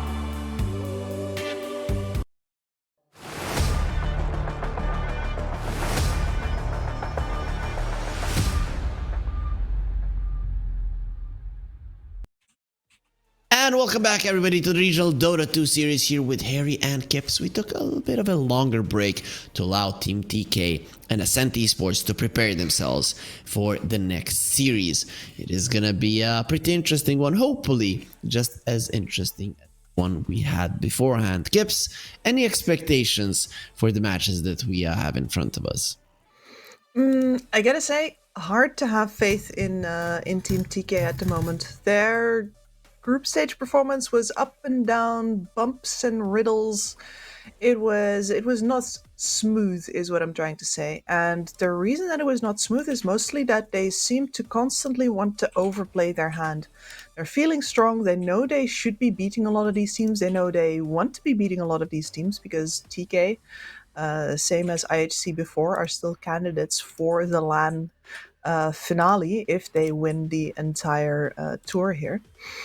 But man, if that didn't go, like, their escape from the group stage was just rough, man. All kinds of unforced errors, overdives, underplays. It looked sometimes like they were not taking their opponent seriously enough, so they didn't pressure enough, and sometimes they didn't take their opponent seriously enough, so they went in too hard. It was a mess. Ascent were a mess as well. They lost the game to Salvation Gaming. They're the only team who managed to do that. They lost the game to Yangon Galacticos. Then they beat Outcast 2-0, which was, for me, insane that it happened. I remember casting that series. So I don't know what to expect. Do you think that maybe we can say that the series will be unpredictable? Yeah. Unpredictable has the right kind of ring to it, because surely I'm not sure what kind of TK will show up. What I can tell you though is that in the games where it was clear that they took their opponents very seriously, they performed a lot better. Like the series versus Blind Owl, the undefeated winner of that group stage, was fantastic. So, you know, if we can get that. Oh, excuse me, I said undefeated. No, IHC peeled a game off of them. Actually, I have to be honest about that, because otherwise I do Mag Garuda dirty, who still have the only 10-0 group stage. We 9-1. We only want honesty here, Kips. Yeah. So please no dishonesty. We are not going to be tolerating that at all. Just kidding. Who the hell cares? We are just here for entertainment, and we want these two teams to fight against each other to get us into the draft so that we can see it. But of course, before we get into the draft, let's remind ourselves about the rosters of these teams. Krish, Mamangda, JG, Rodion, and Raji is actually not going to be playing today. It is going to be a guy that I don't know if I've heard of, Lord Boons. I'm gonna have to check. I have heard of Lord Boons before, yes. This is a man who has been around. Okay, I know him. Yep. I should do him. But Castaway was their player. Then Raji and Castaway. I can say that maybe these two players are close to each other. but I think Lord Boons is maybe like half a tier below them, if you ask me. Yeah. And let's face it, when we do say like similar, we mean similar skill level, but their playstyles have been very different. And Exactly. we definitely do think that TK has suffered under that as well. This instability in their roster. So a lot of what they've been doing has been leaning on JG and on Mamangdaya, and those are exactly the players that have also been the most up and down recently. So, what about their opponents? What about Ascent Esports? There are people who don't know their roster, who feel lazy checking the Wikipedia page. So, production, if you could show us who's playing Rain, Cloud, Suki, Mercury, Shazam, and Cry. To be honest, with all of the changes to the position 5 of Team TK, I might just be inclined to favor Ascent. Yeah, it's entirely possible. And Ascent here, I mean, I'm always curious about these mixed Chinese, Malaysian Chinese lineups, because even though, yeah, you're speaking the same language most likely, of course, depend on which I'm gonna say it like this, a flavor of Malaysian Chinese you are, because it's a lot of Cantonese down there. Like you got to find Cantonese speaking players usually then for your main roster as well. Mandarin is also fine, but it is a little bit like speaking Dutch and German as far as I'm aware. It's not straight communication at all. So I'm curious to see how these players mesh together. And usually you get a very interesting push-pull out of the little bit more conservative Chinese play and a bit more gun-ho Malaysian play. I'm curious to see if all of those experiences that I've had before, and talking with, for example, Mushi about his time in DK, if those kind of dynamics are still present. Okay, we do have a draft ready, so let's get into it. And I have some cultural questions for you, Kips, or language questions. If I knew German, which I don't, I went to the Netherlands. Radiant team back. How likely would I be to talk to people who only speak Dutch and not like German? How much would they? Not a lot. We all get a couple of years of German in school. I mean, I do think that because high school is separated out, I'm not sure what they do at the shorter levels. I'm just gonna say it very plainly, like the less academic levels. I'm not sure how much German they do there, but I've had 3 years of German, 4 actually, I think. Can you speak it? Can you speak it well, or? No, not particularly. I don't like the pronunciation whatsoever. For some reason, my gets completely like. I can do Ich bin ein Berliner, but you can hear that my Ich is very. Yeah, it makes me. But you can. I mean, you can speak, right? You can speak to a German person. Okay. Yeah, I could. Okay, But that's actually impressive. The technique is to speak Dutch with a German accent and then hope they don't notice the difference. I'm gonna assume that doesn't work too often, but sure. No, they understand you, but they know that you're not trying to speak German. Okay, that's actually quite fine, as we are going to be seeing the bands. Thinker once again will be saying goodbye to us, so we're not going to be seeing no March of the Machines. I had French in school for 4 years elementary, 4 years middle school. I have no idea anything about that language. It's so sad. I knew it actually really solid when I got to middle school. I was okay. And then first class, our French teacher is like, blah, blah, blah, blah, blah, blah, blah, blah, blah, blah, and she never stopped speaking French. It was like, okay, now I can't ever understand you because you're not explaining what you're saying. And that's the end of my French journey. But maybe sometime in the future, we are going to be seeing even more better Dota, even better bands. The Dragonite gets removed. Does that open up for another Ember Spirit, Kips? It could. It could. I mean, and you say that like the DK wins the lane versus the Ember currently, but after the nerf to the poison, I don't think he does anymore. So I think there's plenty of other. I think we've seen plenty of examples already of an Ember Spirit getting schooled. I'm just waiting until people do the Earthshaker again, because we had an Earthshaker game, and then the enemy offlaner disconnected and it wasn't a game at all. And that I love seeing core Earthshaker. I really want people to do that more. I have some pillow here, so maybe I can mimic the shaker as well. Close enough without breaking anything around me. Very impressive. Yeah, very impressive. Thank you. I try. Team TK are taking their time with the first ban. I just want to check if they're Sweet disconnected. Yeah. That's a lot of time gone. Dire team pick. Surely couldn't have been that hard. I mean, at least finally to get the final ban out and then... All right. I mean, Okay. Team ban. that was gonna happen. Yep. You see, they banned out the DK, picked up the Ember. Told you. Believe me, those blunt attacks from the DK, you know the sound. Embers don't want to play versus that. I'll take your word for it. Remaining. Undefeated track record so far, but yeah, this could very well be a tiny mid where the Ember eventually does come out on top, but it is a very nice start for the tiny, and I think TK, you can still switch it to the support role, right? But I think you definitely, a lot of that debate right there was about whether or not they were going to get an Ember Spirit pick to immediately justify their core tiny. I imagine it was about that.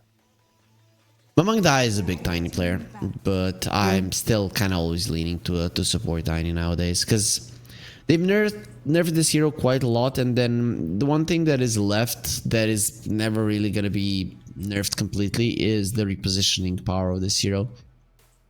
So you get that from both the core and the support, and as a support you don't really care if you die all that much, so I'll be fine with that. This is true. I think they still haven't nerfed him enough to keep him out of the core position yet. The fact is that you don't need an extra farm item, and I was very happy actually to be casting with Bowie so we could do that to each other like the finger guns, like, hey, this is our talking point about the tiny, hey. Yep. This ban on the bristleback for me is saying they maybe want to visage on TK. Percent gonna ban it. Yeah, because that is a hero that we haven't even seen picked yet, and it doesn't happen very often that you see a ban on a hero that doesn't get picked. That must be preparation. Protecting somebody you're gonna play. I want to see if Ascent had played any bristlebacks. Not recently. At least not in their pro games. No, yeah, you're right. You don't know what they've been up to in pubs, of course. 10 seconds remaining. Always do some investigation 5 seconds remaining. if they have the two pro tracker, which they don't. I was wondering about the Dark Willow, but I'm guessing that if you leave the tiny flex pick open and you don't want to get stuck with the Dark Willow on was 5, you just go ensure.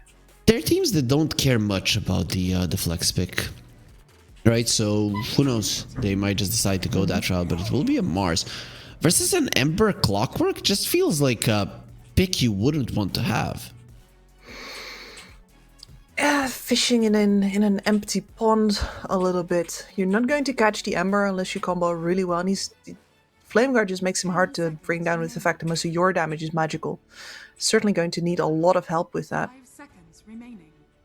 Then the Clockwork, very disruptive versus you as a melee hero. The way that you wanna... I mean, he wants to be in roughly the same spot as you want to be, collecting the fight. He wants to be dividing it up. So what do you get now? I guess they probably thought, okay, they have a Clockwork, they're gonna get something ranged, I want to play Mars. But Mars versus a Clockwork Ember is so bad. You use the arena, Clockwork uses the cogs, and your spear is not gonna be nearly as effective as you would want it to be. I'm still baffled by this pick. Oh, man. They're not playing around. Not even one bit. Good versus the Enchantress. You buy an early BKB. I think this might be a first item BKB in this game. You go in with the Inkswell. All three of these heroes can die. Even though Tiny and Mars are tanky Primal Beast with an Inkswell, he doesn't care. 5 seconds remaining. And you get the added bonus of the potential double grab and slap. Yep. It just looks so wonky when he picks them up. It does. Dire team ban. Does. So that means, yeah, that's a troll, but that does not feel like a convincing troll pick. No, it feels like, okay, we have Arena and we have a Avalanche. I'm gonna destroy them, but you're not, because there's gonna be a Soulbind, there's gonna be Pulverized that will go through your BKB, Cogs, messing with your ulti, Ember that is gonna be able to escape. I am not impressed. I like this draft only because it has very strong lanes, right? There is potential. The Team TK lanes just completely crush it. It's not impossible. But even that doesn't have to be the case. You could put the Tiny on 4, then you have 2 melee heroes, and Ascent Esports get something range, and they win even that lane. I'm not sure. This could be, however, a mid lane troll, right? We've already seen a troll crush the Ember Spirit in mid lane. Yeah. Full level ahead, 2 supports coming in was not enough to actually salvage the deal. The troll had to slip on a banana peel himself. You also get an Axe, you purge off the Uproar and the Flame Guard and the Inkswell, of course. I've started seeing the curved Stroke of Faith because the damage increases. Yeah, the damage increase is actually quite high, right? And there being an Enchantress, that's an extra unit, not to be underestimated. Maybe some skeletons as well. Those 5 seconds remaining. those tend to make a Grimstroke very happy. Yep. No, you're right. Like that.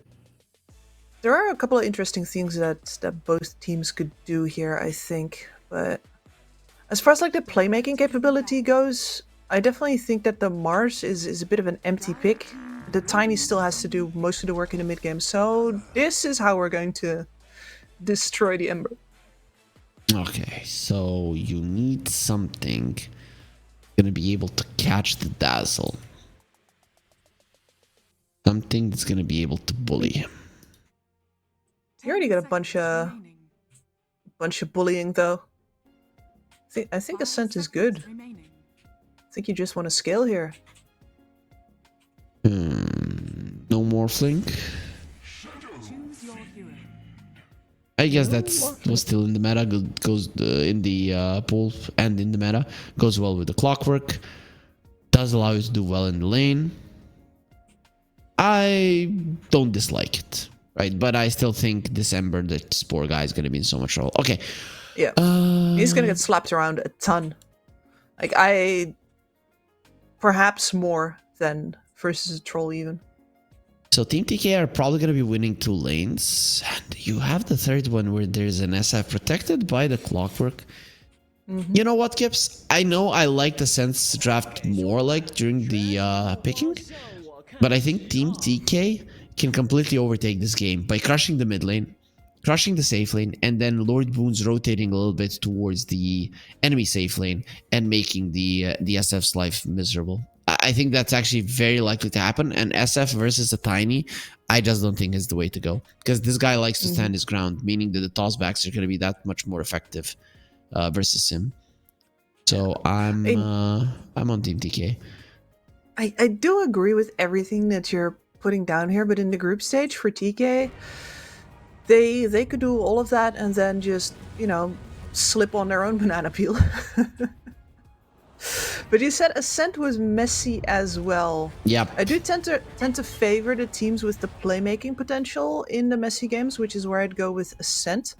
But ultimately, the risk of both an SF and an Ember not having a game, I'll lean towards TK too, but I want to say that there's like a really big butt attached to that, like a proper sized behind.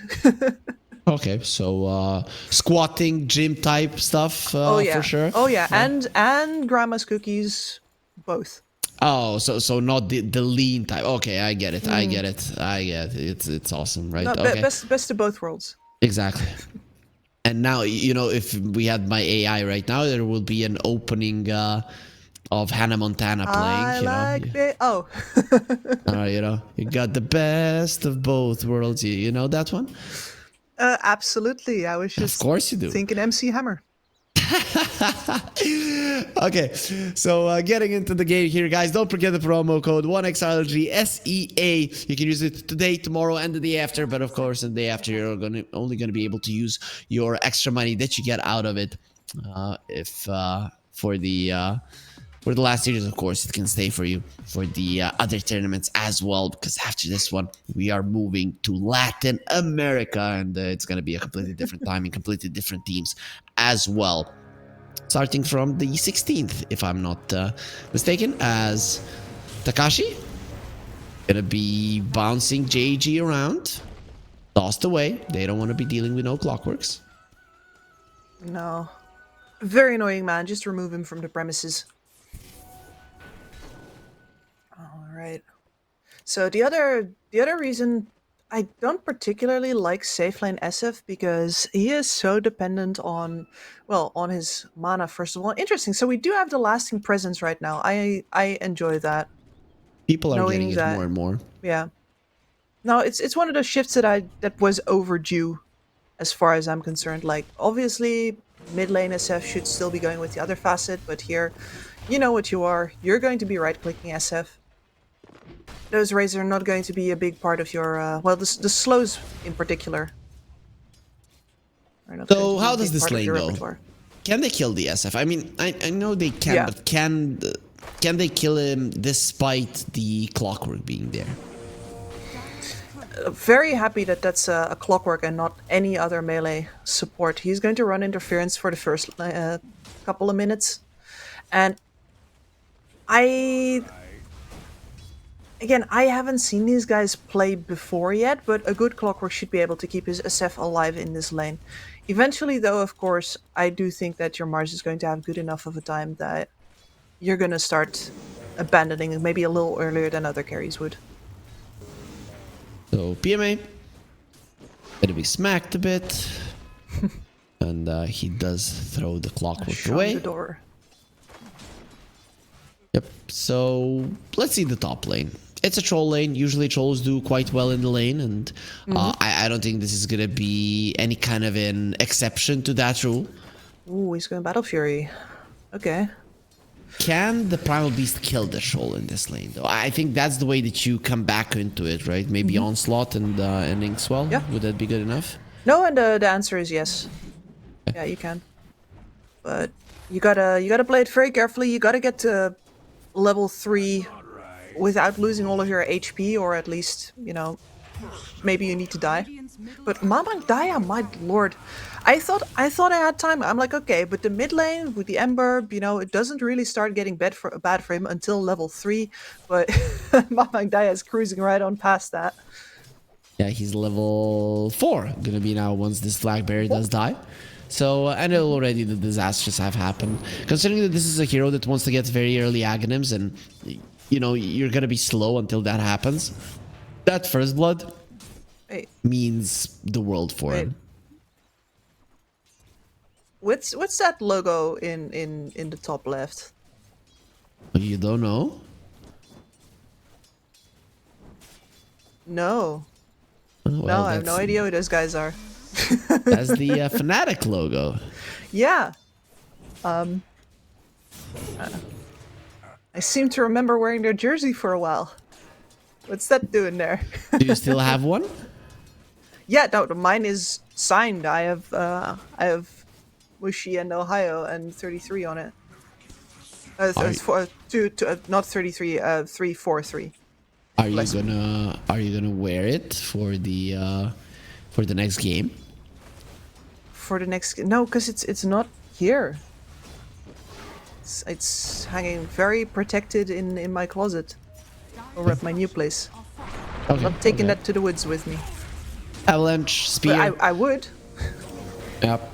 As SF does get taken down. This laning stage is disastrous. Look at the difference in CS, and now they killed the SF, the only guy who was having any kind of a solid time in the lane. It's a complete disaster. Yep.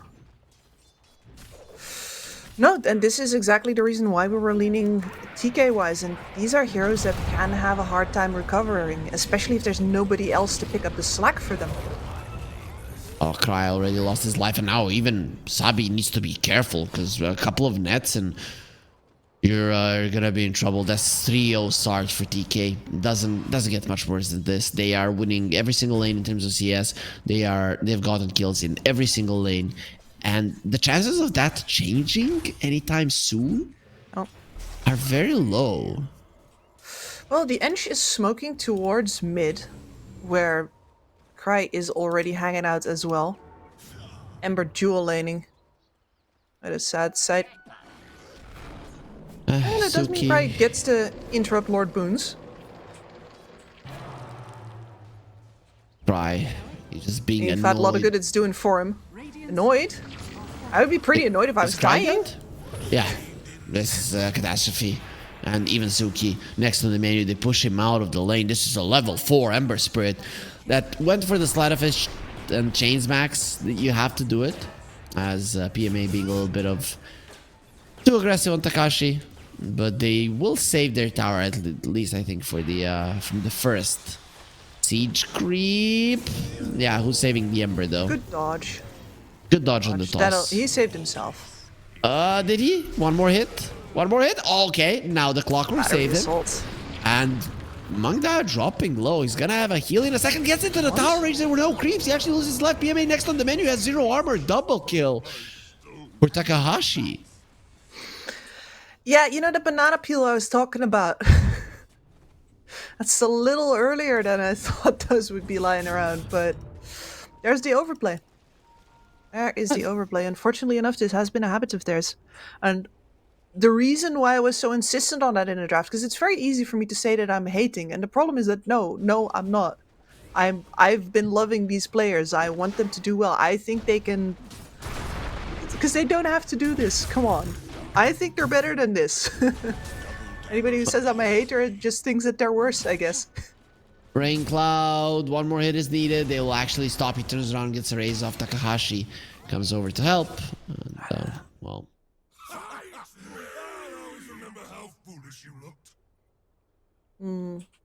I wonder if they're playing from behind the Great Firewall as well.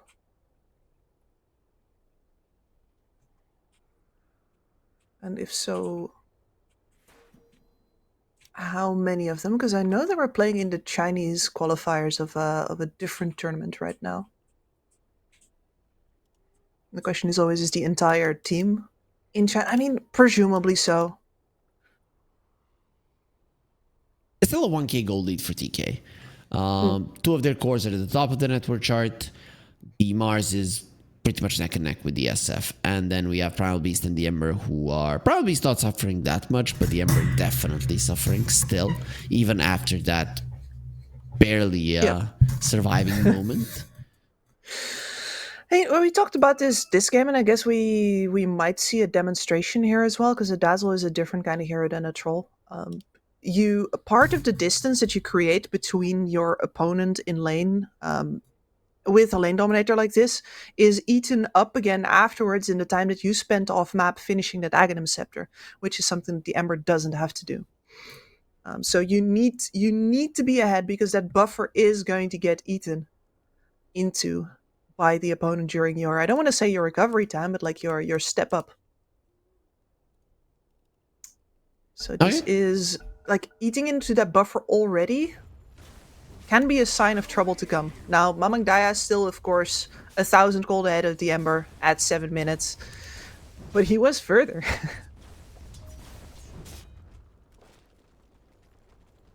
So that AD rune also helping. I mean, it's great. Now he also hit level 6, so definitely not gonna be dying. Big deal for sure. So what's the next approach from TK? They've crushed the laning phase. What is the next move that allows you to increase this lead, or are they just straight up just gonna be hitting creeps? None of their heroes are going to naturally push through a tower, I think. Maybe with the exception of the Troll, if like the Primal Beast leaves that top lane and goes to gank another lane. So if they want to extend their lead, they'll definitely have to actively bring two cores together and push a tower. Now they have fantastic tools for that, especially with the threat of a Mars. Nobody likes TPing into an arena. And Mamang Da, he knows that something is up. We'll be placing a ward. He's like, yo, these guys are annoying me. Places down a sentry as well. Doesn't want his ward to get dewarded. The thing is, enemies might have already seen it. Yep, everybody's around the mid lane. Second power rune, very important. We do have the Instigate, so the detonation on the Inkswell, which means no curved stroke of fates here to deal with these Skelly boys, but Fry might go for it no matter what. Yeah. Case rune picked up and instantly purged off. So the power rune does nothing, but they you talked about the skeletons, and there they are in the mid lane, allowing Mamang Dai to take down the tower. The Enchantress, you know, Cores might not be great at pushing, but the Enchantress is quite decent, especially with the Dark Troll Summoner. Yep. You know, getting extra units with the Dazzle, like, you know, back in my day, I used to play with, do you remember Not the Hacks? And remember that finish is, it doesn't really matter, but he played a lot of, he liked Broodmother offlane, and we used to play Broodmother Dazzle lanes. Back when the spiders still came in immediately. I think I still... Is your Mars skill? No. Yeah, that's an easy SF being brought down, and this Enchantress is really coming in handy. It even allows the Dazzle to move with them around the map. You open up the map as much as possible. Here comes Krish to help him in that regard as well. Dazzle leaves just to be able to be a bit more greedy, which at this point you should be focusing on Troll. Did change his mind and wants to go for a Gleipnir. I like this more, considering that if you go Battle Fury and the Dazzle goes Aghanim Scepter, there is going to be a point between 10 and 15 minutes where you cannot do anything. Apart from Dai and Mamang Daya, he doesn't have the Grape. He has a skill point ready, so maybe he can get it off. Yeah, he does kill a Grape. He's now waiting for them to commit onto him. Suki getting slowed down. Avalanche as well. If they get the toss off, this guy could very easily die, but he still had the Remnant far, far back. That remnant that he used first wasn't even needed. Primal Beast coming in, nice missile from the Clockwork, but with that rocket, you don't really keep them in place for too long. No, you do not. Completely agreed. By the way, the reason that I like the Maelstrom here as well is, I mean, one of the reasons definitely getting Gleipnir versus the Ember Spirit, that's going to be nice. Also good versus Primal, by the way. But the other reason being that Primal Beast, fantastic buyer for the Crimson Guard. Physical damage Troll gets slowed down a lot by that, so glad to see them dodge that particular problem as well. So Sabi is going to be taking down those creeps. Nice stack for the Primal Beast. He's the one that is doing the best. I'm still afraid for December, but considering that you have a Grimstroke, it might not be that big of a problem, because she's always going to be able to help you do that extra little bit of damage and bring heroes down. Grimstroke is just such a great hero to enable mobile cores with, especially once you get that shard up, once you get to heal them a little bit, you get to purge them whenever you want. Great stuff.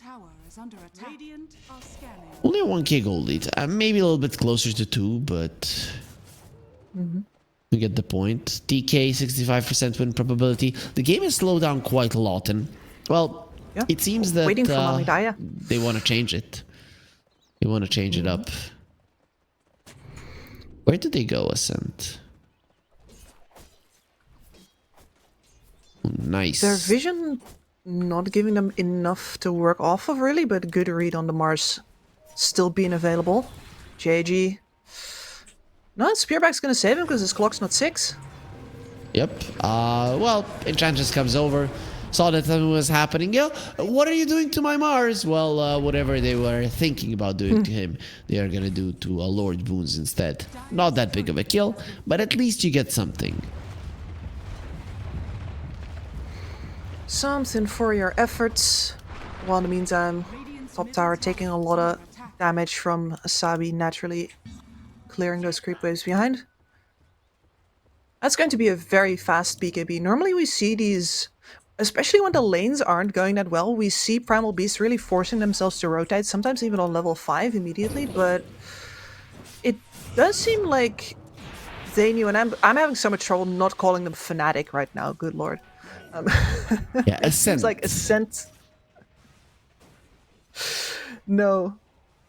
That, yeah, there was going to be a bit of a lull here. While the Dazzle farms up the Aghanims, the Troll, Maelstrom, you would ideally wait until the Gleipnir until you fully get into action. So they knew this window was coming, and they're making use of it, as now Mars Oh, we're gonna be focusing on Cry. There is a Maelstrom. If you want to with a troll, you can use your ulti, but he decides not to. SF Sabi has rotating. everything.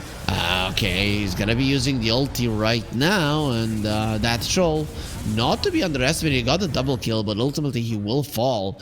So Ascent, they're striking back. JG is gonna be next on the menu. I don't think you're getting out of this one alive. Actually, with the Blink Dagger, he goes behind the pit, and Ascent for now decide it's not good to chase, even though I think they knew he doesn't have a TP. Yeah, definitely. There must have been a TP in, right? I don't know. Sabi could have gone for that, but Sabi right now is striking me as a very, very relaxed kind of player. The way that fight was approached as well, holding on to all of his abilities, not trying to charge out or anything, just like they don't have enough damage to kill me. And I will be very happy to still have my abilities when we go for the Regoose. That looked really good. That looked solid. And I'd love to be a chill Dota player. When I play this game, it's just go, blood, kill. Who's next? Let's go. And that's a dazzle. Dia, like Second silence. Ping pong ball. Yep. But it was staying on the side of Among Da for a little bit longer, which means that you're probably losing points. And yeah, it is. No, the inactive window here now actively starting to cost them. That tiny, not even close to Blink Dagger yet. So they're waiting for that one as well. The Mars, with the Blink immediately answered by a ton of TPs, punished for that item reveal. TK is in a bit of a hard place until they get the Aghanims already on Mamang Daya here, and that's still 1,000 gold. In the meantime, the enemies are farming more than they are. So, Kips. Yes. How? I have a question about the Enchantress. Do you think this thing here, what happened, is the fault of the Enchantress? Lord Boons. Sometimes we see Enchantresses farming super deep in the enemy jungle. And with that giving a vision to their team to farm when needed. And he's just very, very defensive, taking farm from his teammates. And plus, I mean, in the end, he still dies. He did still tank a gank. It isn't the Clockwork Mars problem. Oh, Sabi already has a BKB now with the double pulverize. Look at the damage that he's doing. He's gonna be going forward. Krish does have his ulti, but remember, if you use it, you're probably gonna lose your life. They decide not to commit. Very weird. Thought they were gonna be a little bit more aggressive on that movement. Yeah, but they're up versus the full force of the enemy. Now spear back. It's not gonna be doing too much. Chill. Yep. Sabi's just waiting. Oh, I'm gonna wait here, and then when somebody shows, oh, here he is. Bam, you're dead as well. You know what weird. I would like?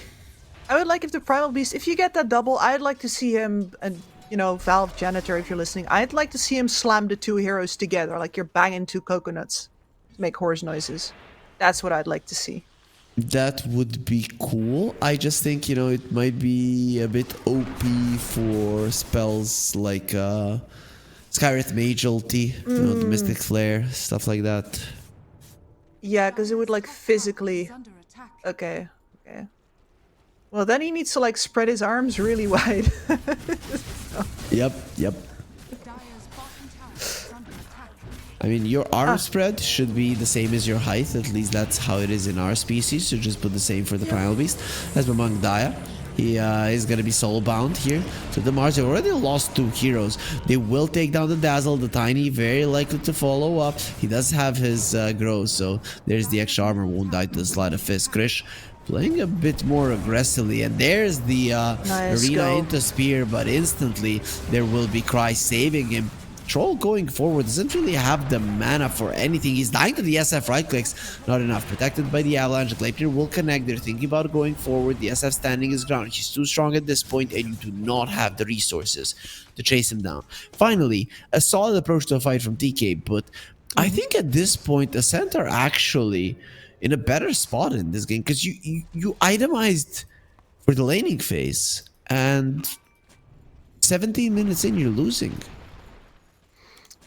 You are, but maybe you've crossed the worst of it now, because the Tiny Blink is coming up. And the troll is now ready to join with the full Gleipnir finished, right? And that is why we see that particular fight turn as well. Ascent has been bringing everybody to these fights most of the time, and TK hasn't wanted to bring their troll.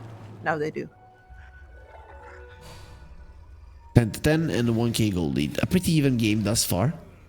Very. If you look at it by numbers. That is what we like to see. We like nice even numbers, not those odd numbers.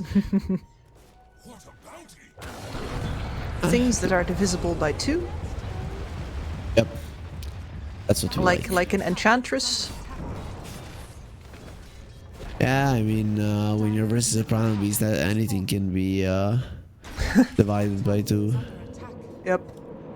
Finally take down that pesky mid tower. Definitely the Dazzle holding that for that long did slow down Ascent a bit as well. Yeah, but then they're gonna go for PMA. Pulverize is gonna be used. Cogs flying over.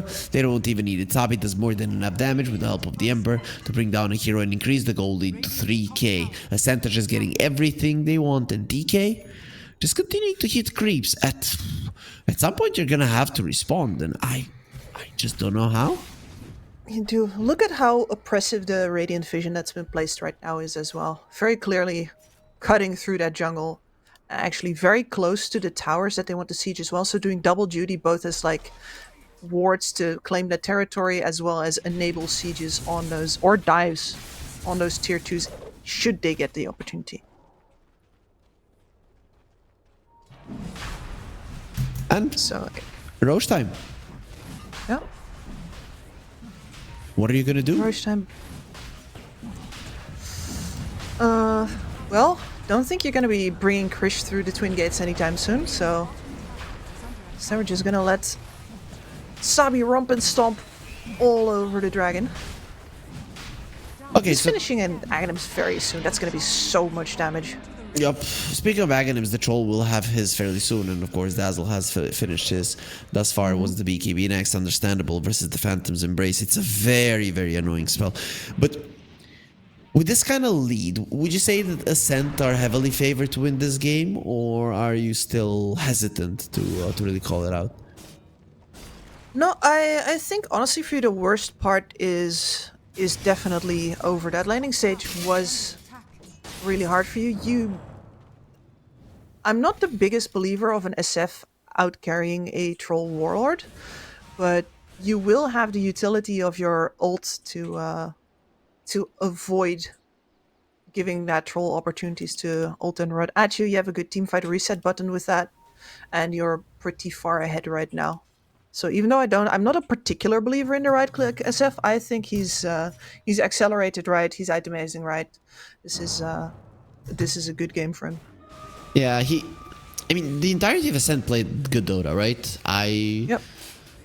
I think they were pretty clean, and TK, they've made maybe 1 or 2 mistakes that have put them in a position now where they're behind, which is, yeah, I wouldn't want to be there with their lineup.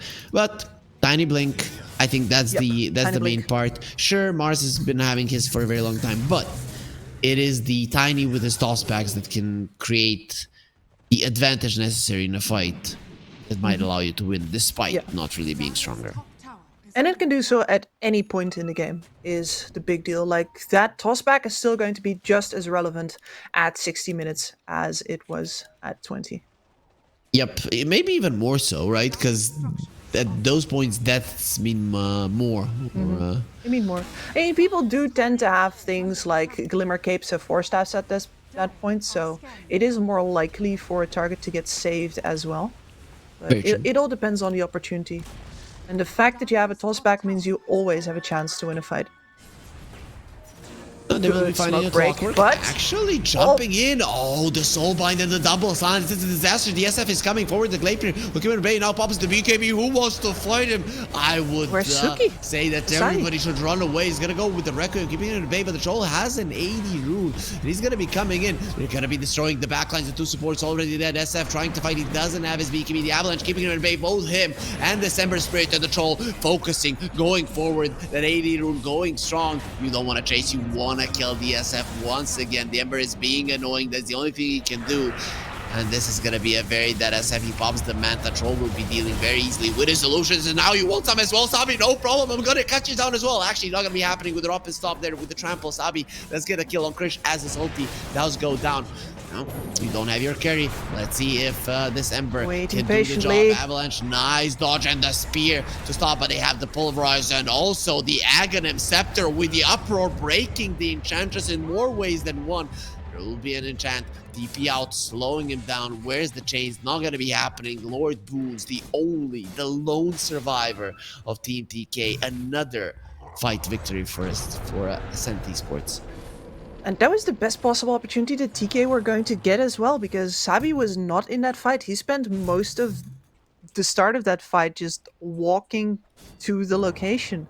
You had some opportunities to kill people, but your burst damage is kind of lacking there. Yep. You caught them off guard so well, and it was just I don't You know. killed the supports, and then you took forever to kill the SF. SF isn't even supposed to be that tanky of a hero. No, he really is not. But between the 25 armor and the fact that you did have to go all the way through in Aegis, yeah, too much time. The fact that Sabi got his axe delivered during the fight is a testament to how long that one took. Yep. The smoke from Ascent, they want to continue. They understand that this is their moment to push their lead even further. There will be a Hurricane Pike on the SF. It's going to be much, much easier to save your buddies, to save yourself, to position better for Requiem, and of course to keep the troll off your back once you do have that item. Mm-hmm.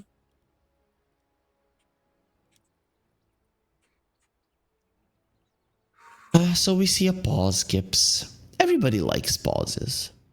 Apart from us, right? I think every other profession, they're like, oh, I'm having a lunch break. Oh, I can pause my work now.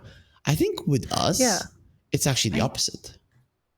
Yeah, no, I would like the action to continue, please. This feels like an interruption, and maybe if I had an urchin to fetch me my lunch or something, that I could deal with a little snack in between here and there, but I don't.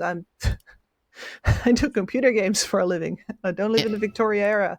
I don't have a manservant to fetch me my canapes. Maybe they should change a player has paused the game to a player has interrupted the game. To show how impolite they're being. Yeah, it might dissuade people from doing it. You know, I always thought about, I go to the gym and people don't rack their weights. And it says, please re-rack your weights. But I think more effective would be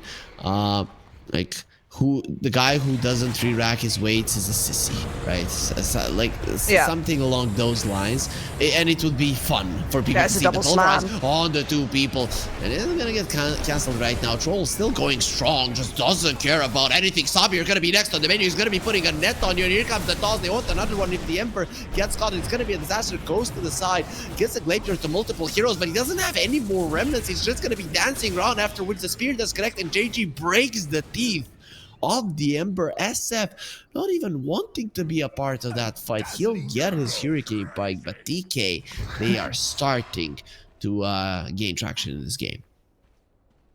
Yeah, I gotta say, the banana peels have been distributed evenly. I told you TK is gonna mess up at some point during this game. You told me Ascent is gonna mess up during this game. Well, here we have it. A competitive bout. Yep. Very true, very true. And TK now favored to win this game, and I can understand why. It's getting to that point where inside of the arena, the troll is starting to do a massive amount of damage. This Gleipnir has been up for a very long period of time. Once he has the BKB, how do you even slow him down? Currently, the amount of physical damage available to Ascent is simply not enough. It is one of the problems of an SF lineup that you do need to keep on balling in order to leverage him, because he really only just goes one by one, and his hits aren't that big early on. Yime just leaves, not gonna be caught, gets a Yule Scepter, big deal for sure. Removing the Phantom's Embrace is so big. You make sure that he doesn't refresh that cooldown, and it changes the fight significantly.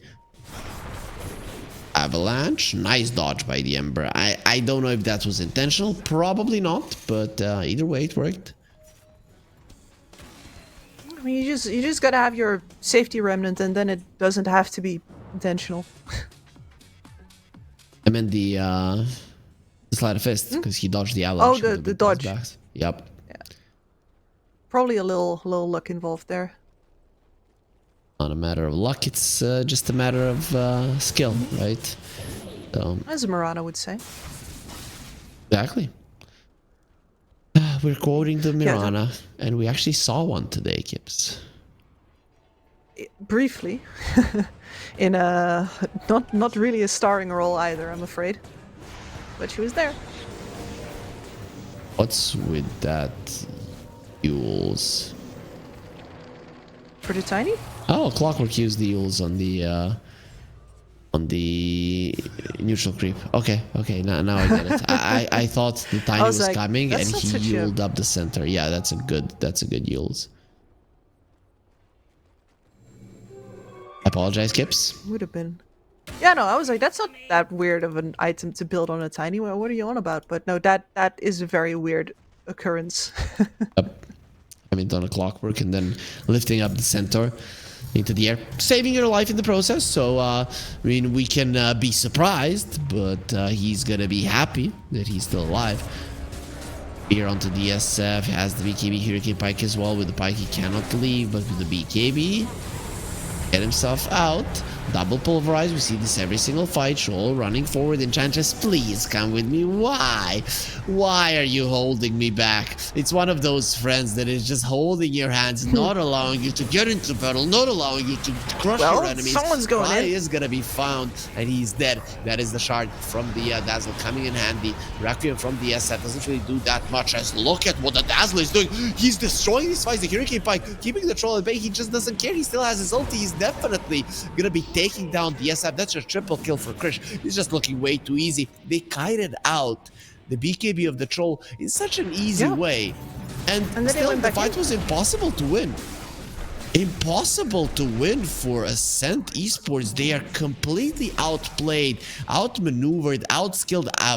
They're just not capable of winning a fight at the moment. I don't know when that changes. I don't know either, but I do think that they had plenty of opportunity there to say, hey, we just dodged taking a really awkward uphill fight. Let's not go in again. And then Primal Beast does go back in, ostensibly to just take down a ward, I think, but it's enough to make sure that TK gets another grip on the fight. And then Ascent have to fight in this really awkward position with enemy vision up on the high ground above them, no way to actually step back up that ridge, certainly not with everybody. And the Tiny have a full vision over whoever he wants to toss back. Yeah, that is going to cost you your Grimstroke, for sure. It's a 4K goal lead now for TK. I think 4K was the most that Ascent had in this game. And now TK, they have a bit more with the troll at the top of the network chart. His next item is going to be an SNY. This troll, hard to kill. Almost impossible. And then he does a decent amount of damage as well. But for me, the biggest surprise was that Dazzle running in with the BKB. He is just doing whatever the hell he wants. Takahashi hookshots forward, finds PMA, who still has a Yule, so should be able to survive a little bit longer. The cogs are blocking him. Mars coming from the other side. They have the Grave and the Glimmer Cape. BKB being used. Troll lifted up into the area as his BKB. And now going on the Rain Cloud. He wants to kill Cry first. Grimstroke is a big deal as well, as his ulti expires very, very fast. As going forward, nice Gleipnir to stop the onslaught. Remember all Also that the hex. X's. That poison touch is insane, but this ulti from the troll, it's even more so. There will be a Requiem Krish. He doesn't care. He's gonna get healed up by the Dazzle. He misses on the grave. It might actually kill their troll. No.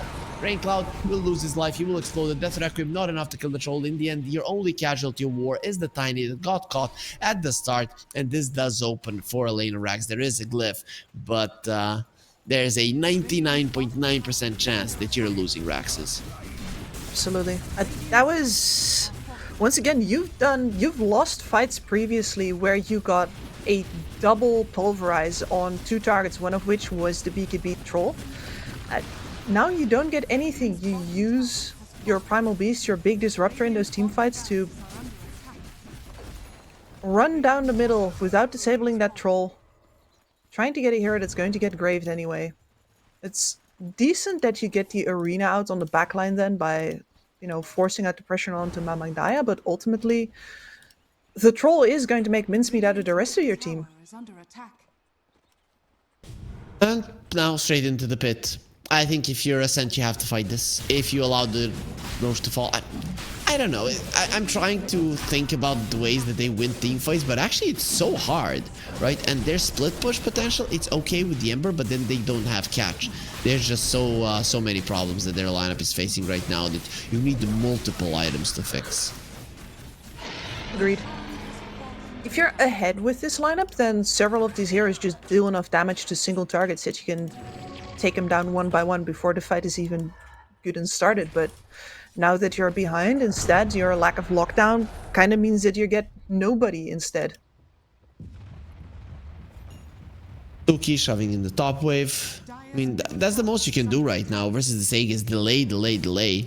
It's what you can hope for. The problem is that you're delaying for the late game where you don't necessarily have the advantage. You probably have a disadvantage at that. Yeah, I think that Mamangdaya is just such an absolute nuisance. Anyone that you put your attention into is just going to get graved. If you spread out your damage, that he's even happier because the shadow waves are going to be dancing all around. There's no way to win the short fights and no way to win the long fights. What about the medium fight, Skips? Is that where they're gonna try and find their opening? Yeah, I know. It probably means that from a span of a short to a long fight, they cannot win. Meaning, just basically, you cannot win a fight. Yeah, it sort of covers the spectrum. I just used more words to say what you've already said. That's actually cool. More words is better. I have a lot of words. Top tower is under Easy. Many words. Best words. Most awesome Tremendous words. There will be a pause once again. This time around, the Primal Beast disconnected. Hopefully, we get him back fairly soon. Tier 2 in the mid going down. Once this one on the top falls, I think that's where all of it ends. I think Ascent is gonna have to defend that tower. After that, I mean, heroes are going to get tossed out of base. And the troll is in a fantastic position to siege, right? Great hero for doing that. Can the troll with these kind of items take down a tier 2 through backdoor protection? Through backdoor. Like this? I'm going to say no. Yeah, I assume so as well. And when the troll has a shard, right? So it means that when he's committing on somebody, he is just doing some insane AoE damage as well. The Glacier, those procs are going to be insane. Even the Basher really does change the hero so much with the shard. It's great. It's really very good. I guess with the shard, you might be able to go to the backdoor protection, right? Because you get 13 fervor stacks. Maybe? That's 390 attack speed. Come on, Krish. Come on, we're debating this and you could just solve it. You know what? The fact that he's not going for it means that he thinks he can't. That's what matters here, because who knows best, us or him? Is that a trick question? No, it was a rhetorical question. You're not supposed to answer that. Okay. But Makes sense. Primal Beast does TP out. This does leave the Tormentor open. Primal Beast did pop his BKB. He's gonna be able to do much. He's thinking about a refresher or on the Primal Beast, but actually the size, it will be the Shivas that is a better option. Veil of Discord next to the menu. 2 minutes and 20 seconds left on the Aegis. More than enough for you to do some knock-knock jokes. He does love the knock-knock jokes. Yep. Troll Warlord. Do you have any... We don't have a ward currently to look up high ground with, but they're flying in, which is what the delay is there. But of course, Ascent do know that if you're up first to Tiny, like, those wards are gonna come. You don't want any toss out, so they've already got their sentry in place. There seems to be another disconnect. We don't see it at the moment, but we're going to be taking the SNT Sports words for it. Could also be dis for Discord. They usually write DISC, but yeah, maybe he just forgot one letter. Yeah.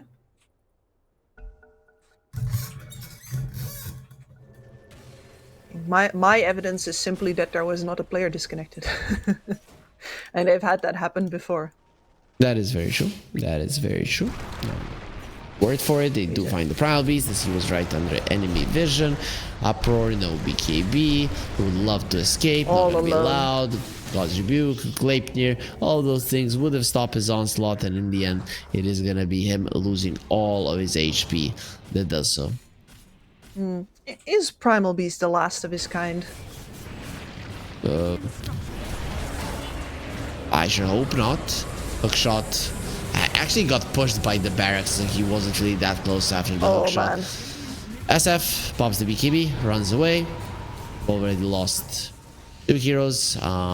Troll still alive. Grave being used onto the Mars. I think this is the second time Mangdai is missing on the Grave target. An ulti on the Troll. He wants to that's heal awesome. up a bit. He made a mistake. This is dangerous. Ember Spirit has There you the go, Ed. Revenant's Brooch. There's the Grave once again. Ah, greater healing Lotus. Instantly giving him 1500 HP through the Grave. Radiant's middle barracks are under What an absolute nuisance to take down. Impossible. Without your primal, Avalanche toss. there's nothing you can do. No.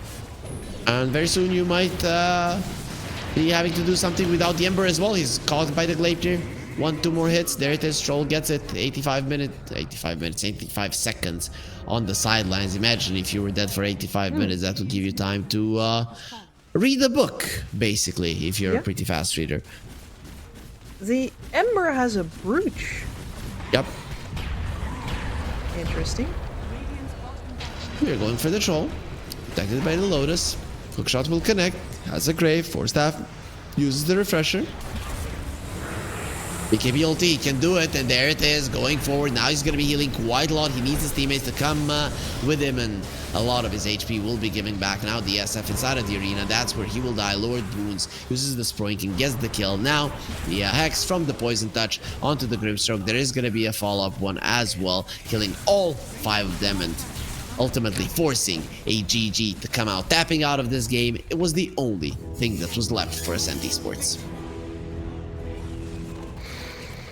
After what looked like a pretty good recovery, but I guess the moral of the story remains here that if you make less mistakes in these games currently, with how hectic it is, with how many players get involved, with how close these item timings are together, it really does seem to be that if you can just play the cleaner game, you're going to take it.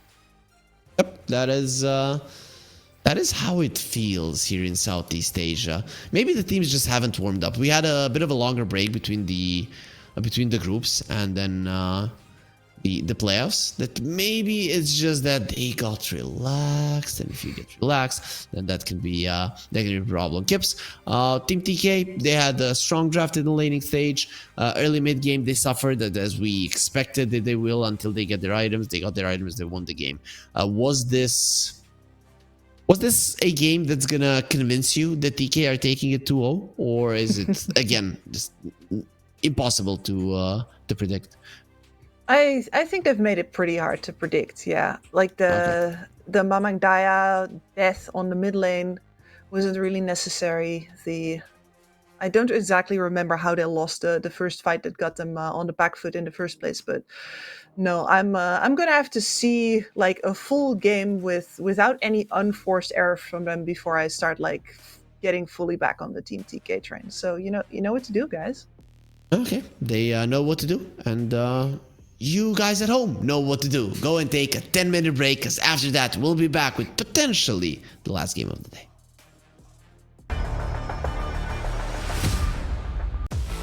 OneXBet and Eva Alfie present betting on all esports events on the website and in the OneXBet app. OneXBet. Play with Eva. The new OneXBet energy drink. So you don't have to limit yourself tonight with only one victory. You can bet on any game at 1xBet Betting Company. Dota 2, KS2, League of Legends, and many others. Big wins, fast payouts, reliable bookmaker. The new breakthrough and innovative phone with 1xBet app. With 1xBet app, you can register and start betting in just one click. Intuitive interface and thousands of sports events every day. User-friendly app. Big wins, fast payouts.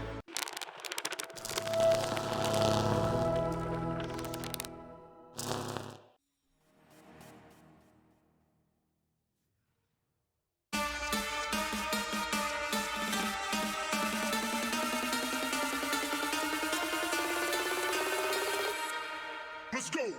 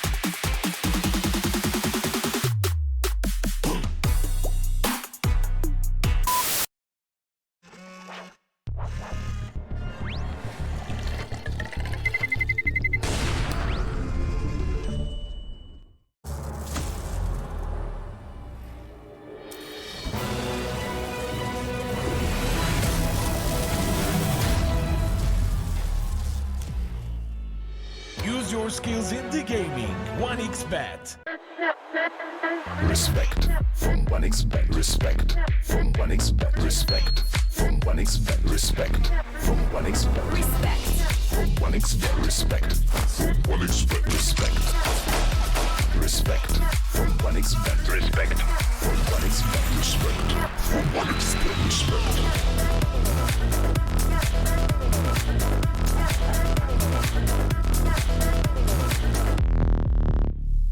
Hello, son. Hi, Mom. Pretty girl. This is Eva. Nice to meet you. Thank you very much. Your dad's just making his favourite dinner. It's duck. Come on inside. They're all probably too gruesome to tell you while you're eating at the table. How's your food? Is everything okay? Good, good.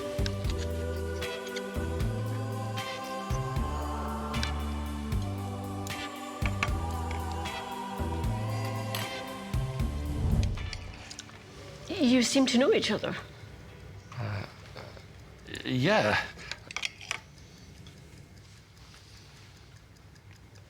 This is the new ambassador for 1xBet. Oh, I see.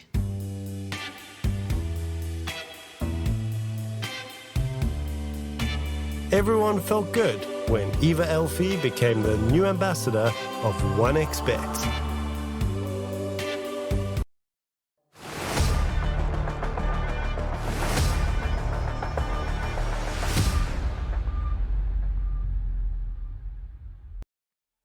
And we are back with the regional Dota 2 series with Ascent versus Team TK. I'm here, joining me is Skips, and currently TK are leading 1-0, which means they win just one more game and they're going into the semi-final. Skips, what are their chances?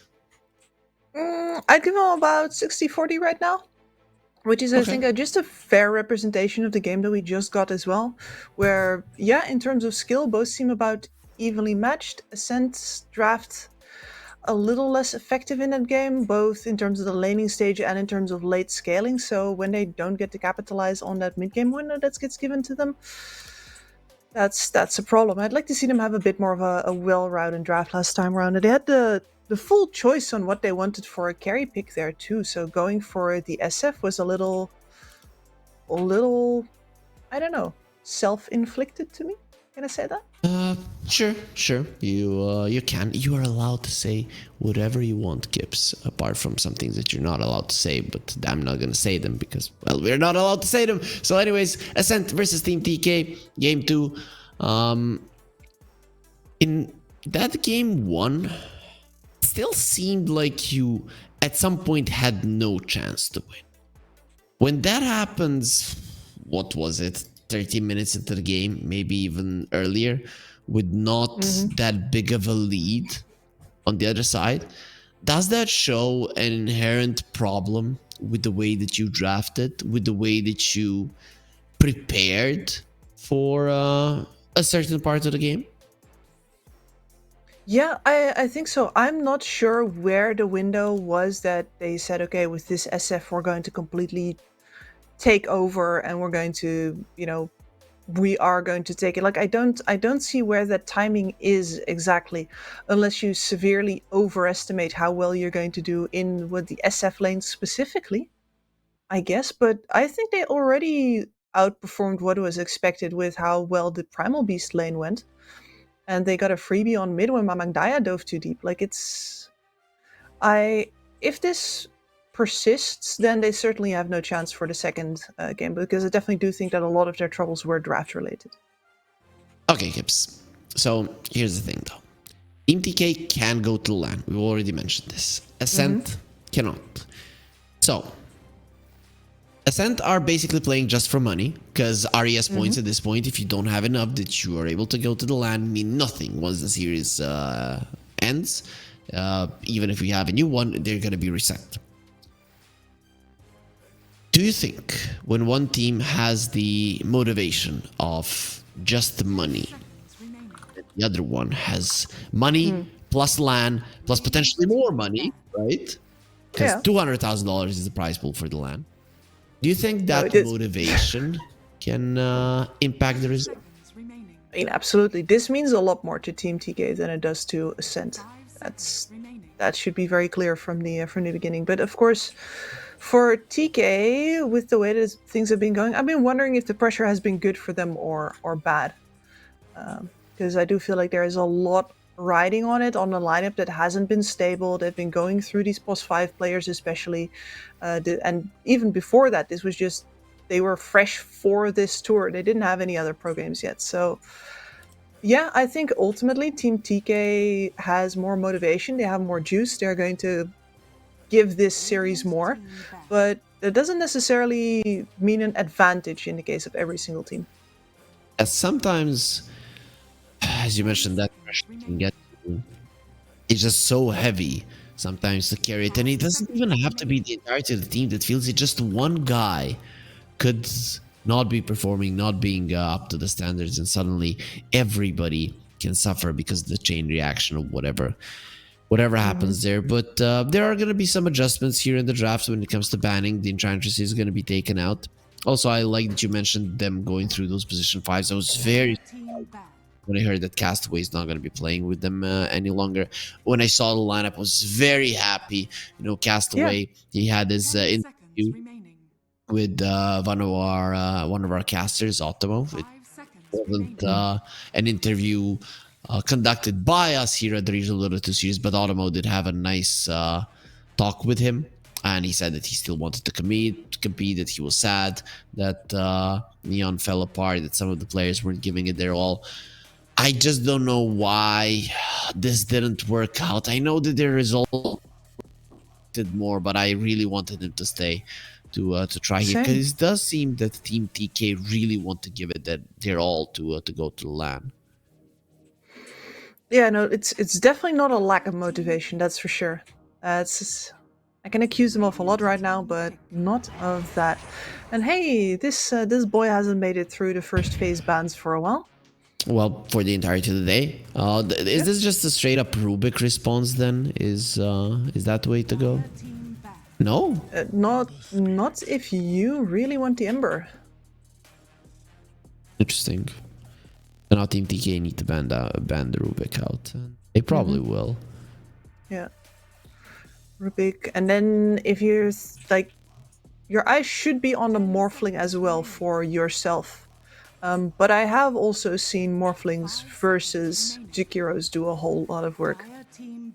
Yep. But as you mentioned, Team TK could try to pick up a Morphling. Morphling has been very successful today. Every single Morphling that we watched looked good, right, Gibbs? Yep. But those have been the carry Morphlings specifically, and then twice Vlad's into Manta as well. It feels like we're mixing up the builds a little bit, because the not necessarily Manta style rush anymore, which was before this, and then with the mask depending sometimes, and then before that, of course, we were going for Manta into Phylactery, even on the safe lane morph. So Morphling is evolving. He is in flow. Yep. I mean, the Vlads is something I've seen in the past.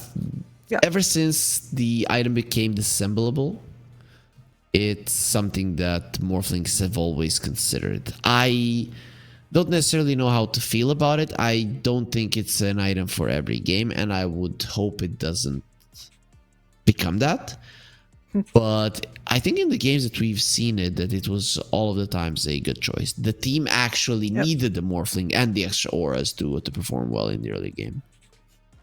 Exactly. It is probably, I mean, is it fast? Yeah, it is faster than the Phylactery build, because you build the Vlads before you go to the Manta instead of first Manta then Phylactery. So even though the amount of gold is comparable, the fact is that you get there faster.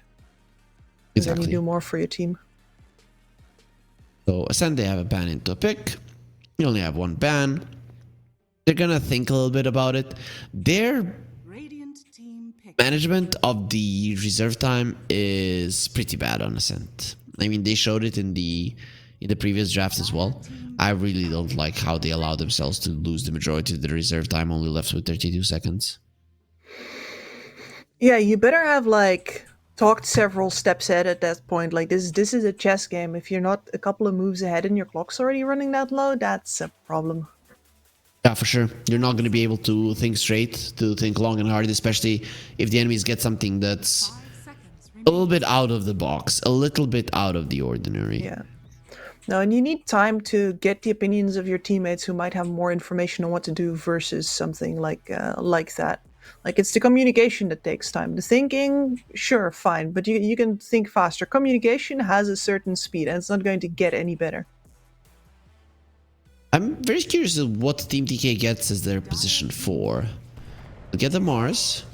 Maybe something like a Shadow Demon comes to mind as a potential pick. Willow Mars is a classic. People are just skipping Willow nowadays because of Bedlam returning to the way it was. Everybody cried so much about it. The thing is that Willow was popular even before that change. I remember that buff and I was like, this was unnecessary. It's too Yeah, it strong. was unnecessary. And now they reverted it. And to be fair, some teams still pick it in the same spaces where they did it before, right? Yep. But those are the exceptions. Now everybody else is like, oh, got nerfed. No favorite toy anymore. We're doing Sven. That's a carry Sven, I'd say. Unless you're going to be running a position 4 Jakiro, which, not out of the question, possible. I've seen it a couple times, actually quite decent, but Yeah. I'm such a big fan of the carry Sven. I cannot believe that he has like 300, 350 damage without even using his ulti. Just makes him such a big threat with that facet. It does. I just feel like a lot of carry players are very hesitant about that nerf to the laning stage that you get with that. Like he does definitely suffer more on the first couple of levels. Yeah. Cowards. But Radiant team you're not the one giving the enemy offlaner way too many CS there. He is. It's only a matter of time. Good Morphling game, really. You can turn it into Jakiro or the Mars or the Sven. You have a stun on each one of those turns. None of these guys can particularly burst you down. You have a high armor, so you're good versus the Sven. Sometimes a stray spear in the lane can hit you, but Clockwork is definitely gonna help. I like this. Morphling has been looking amazing today, and I don't think it has lost a single game. And Ascent Esports have, the order is a little bit shuffled, but they have drafted themselves an IHC lineup. 5 Yep. seconds remaining. This could be an Invoker pick for Team TK. I really wouldn't mind it right now, because it's getting banned out. You are good versus the Ember, you're a Spirit Vessel carrier. Yep. Fantastic. And your Mars really does not want to do the job. No, definitely not. And let's say that these Alacrity 3 are Sven. offlaner and 2 supports. They're not going to be buying it. Carry Sven obviously isn't going to be buying no Spirit Vessel. So you need somebody for that. I greatly like that pick suggestion, especially because you already have a whole lot of AoE control for the Invoker to lay a bunch of damage over the top of. Yep. Feels real good. You don't have to always play the Invoker as the setup. You can play him as the damage, Yep. right? So there's multiple ways to approach that hero. That is what makes him so unique and complete and cool. And I feel like sometimes most of the games that we've seen him in has been a little bit of like the Invoker needs to do everything.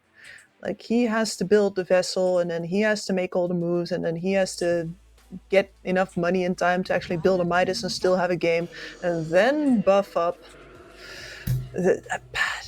This tastes like a Death Prophet mid. It does look that way, and versus the Ember, you're gonna do good, right? Spirit Siphon, you can get close to him, pretty much suck out all of his spirit. You do okay in the lane, but it's not a one lane anymore. And then after that, we mentioned this. I think actually this morning when we were waiting for production, I went on Death Prophet's good, especially with the new facet, but she just doesn't deal any damage.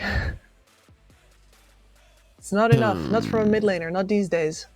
Do you then maybe go for the silence facet that slows people down? I mean, you could. You could. Yeah, but to me it feels like 10 seconds if you wanted to remaining. dunk on this Ember Spirit, you had so many other choices to do it with. So there must be more reason why they take the Death Prophet than just the lane. Dire team pick. So banning out the Underlord. Is there a chance Silence that you actually pick up like a Terrorblade in this game? Versus a Morphling, I just wouldn't like it all that much. Radiant team pick. Oh, I don't like the TB for Smurf. Okay. Okay. That's a pretty solid one. More the clockwork is a problem for you. And I think you just pick up a Centaur. This is a Centaur pick for Ascent Esports. If Ascent picks a Centaur, I'm going for them. If they pick anything else, I'm going for Team TK. That's my decision right now. So what you're telling me is that if Ascent picks the exact same draft that IHC lost with earlier. No, that was the game that they won, actually. That's the game that they won. Yeah. Versus Alina. That is a draft versus Alina. At this moment, they have decent ways of getting on top of her, but it cannot compare to what happens when you pop the Stampede. I'm going with Team TK. I'm okay with the Pango. I don't hate the Pango. I think it's okay, but the Lina gets her items. Pango starts rolling towards her. You pop the BKB and you kill him. That's just how it goes between these two heroes. So I'm thinking TK are getting this game for themselves and going into the semifinals. Yeah. I am tempted to declare for Ascent here, just because I do think that this is a great all-around lineup. Like, the Morphling can eventually get through this entire thing and take over. And I don't like the Death Prophet, but I was complaining about the damage output of the Death Prophet, and you know what? If you have a Lina in the game and you make it through the early mid-game, like even in a halfway good position, you're gonna have a Lina, your damage problems are solved. So I agree with you here. This is a Lina with good AoE control in front of her, a lot of defensive heroes, plus her, and Ascent not quite with the right solution at the end there. So I'll come with you on the TK train. Why? I don't know if you're in Dota watching right now, but Sabi on the Pango, it looks like he hasn't chosen any facet. This is bugged for me. That must be bugged. Yeah. That's impossible. Yeah, it's possible.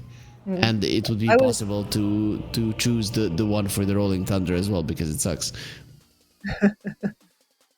No, I was in the game, but I was looking at the Lina facet still, so not.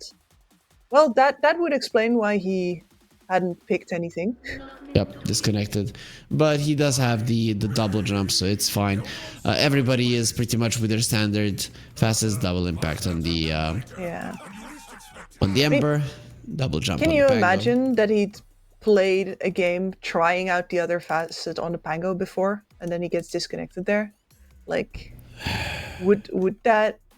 I think that would warrant a remake, because that's out of his hands. Like, I actually think that would be fair. I think it's fine to ask it. But I would still allow the enemy team to say we don't want a remake. Right? I think if you want to allow them to fix it up, because it is not the fault of Team TK. I don't know the exact rules. I think our admins usually do approve it. But just from my perspective, Team TK are not the ones that are responsible for your internet, for your PCs or whatever. No, that's true. If it screws you over, it is your fault entirely, and the Team TK should be allowed to capitalize on it. But let's see. Okay, I'm getting a message from our admin. Okay, he says correct. Okay, so that's how the rules do work. All right. No, that's fair. That is fair. It would be a shame. So everybody who does play pro better reset your facet to the one you want to have default after playing around for shits and giggles. Everybody who plays Plo. That actually sounds much better. I'm using that from now on. You know, there were so many situations in my life when somebody would just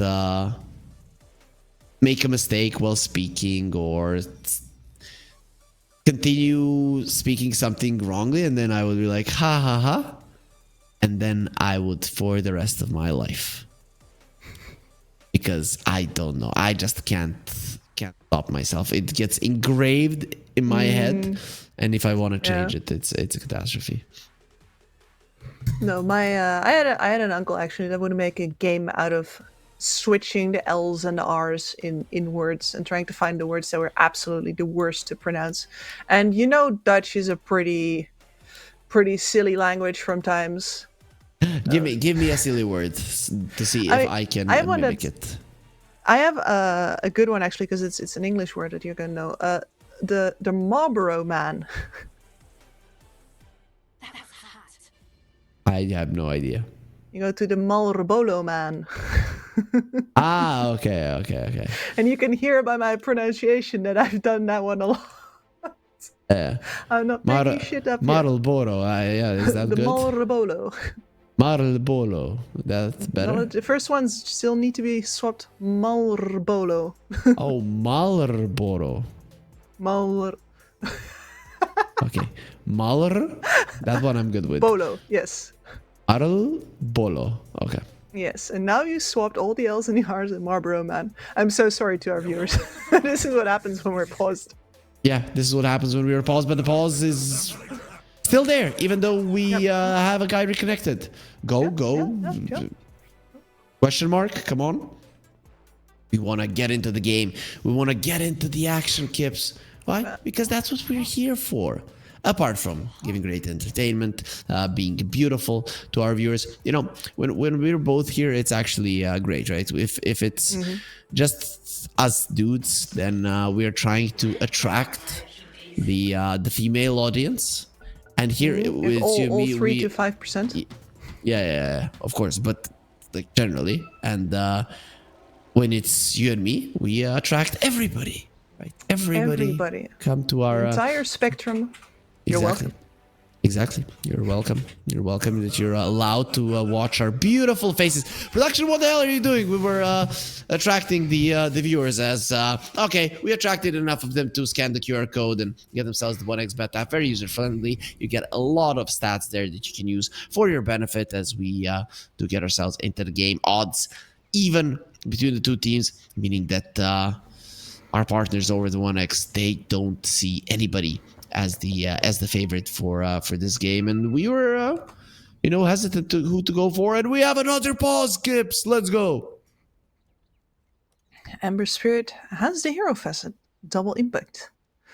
Oh, they're just a little bored. Just a little. Though, you know why there's a pause? I didn't hear super high excitement in your voice when I said, we have Dota, let's go, and this is the result, Gibbs. So next time. No, I'm sorry. I'm sorry. I still thinking about yesterday's sushi. That's how it goes. Think about food on the job. It happens. We've been going hard ever since early morning. What was it? 6 a.m. CEST. Yep. So it's normal to think about food. I'm going to be eating quite a lot once I do get home, but I want to get home as late as possible just to watch more Dota. That's what we want. 5 minutes of pause time left.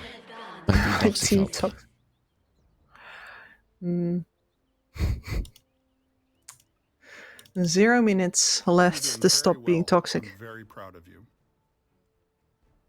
Ooh, so there's going to be a pause. Hopefully it's not going to be a long pause, but Ascent, with the way that they're phrasing their questions, Kips, it does look like we might be here for a while, or we might be looking at a 4 versus 5, which is even worse. I don't want to see that. Be darn shame. No, I don't want to see that either. I'm just looking at the Lina in it again, and like the thing with the combustion is that it's a little sneaky. It sneaks up on you. Nearby allies, this effect can trigger multiple times of a single instance of damage. Overheated illusions do less damage. Okay. And this is all damage. So also if you just right click them enough, which can be as soon as it's in the laning stage, you start building up the overheat. It's pretty cool. And then multiple overheated heroes next to each other. I don't actually know if it amplifies itself. Like overheated, I'm pretty sure that's a debuff that does not count as Lina damage anymore. So at the very least, it doesn't actually buff itself up. But nonetheless, it's a lot of extra DPS that's pretty hard to account for, especially this early on into the patch. Okay, we are gonna be going. Everything is as we would want it. Game is starting. Nobody's disconnected. We're gonna be seeing a full 5 versus 5 without any more pauses skips. I can see into the future. I'm using my Oracle powers, and it's telling me that we're not gonna be seeing any more pauses today. Okay, so what he's actually saying is that as soon as pause timer goes off, he's gonna close his eyes, so he won't see it. Gibbs, here's the thing. I'm not gonna be closing my eyes. I might turn my head, but closing my eyes, no. As I mentioned, we came here 6 a.m., so we don't want to. Imagine I close my eyes and then you hear. Oh yeah, no, please. I can't carry this show alone. Not on 5 hours of sleep. No. This is just Gibbs being humble. I would actually feel completely safe about the show if I would just straight up get up from my chair and leave. I know the show would be in good hands. Please. This is the scariest thing a co-caster's ever said to me. Yep. We can be quite scary here, but also very scary. Exactly. Sounds like a pretty solid monster to scare children with. But what about the lanes? Where do we want to see kills? I actually see potential for kills on both of the islands, right?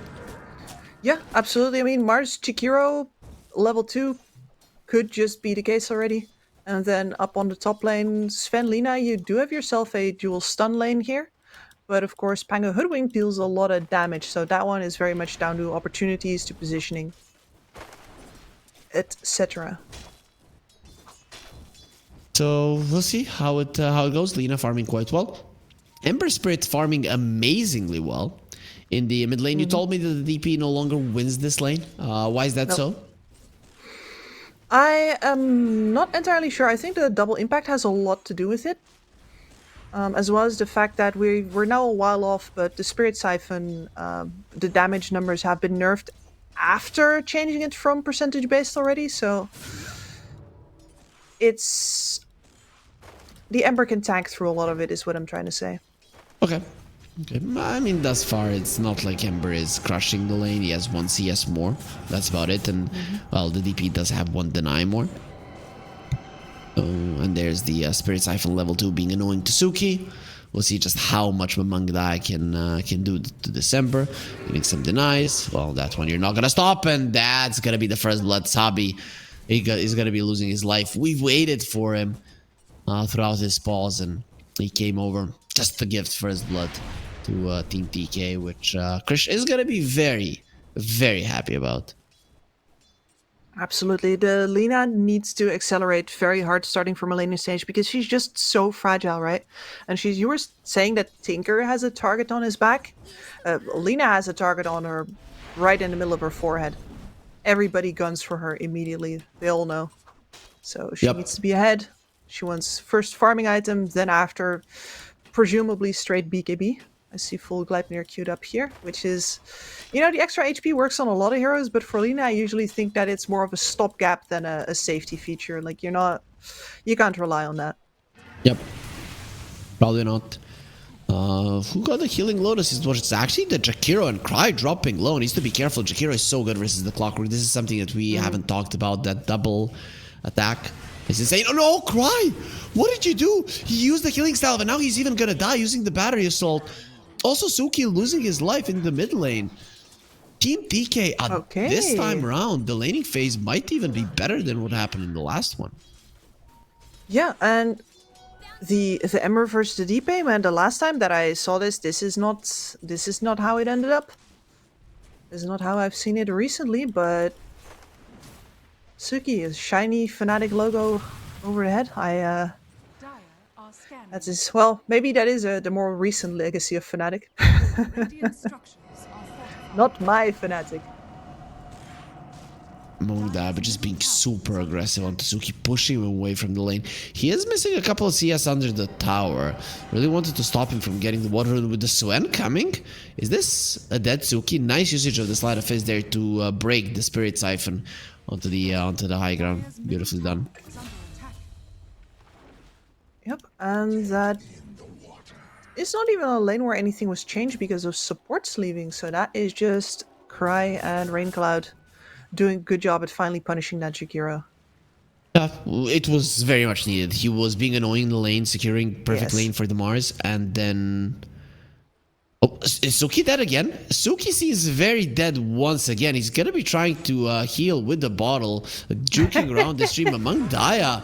Yeah, Crypt Swarm will be coming out in time. Very good movement from Suki. The problem is it's not good enough, and that's 2 times that he killed the Ember.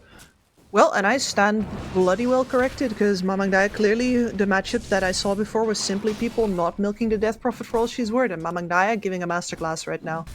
Osabi's dropping low and planting the trees. In this situation, it doesn't save lives. Takahashi could very easily die himself because he's so squishy, but they will let the squirrel be. This top lane is a disaster. The Lina has 14 denies. There's only 13 CS on the Pango. It's insane. Absolutely nuts. She was a full level ahead already when the Hoodwink left the top lane in order to deal with the mid. They're creating holes to fill other holes with. At least he overstepped. But he killed Suki. He killed Suki first. Oh boy, the remnants of his exorcism finished him off just before he died. And that's 2 supports rotating to the mid lane. And your mid laner still died. He doesn't even have a TP. Sure, you stopped the first exorcism, but December and his game, it does not exist. Absolutely brutal. Nope. That's Takahashi dead. Even with the healing glows, it's not going to change anything. He did miss him a couple of times. Doesn't matter. Things are just looking way too easy for TK in this game. When does this change though, Kips? Are there any moments? I mean, first moment, you know, for Cent Esports to start turning it around? I'm gonna say Rolling Thunder. At this point, I don't think that the Ember Spirit even, like, yeah, you're going to get the level 6 right now, and then you're going to play very careful for a while because, you know, there's still a potential for this Death Prophet to pick up a level in the silence just as soon as you get that 6, just in order to screw you over. And then you die just as easily as before. Oh, look at Suki. He's just 3.5 seconds if it lands. Watchers or something. This is insane. They're actually thinking about diving, or... Sven is gonna be in trouble. He does pop the war cry. Doesn't change anything. Suki, however, is still gonna be dove, and they're destroying him. He's dead in a second. Cry also running in. They already used the glyph, so they don't care about the tower. Cry dropping low as well. There's just gonna be a Crypt Swarm, not even needed. Mamang Daya getting a double, continuing to annihilate this mid lane. This 80 rune is insane. And a dedication of the supports to just hang around. And Asabi is here without any HP because he just got kicked out of the top lane by Krish because his supports were missing. Oh boy. JG took the Wisdom Rune, so maybe the supports of DK might have some experience problems. Though Jakiro definitely not, because he has almost as much experience as the Ember. And then we look at the Sven, who you don't even need your levels, right? You get level 8 and as this hero, and that's everything you need. Suki again. No, he's gone. Silence is there. He's running forward. He wants level 6. He's not gonna get anything. What the hell is going on? That's his 5th death, and the tower is gone. My God. And at this point, you can't even say anymore that this has been just like the Ember DP matchup, because the entirety of Team TK has been hell-bent on kicking this Ember out of the lane for daring to be picked up in the first phase. And I do think that should happen more often, but there we are, killing the Lina, and it wasn't even the Rolling Thunder yet. I said there we are because I thought it was Rolling Thunder, but no, it's just good clockwork play. I can't believe that he went that aggressively. I was thinking maybe the Pango was low and then the clockwork turned it around, but no, it basically just going super aggressive, and now the 2 supports are going to be going for PMA. He's trying to go for the Ice Path, not going to be allowed. The Acorn shot allowing them to get the kill. And now there's the Rolling Thunder that you were mentioning. Oh. Lina needs to be extra careful. Mamang Daya just missed the silence on the Ember Spirit. He was forcing out the slide because Ember was still level 5, then timing the silence for when he came back, but I think he missed time because of the double impact. They tried to kill the Morphling, not gonna be happening now. The Lina is gonna be in trouble once again. Rolling Thunder Oh, inside of big the time. cogs. It's just gonna be bouncing around. Arena, however, JG comes over to assist him a little bit. Here. Morphling, nice waveform himself away. Sabi still inside of that arena, but it will expire. Macro power being used. Sabi dropping low, should lose his life. It is gonna be a 2-for-1. So in the end, still not too bad for TK, but the Lina dying is never good. No, it should not happen early. It's one of the reasons why I have such a hard time picking up a Lina team, because I know that in theory she's going to be very good once she gets through the early game stage, but she is so defenseless. It's not even like regular agi carries as like, oh, you're not tanky. No, you're not tanky, and also you can't stop people from running at you, and you have no escape to get out either. Nothing. Hook shot. Bushwhack. He's trying to get through the cogs. It's not gonna be easy. JG dodges on the swashbuckle. I still don't think he's getting out of this one alive, but he's making the work for it. Kill crash, gonna miss. There's the acorn shot. Takahashi is on a killing streak. Considering that this hero is easy to kill, that could be some goal that TK might get later on down the line. Yep. Next hurdle for TK to take care, apart from the Blink Dagger on the Mars, is definitely that you want level 12 on the Death Prophet ASAP. I was going on and on about not having enough damage, but a lot of that can be solved if you just have enough levels in the Exorcism. So hitting 12 fast, something Mamandaya is absolutely on track of doing, being the highest leveled hero in the game with a 711 score. Very necessary though. Lina dead again. Krish just making mistake after mistake. Dies 3 times in a row.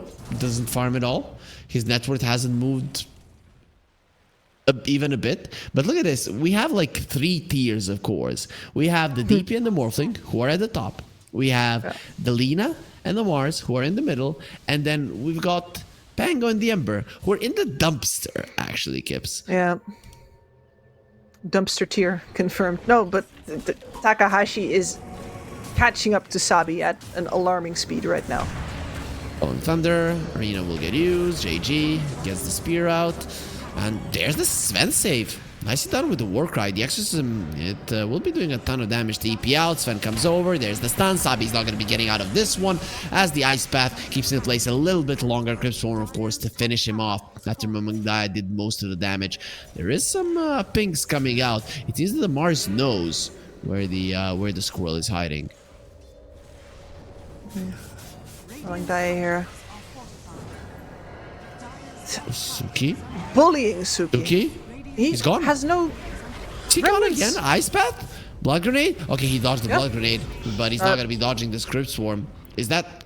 I mean, come on. Let the guy go. He's 0 and 6. Takahashi TPing out. Not going to be happening. The spear catches him this time around. It will be a dead squirrel as well. Lord Boons. He's the one who secures it, but it didn't really matter. They just wanted him dead, and they got exactly what they came for.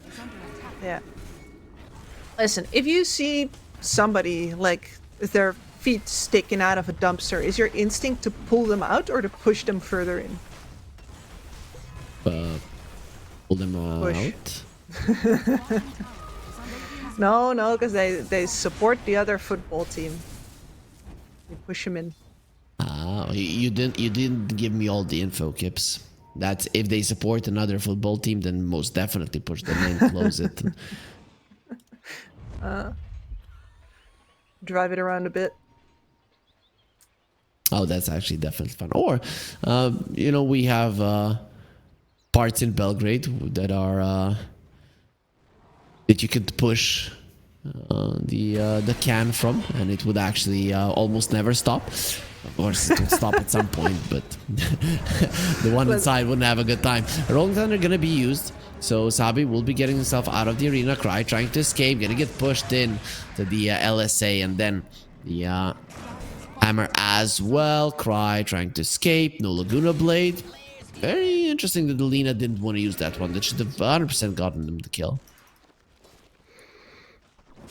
interesting.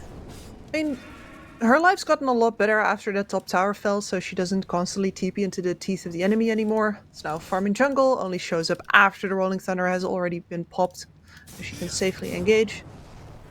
A lot better choices being made currently. It's only a 1k gold lead. It's really not that high, and it comes down to the supports of Ascent Esports being much more farmed than the TK supports. That is pretty solid. Plus, this Morphling has finally gotten himself to the spot number 1. Of course, Dota Plus still favoring TK. I mean, Ember and the Pango just aren't having a game. They're not. No. But this Morphling has a Manta style now, and I do understand why he rushed it. You want to be able to contribute as early as possible, not even stopping over for that Vlad's, just making sure that the silence from the Death Prophet can be dispelled immediately. I should have been okay with the Vlad's this game, just because you want the extra armor for everybody versus the Death Prophet.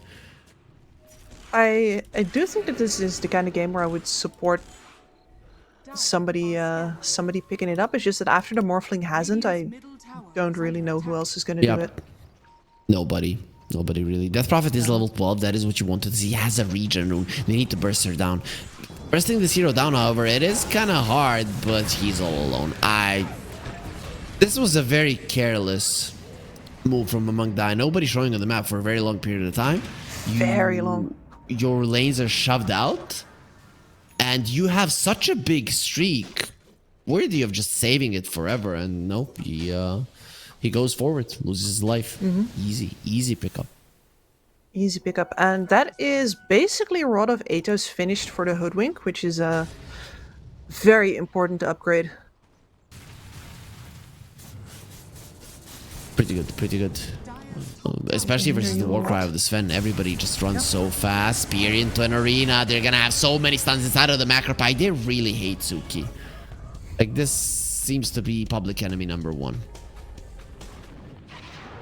Oh, and 7. And somehow still staying ahead of the Pangolier, who's 0 and 4. At some point, your deaths stop mattering, right? I mean, I honestly think that the early deaths in some way are more recoverable than the later deaths. Exactly. But what you never get back is the advantage you gave to the opponent while you were dying. And that advantage is gonna take your tier 2 right now. Yep, Exorcism gonna be used. They don't have a glyph. They should have a glyph soon. In just 20 seconds. I don't think this tower is standing for 20 seconds. That is the problem. Yeah. Seen the catapult. Exo. Very clean. Mars wants a Midas. So is it okay for TK to be focusing on the later portions of the game in this one? Or is it too dangerous versus a Morph? That is a rough question. I gotta say that instinctively my answer was yeah, that's alright, because you've got a Blink Dagger and you've got a Death Prophet to do most of the damage in the fighting for now, and you really want your Mars to actually be scaling into late game, probably buy a Hex at some point, that sort of thing. So the extra money and scaling is very important for him, but does that make their window to actually win narrower, or does it extend it? I'd say it probably extends it a bit, but I am scared of that late game Morphling as well. Yep, everybody should be afraid of a late game Morphling today. As I mentioned, I don't think we saw a single Morphling lose. I have to check that one out, but yeah. I think. Nope, the Morphs are just straight winning. Can our admin, do you have info on the Morphling in the entire tournament? Like how it did? In the entire tournament? Yeah, that'd be cool. Okay, if I had to guess, that still wins, but we've seen a couple of strength-based Morphlings fall on their faces. I've seen one do really well and win the game, so who knows? Who knows? Who knows? We'll see if we do get the info, because our admin is also our observer. Shouldn't make him do all of that dangerous extra work. There's Morphling, 60% win rate, 22 bans, 20 picks. Is that like Spectral Sats, the site that you come No, get it that's from? just Dota buff. Oh, Dota. Okay. Okay. Because I know No, different 'cause people use Spectral- different ones. I use all of them. Oh. Different sites are better at different things. So Dota buff is better for the easy overviews. I find Spectral hard to navigate, but the stats are much more in depth. And I use it much more to gauge the quality of hero picks compared to the rest of the field. And then, of course, for builds, what people have been playing, etc., you go to a Dota 2 Pro Tracker Okay. /strats. So I have all three open at all times when I'm casting. That's gonna be Aegis for Rain Cloud, really big for the Morphling, but actually huge. So now he can go a little bit more aggressive without the fear of giving his life away, which is huge. But Lina is continuing to farm, and I still think in the like late game that Lina trumps everything here. That you have ways to protect her, and if you have ways to protect her, her damage output is just gonna be dumb. I haven't seen it yet. Like, that is what I expect as well. But from a Morphling, I know what I've seen. Yep. I've seen people drown. Exactly. You're right. Radiant's Yes. bottom tower is under attack. Dire's top tower Now is under attack. let's see. For now, I do think that Krish is mostly showing the weaknesses of the carry Lina. Like, you don't get to stay in that lane after the ults are up. You're too easy of a target. And then you need a long time to actually build up. Because we're now up to 20 minutes and the BKB is not even halfway finished yet. And this is the point where other carries are just going to start coming in and contributing.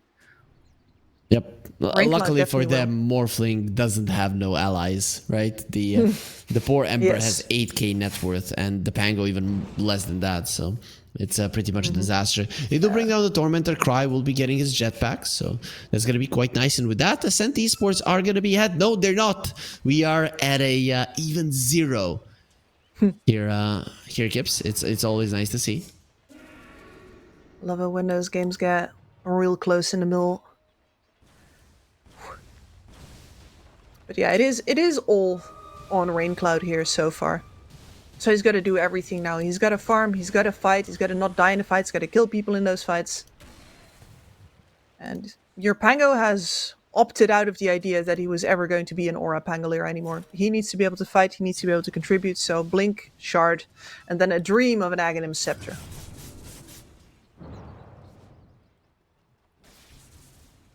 So smoke from TK. Let's see where the smoke takes them. They've been having the blink on the Mars for a very long period of time. He has the Midas as well. That probably does give them a bit of an advantage going into the late game too. And goodbye, Soki Spear, to Arena. Silence at the end of the Ice Path as well. Side of the Macro Power we will burn. Nice response though from Ascent, getting down the mid lane tower, opening up the map for themselves. Considering you have a Clockwork, your catch is actually quite nice. So I'd say you're actually fine giving away your Ember Spirit for this.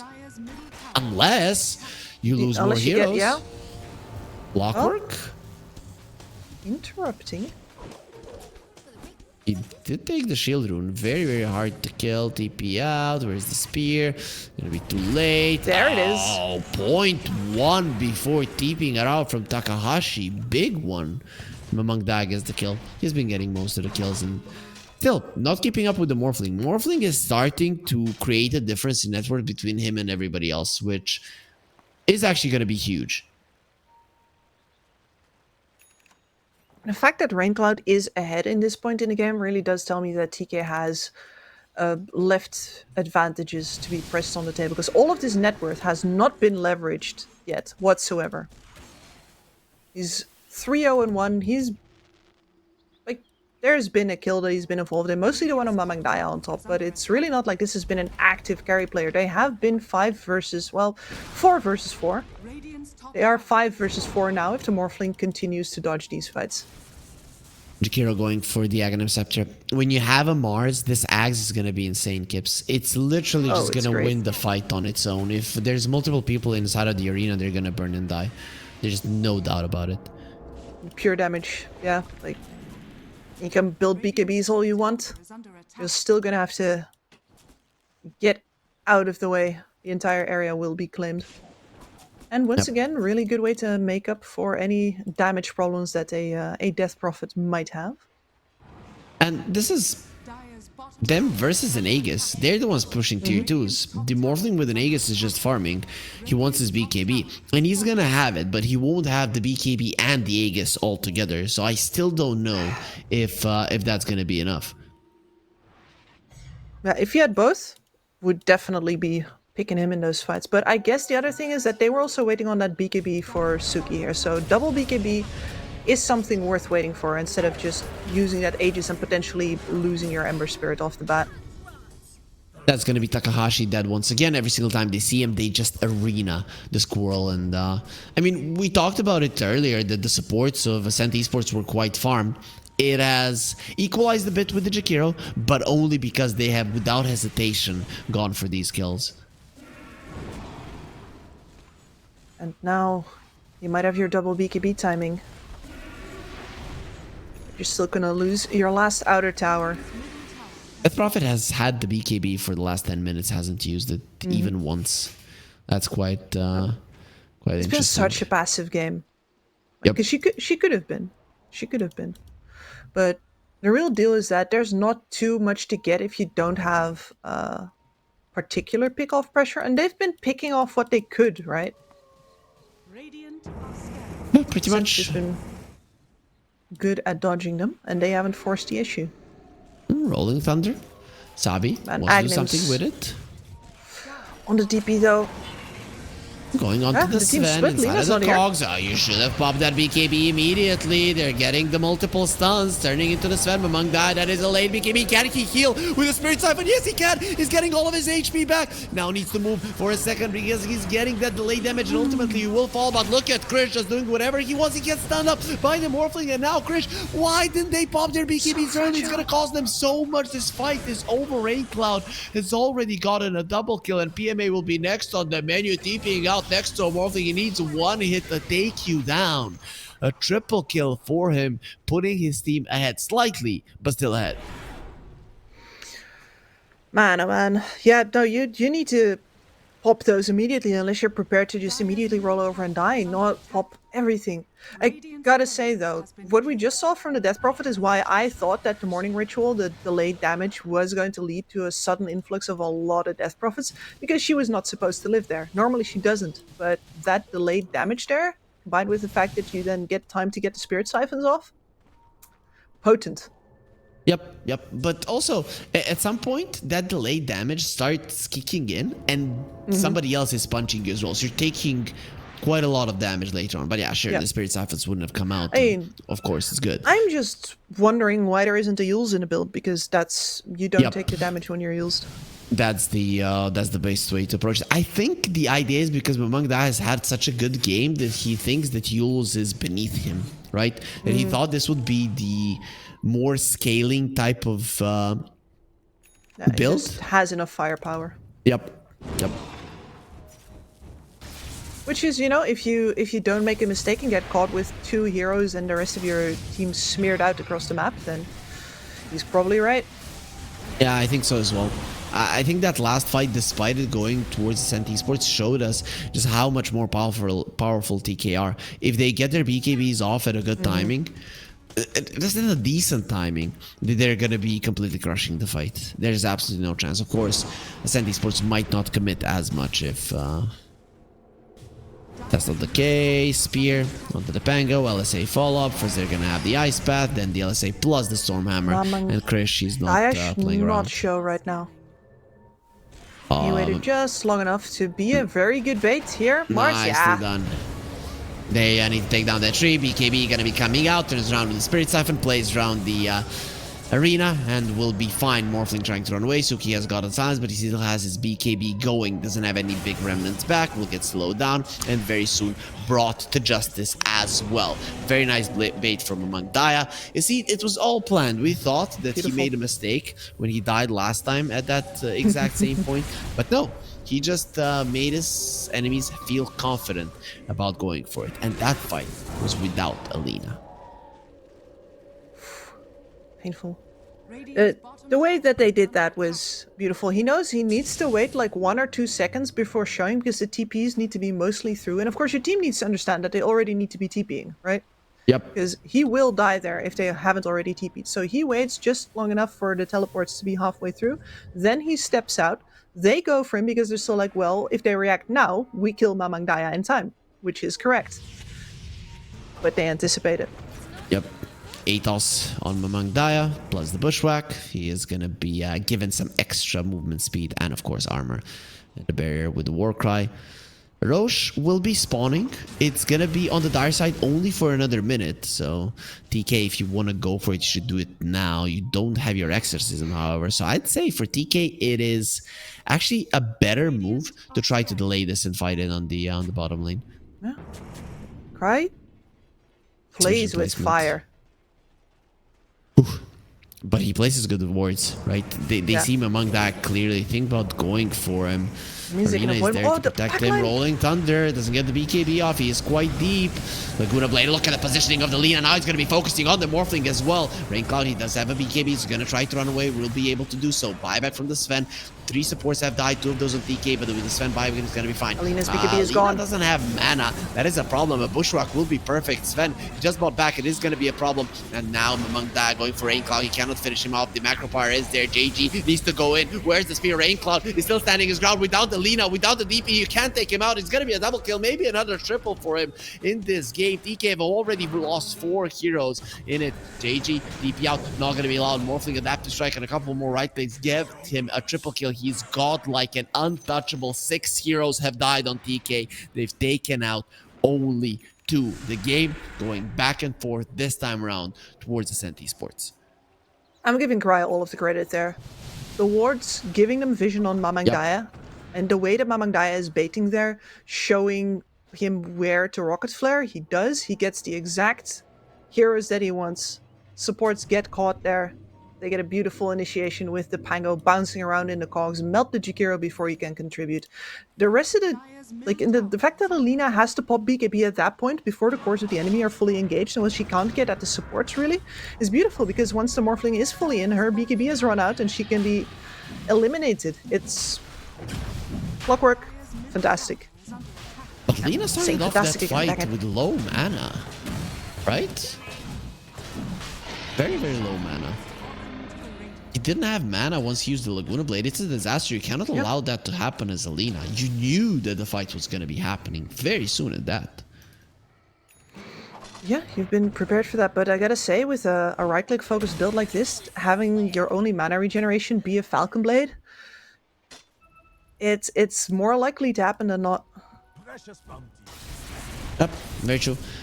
He does have a Hurricane Pike right now. Morphling will have one as well, so he's going to be quite mobile too. Last time with the Aegis, Ascent Esports didn't do much. Well, then now they're going to try to do it even with a 6k gold lead and an Aegis and a Morphling that's 5,000 gold ahead of the Lina. The win probability is in favor of TK. Why does Gaben think so highly of this lineup? I think Gaben likes teamfight. I think he does. Well, you know, you press R on yeah, I do as well. You press R on the Jakiro, on the Death Prophet, on the Mars. Seem good at, and like Ascent has needed to out execute every single time that they've won a fight so far. Yep, that is true. That really was an amazing setup. This Jakiro has been struggling to get this Aghanim Scepter for such a long time. He is going to have it in 500 gold, but one other death, and once again, it's going to be delayed. At this point, when the enemies have the Aegis and the banner, you have to be saving your buybacks. You can't really be buying components. Yeah. He may... Wishing he could step up and kill a couple of those creeps. You know, for it. And oh man, this is why you don't perhaps. He's looking very much dead. Rolling Thunder. Sabi needs to be careful. Oh, what a sharpshooter from behind.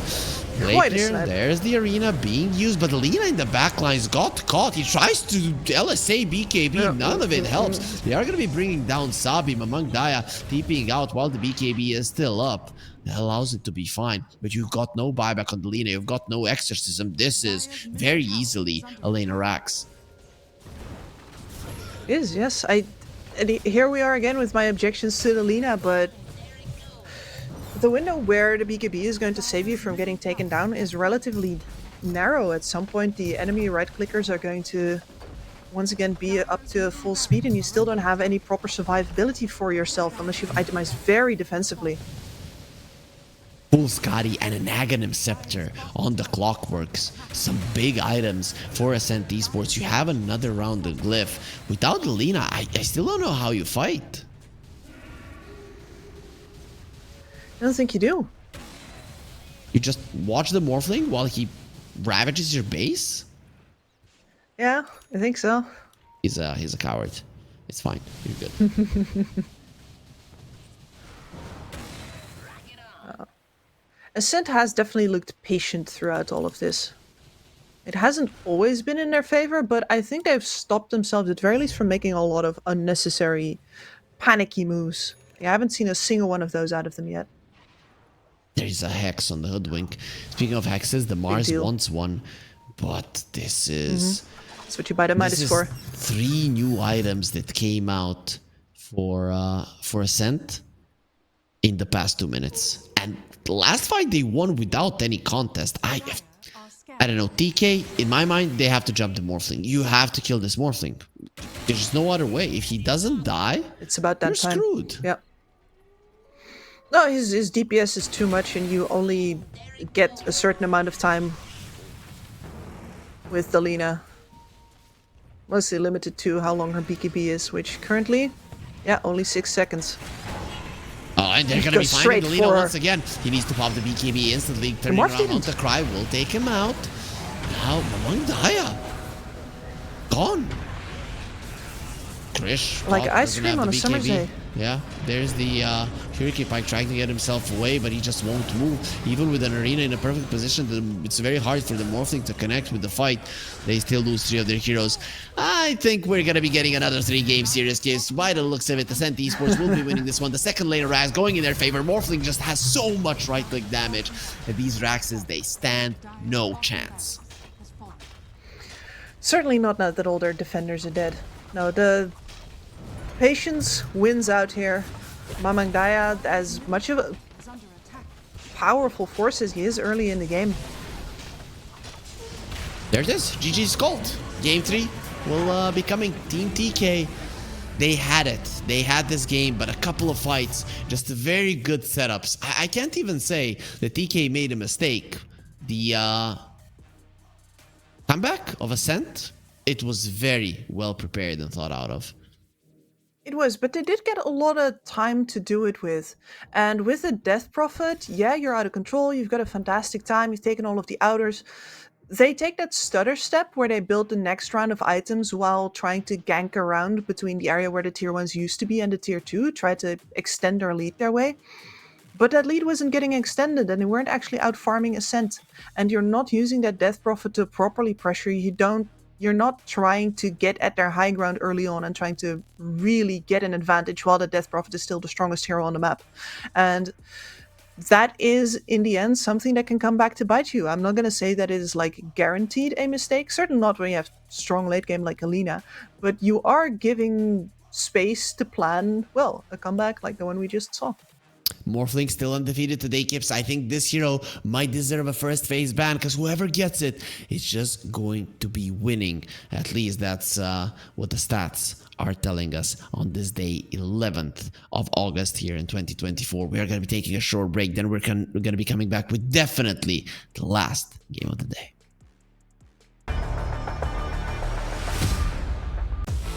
OneXBet and Eva Alfie present betting on all esports events on the website and in the OneXBet app. OneXBet. Play with Eva. The new OneXBet energy drink. So you don't have to limit yourself tonight with only one victory. You can bet on any game at 1xBet Betting Company. Dota 2, KS2, League of Legends, and many others. Big wins, fast payouts, reliable bookmaker. The new breakthrough and innovative phone with 1xBet app. With 1xBet app, you can register and start betting in just one click. Intuitive interface and thousands of sports events every day. User-friendly app. Big wins, fast payouts.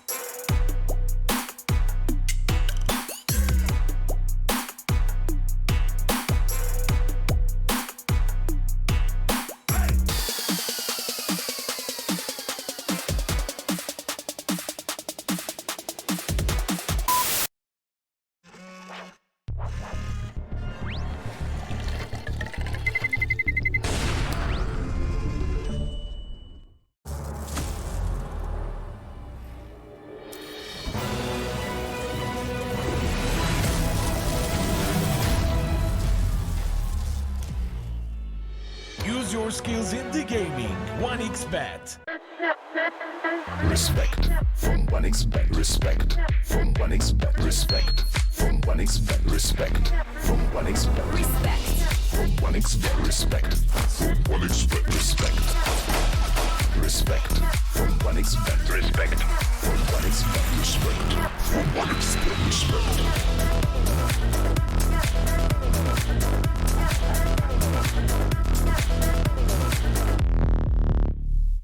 Hello, son. Hi, Mom. Pretty girl. This is Eva. Nice to meet you. Thank you very much. Your dad's just making his favourite dinner. It's duck. Come on inside. They're all probably too gruesome to tell you while you're eating at the table. How's your food? Is everything okay? Good, good.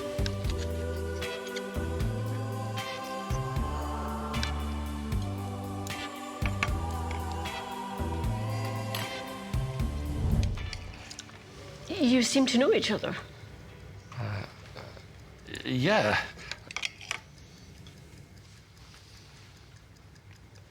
This is the new ambassador for 1xBet. Oh, I see.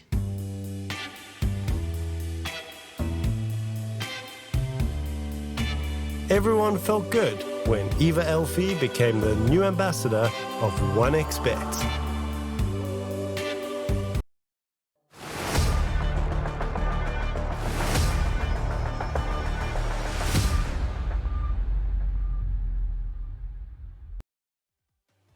The perfect day is coming to an end. First series, 2-1. Second series, it is going to be a 2-1. First game, TK takes it. Second game, Ascent Esports, they equalize it. And here at the Regional Dota 2 Series, me, Harry, and Kips are going to be bringing you the action of the decider. Game 3, who's going into the semifinals and who is going home. Kips, we had some predictions in the previous one about who is going through before the draft started.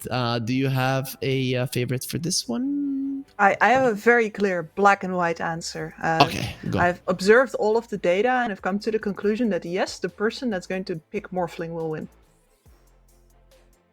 That is not fair, because that is obviously the truth. That is just a cold, hard fact.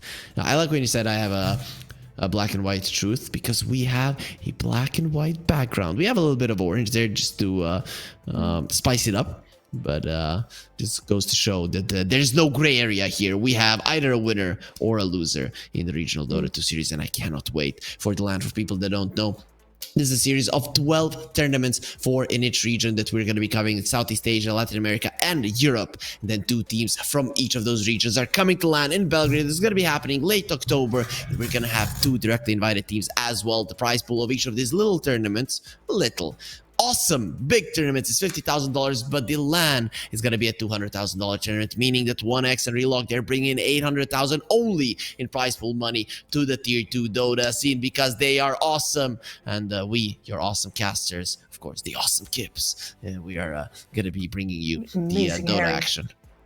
Okay. Yeah. So Kips, now we go back to my question, and you're gonna answer it in a way that I wanted it to get answered. No, not in the way that you decided. It's gonna be answered. So you need to pick a team. Let's go. I need to pick a team. I'm going to say TK. Gonna do it. Some reasoning behind it.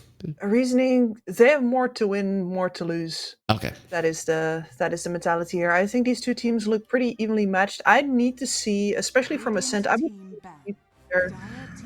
their group stage performance to get a gauge on like where do they usually slip up, what are their usual problems. And right now all I can see is that Team TK is behaving as I expected, but I don't know how to gauge Ascent yet. So with the information I have, well, TK needs it more. Yep, that is. Sometimes that's all you need. Do you watch some anime or a lot of anime, or have you watched it in the past? I've watched like a couple. I'm ashamed to say that I've seen like the entirety of Yu-Gi-Oh! But I've watched like Code Geass. I've watched a bunch of like Hellsing OVAs. I've seen some anime. Okay, that's fine. That's good enough. So the Yu-Gi-Oh! best one in the world. Like Heart and Cards lead me, and then he will. I know. On occasion, I do like saying that people got sent to the Shadow Realm. Yes. Yeah, sure. Especially the Dark Willow, because she can go to Shadow Realm when she presses blue. But anyways, so the idea here, the point that I was trying to make, that there is a point behind all of these question skips, like always. I'm not just randomly asking them. So you say they have more to win or lose. Team TK, do you think it's like a moment in anime? I'm gonna lose my friends. Everything is gonna go bad, and then suddenly they get the power up and they go forward. Do you think it works like that in the real world in Dota as well? I mean, OG's done it on occasion. Like Seb has done a couple of speeches that are basically "believe in the you that believes in me." So Very true. Or "believe in the me that believes in you." Excuse me, I'm quoting it wrong. Yep. I don't think he said anything about a drill that will pierce the heavens, but you know. Anyway, yeah, no, I do think it works like that sometimes, and of course it can be a detriment as well. But in moments like this, you know, that's what I've got to go on. Interesting that they still ban the Ember, even though it's not necessarily looked great in the laning stage. But then again, during this series, the Ember has come out on the on the losing side in the first game. Excuse me. I still, if you can first pick a hero and it dies 6 times and it still has very solid impact in the game, at some point you say, yo guys, it might not be worth it to play versus this guy. Can we just get it out of the way? But I think they should really ban out the Morphling right now. Enemies have a ban into pick and they get rid of the Pango. I actually think Ascent should pick a Morphling. With the Clockwork, you already have a good lane. You're protected versus a lot of things. Tiny can be sometimes a problem for the Morphling, but vice versa is also true. You turn into a Tiny, a Stolen Avalanche allows you to do whatever the hell you want. 10 seconds remaining. Yeah, and we haven't seen either of these teams solve the Morphling problem yet. We haven't even seen them come close to tackling it. Both of these Morphlings, once they hit critical mass, the game is just over. And we're just watching the slaughterhouse turn for a while, process some new pigs. So, yeah. No Morphling just yet? Do these teams not see what we're seeing, or is there a reason? Like, let's say you pick a Morphling early. What are the opponents going to do to stop you? Because we haven't seen a solution just yet, even though we thought in the draft there were decent solutions for the Morphling at least. Yeah. I mean, one of the best solutions hasn't been tried yet, but you need to leave space in your draft for that, and Ascent already hasn't, is Ancient Apparition. Okay. We just haven't seen AA get picked yet. I'm thinking like AA Doom and Doom is banned out though, and Elder Titan, of course. Yes, Elder Titan, definitely. The one that people tend to forget about, or Gibbs, you know what? Drow Ranger. In the world. Yeah, we're probably not going to be seeing her, but we can hope. Probably not. We can dream. Yeah.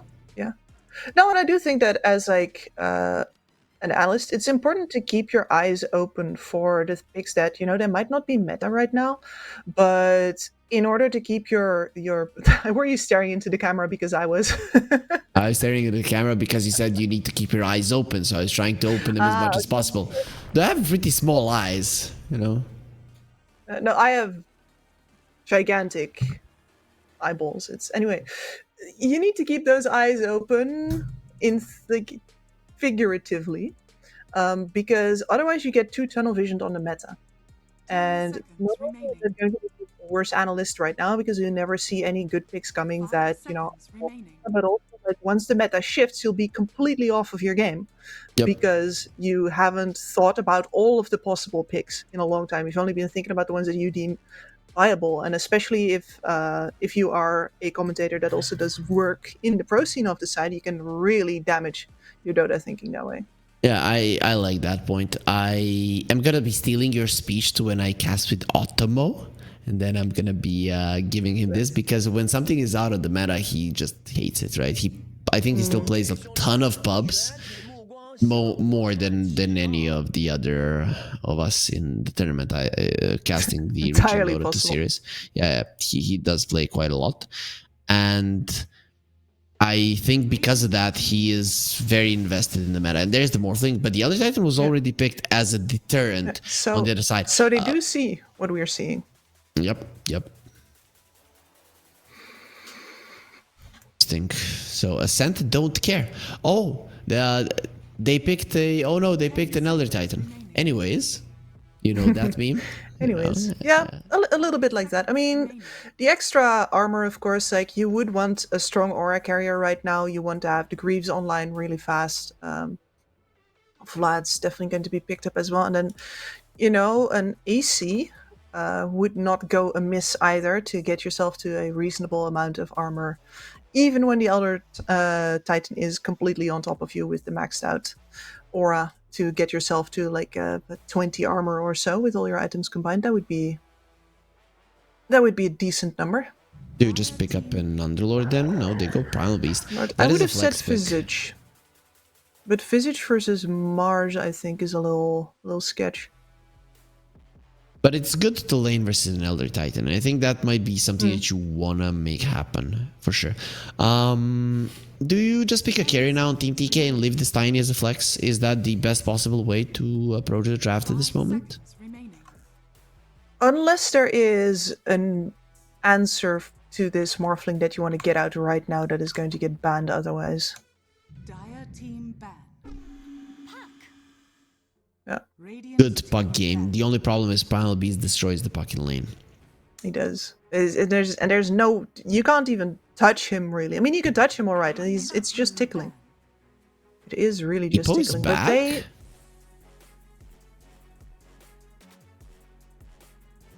since when? I mean, all right. Yeah, because I thought that was just literally impossible. Or maybe you can't pick him, but you can ban him.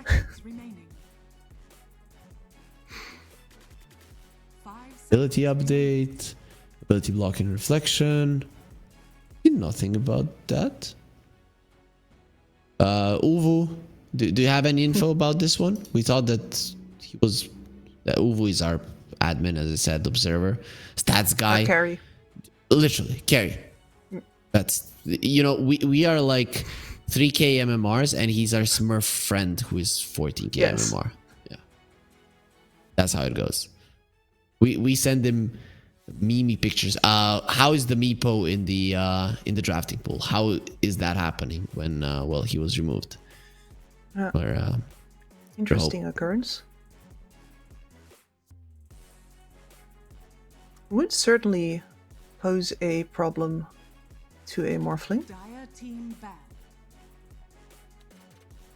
For sure. Medusa, on the other hand, not so much, but still a decent hero. Morphling likes to be able to burst enemies. Medusa, obviously, the least burstable hero in the game, probably.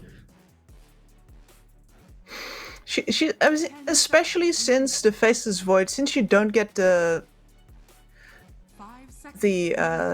free dodges after Time Walk anymore. Yep. Like, otherwise, that is the man whom I nominate. And then first the Morph. I don't really see another way through this here. I mean, even if you believe in the Elder Titan's ability, right, the amount of damage that you need to output in order to take the Morph actually down is still massive, and you need to focus him down. And we've seen that in many of these fights, they don't even get a grip on his Morphling before he's already killed one of your heroes. And that's a huge problem. Like, you're going to lose somebody off the bat, even when the slippery bugger is right there. So I don't know if Team TK played. I'm okay with the Luna. Luna looks really good. It's a combination with the Elder Titan. You don't want Gyro, because that's... There's the timing that I'm looking for. 5 seconds remaining. Let's see what's gonna be. Mars. I would support that. Would you be okay with another Lina?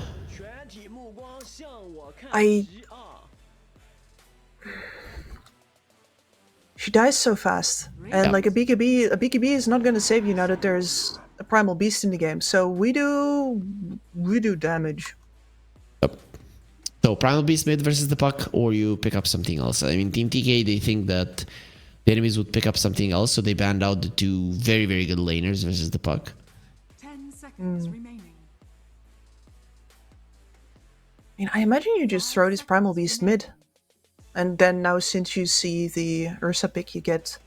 I mean, your draft is pretty good. You could still... No. Okay. Wasn't expecting that. Versus the Tiny and the puck, you pick up a Storm. I think we will like an finally see a unnecessary risk. Morphling lose. Yeah, unnecessary risk. Elimination game. No.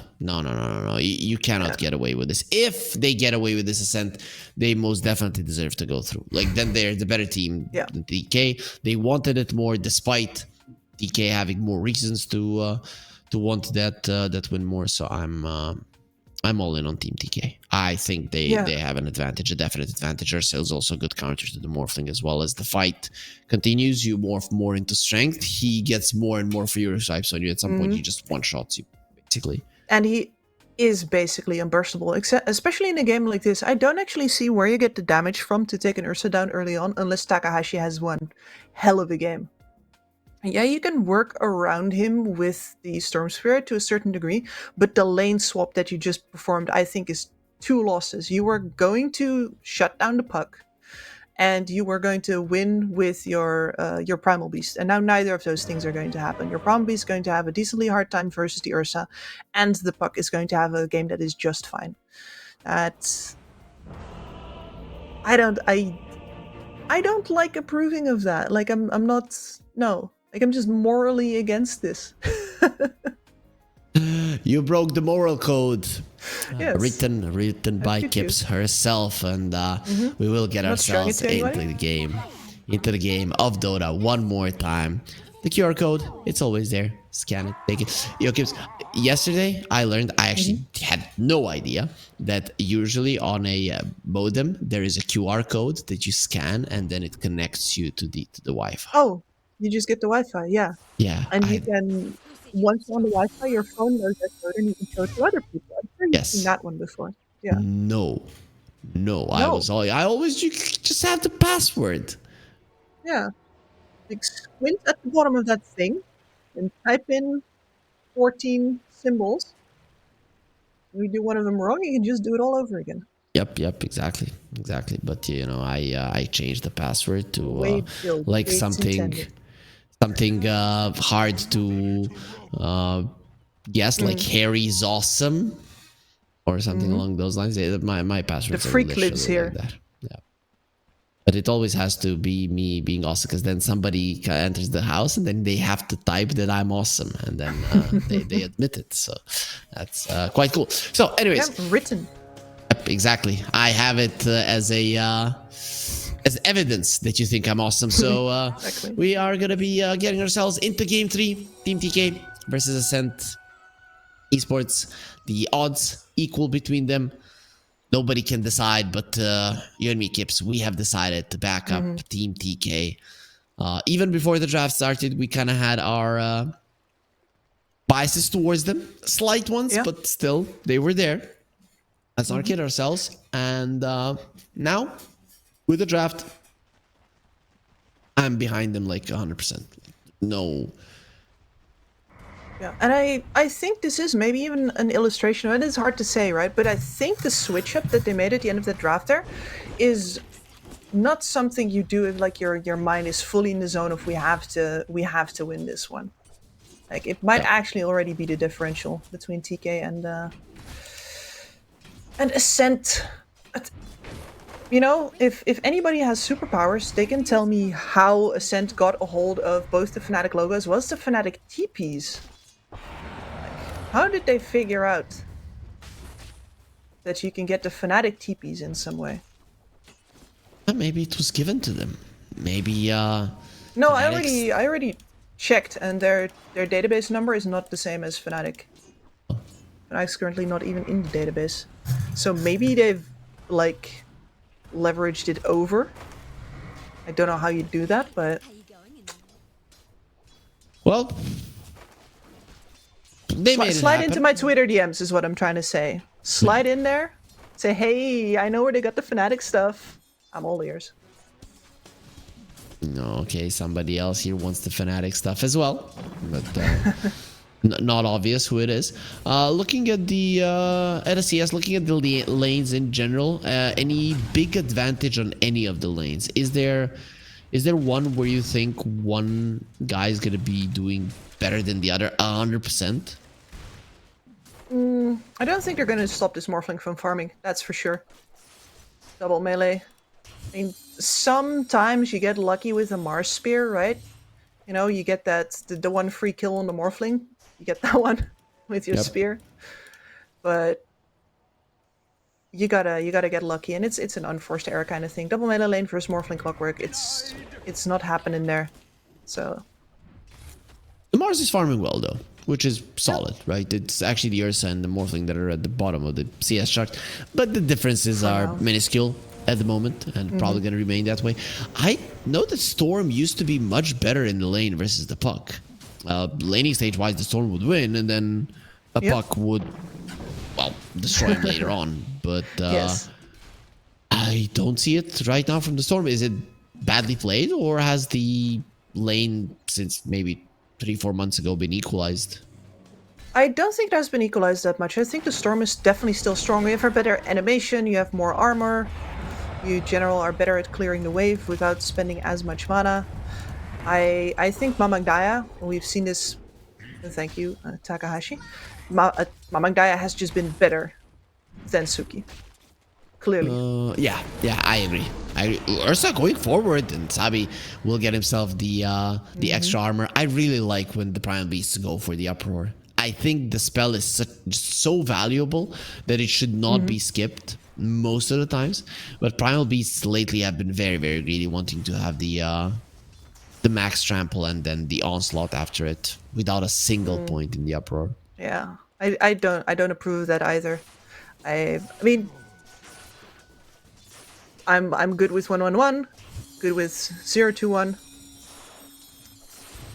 Not with any of the other configurations. I have to ask the Lama. He's the Primal Beast guy that I know the best, because I haven't talked to a Primal Beast spammer, someone who has played it a lot, to explain to me the logic behind it. For me, like 99% of the times, it's better to get the Uproar. You have the slow, you have the extra armor, right? And it's only if, let's say, a lane is going really badly and you're going to be focusing only on rotations, like no matter what you do, that I see the other option as maxing out the first two spells without a single Uproar as the better one. Yeah, and the Uproar also has bonus damage on it, so you can even just use it to equalize a lane for a little bit if you have an opportunity to get a couple of last hits out, like you pop it for that. So you need to be very sure that you're losing the lane proper hard in order to skip it. Yep. But so far, we only have one kill. The first blood was done, but other than that, we haven't seen much action on the map. Everybody is kind of healthy, apart from the mid laners who are fighting at this moment, waiting for the Puck to run away. Storm really pushing the issue. Suki even gets hit by a tower a couple of times. Has 12-1 charges very far, and he should overall be okay. Yeah, and he's got Cry nearby, and Mamang Daya definitely 3 stick charges.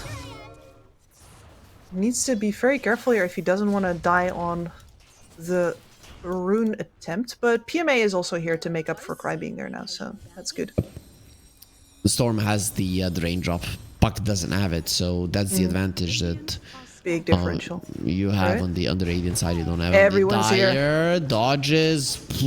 What a play from Among that. Dodges both the blood grenade and the bushwhack. If either one of those connected, his life would have been in danger. As Among Daya now coming forward, Cry in a lot of trouble. He's not going to be able to dodge the orb. Okay, I spoke too soon. He will be able to dodge PMA and Boons. Just running forward. Now the Storm is going to be turning around. He does have level 6. Puck has his level 6 as well. No mana at the moment. Dodges on the Echo Stomp. Gets the Illusion Rune out as well for the extra mana from the bottle. And that's going to be a kill for the Storm. Suki this time around looking better as he's gonna be going for Krish. He doesn't have level 6, neither does Sabi. Ooh, what a hit from Sabi. He's so speedy. He has the phase boots. Krish, he's gonna be planting a tree, and he's a bear inside of the woods. That is his natural habitat. Now the coil will be used. Sabi dropping low, goes for the upper. He just has so much armor, 13 at the moment. The movement speed is insane. Phase boots gonna be used, and he just runs himself away. What a bait.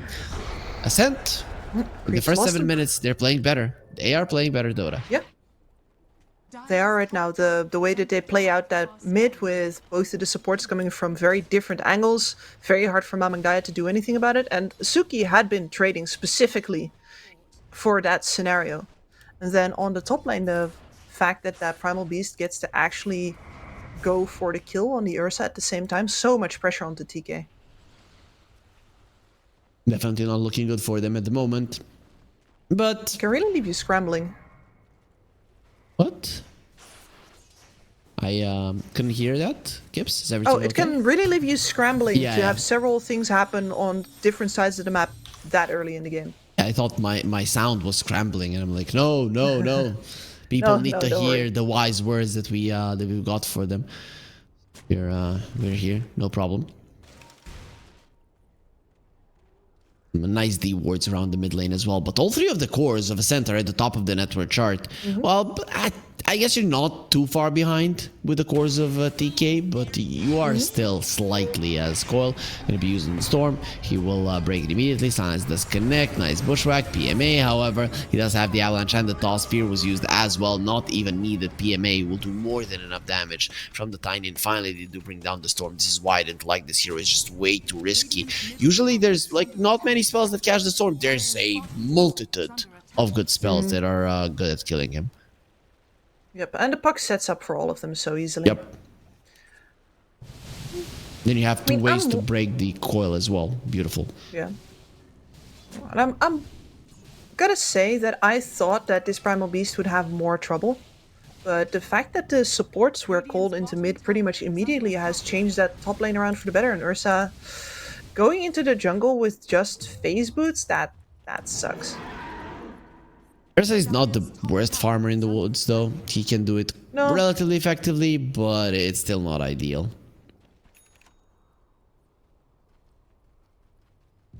Any item that you can scrape out of the lane beforehand helps, though. So what's Got the next now, cornucopia Kips? up. Any movements? I'm gonna guess Puck gets the coil, tries to go for a play. What do you do if you're Ascent? If you are Ascent, honestly, I think mostly just don't lose towers here. And you've got a really good counter initiation with the Primal Beast, TP Scrot already. We've seen how Sabi plays this one, very patient, waiting for those chances.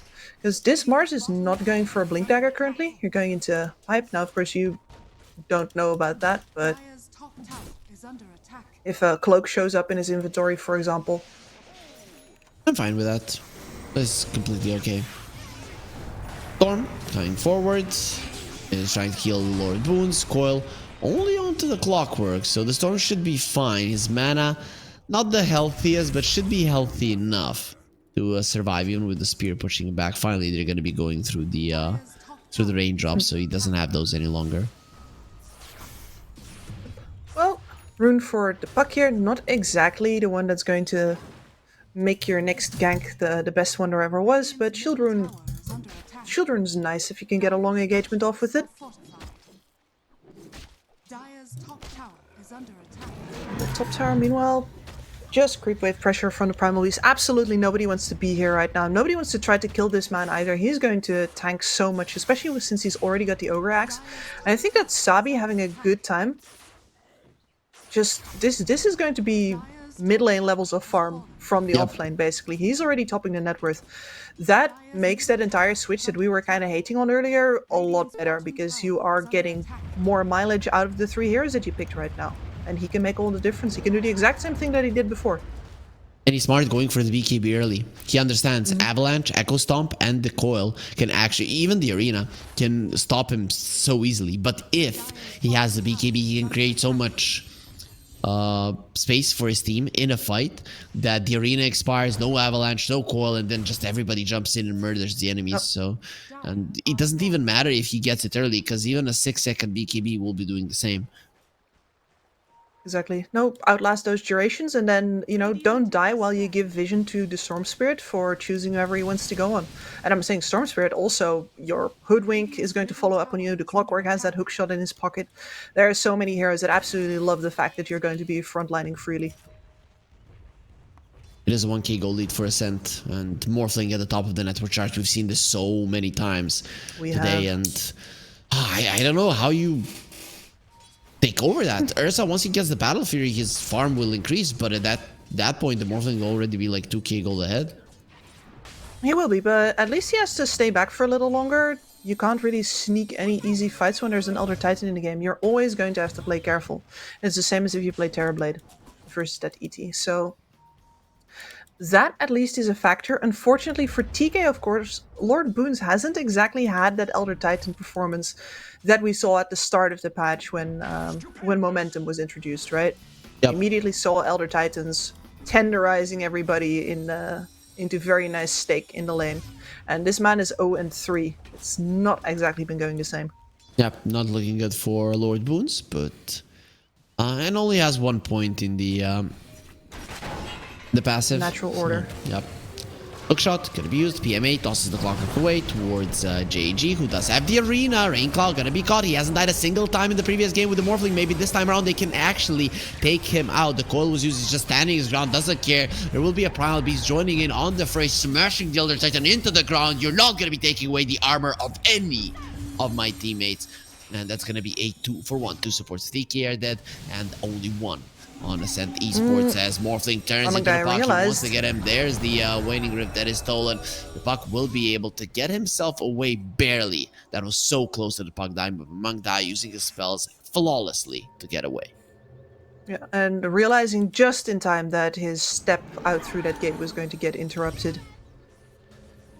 Yep, beautifully done. Still, it doesn't change the fact that the gold lead is increasing for the Ascent Esports side. This Ursa really needs to pick up the slack. You need that Battle Fury, and after it, the Blink Dagger needs to be there. Yeah. The damage, the finishing damage of TK is lacking, and it is becoming more and more apparent. It's very visible. Yeah. No, that's definitely one of the things that the Mars doesn't really do for you. The puck needs some time to get there. We are coming up on a Witchblade. That is usually the thing that pushes you over into being able to properly kill people solo. And he has a regen rune as well. Dire's bottom tower is under attack. The Wisdom Orchid runes, on the 1 for Storm 1. is going to be huge kips. And he's going to have it in 300 gold. That puck is nowhere near the Yules. If he buys this Witchblade right now, it's going to be a problem. But you have to buy it because you don't have the damage without it. Yeah. Shot used? No, you still go for it. Mm. And that is the Storm slowly starting to accelerate. At least he didn't get the kill there, but he's gonna be getting them once the Orchid is up, and it's pretty much up. 20 gold remaining. You either wait 20 seconds or kill 1 creep, and it is gonna be available. Puck easily dies. Ursa easily dies. Neither of them are gonna be having an item to deal with him. I mean, for the next 7-8 minutes at least. Well, then the only thing you can trust in is the pipe that your Mars has finished. Just about. I think you trust in 600 gold left. The attack is the best defense. Maybe that's the better way. Just go and kill the Storm yourself. Smoke him, kill him. Smoke, kill him. 2-3 times, slow him down. And then the Storm might be afraid to go for engagements. I think that's the only way at this moment. It's true, but how do you find him when you didn't go Blink Dagger for that Mars? Avalanche, coil. It's not easy. Not gonna lie. Not gonna pretend like I have an easy solution. Yeah, good blink timing on PMA though. If he doesn't die in the upcoming engagement, he'll probably get it. But big if. He kind of looks dead, Kips. Yeah, I said big if. Sharpshooter won't connect. Takahashi was trying to get someone in the back lines. There's some lag. Hopefully it's just the server being a little bit annoying. 35 loss for the Storm Spirit, but they're going to be okay. They didn't even use the Orchid on the Tiny, but obviously it was noticed by Team TK, or at least I hope it was. I mean, at this point, though, you can, of course, because he's been visible to one of your heroes, you can just click around on the top bar and check everybody. Yep. That is true. If he becomes visible, you open that one up. People tend to forget it, so here's how it works, guys. This, what our observer has just opened for you. If you see a hero on the map and you click it, it's going to be showing all of the items that he had in a point where you have seen it. You do not have to click on him to see it. It's just that if he appeared on your vision, be it from a tower, if you had the opportunity to see it, then it's going to show. That's pretty much how it works. Dire structures are fortified. And the mid lane tower is gone. There's nothing you can do to stop Rain Cloud. Like that. No. Sabi is too bloody big, especially now that you've given the momentum out of your hands. There's just whatever you want to do now. There's going to be a massive primal beast in your face. And Witchblade or no Witchblade, that was never going to put you over the top. Oh, Storm jumping. He maybe finds an Ursa who has an Enrage, but no mana for anything else. Lucky for him, he'll be alive. Krish used the scan and it allowed him to understand that there is nobody there, but he doesn't know just how close to death he was. And Mamang Daya was hiding in the trees to kill this creep wave, but staying long enough to just get spotted by Raincloud, and that. Goodbye.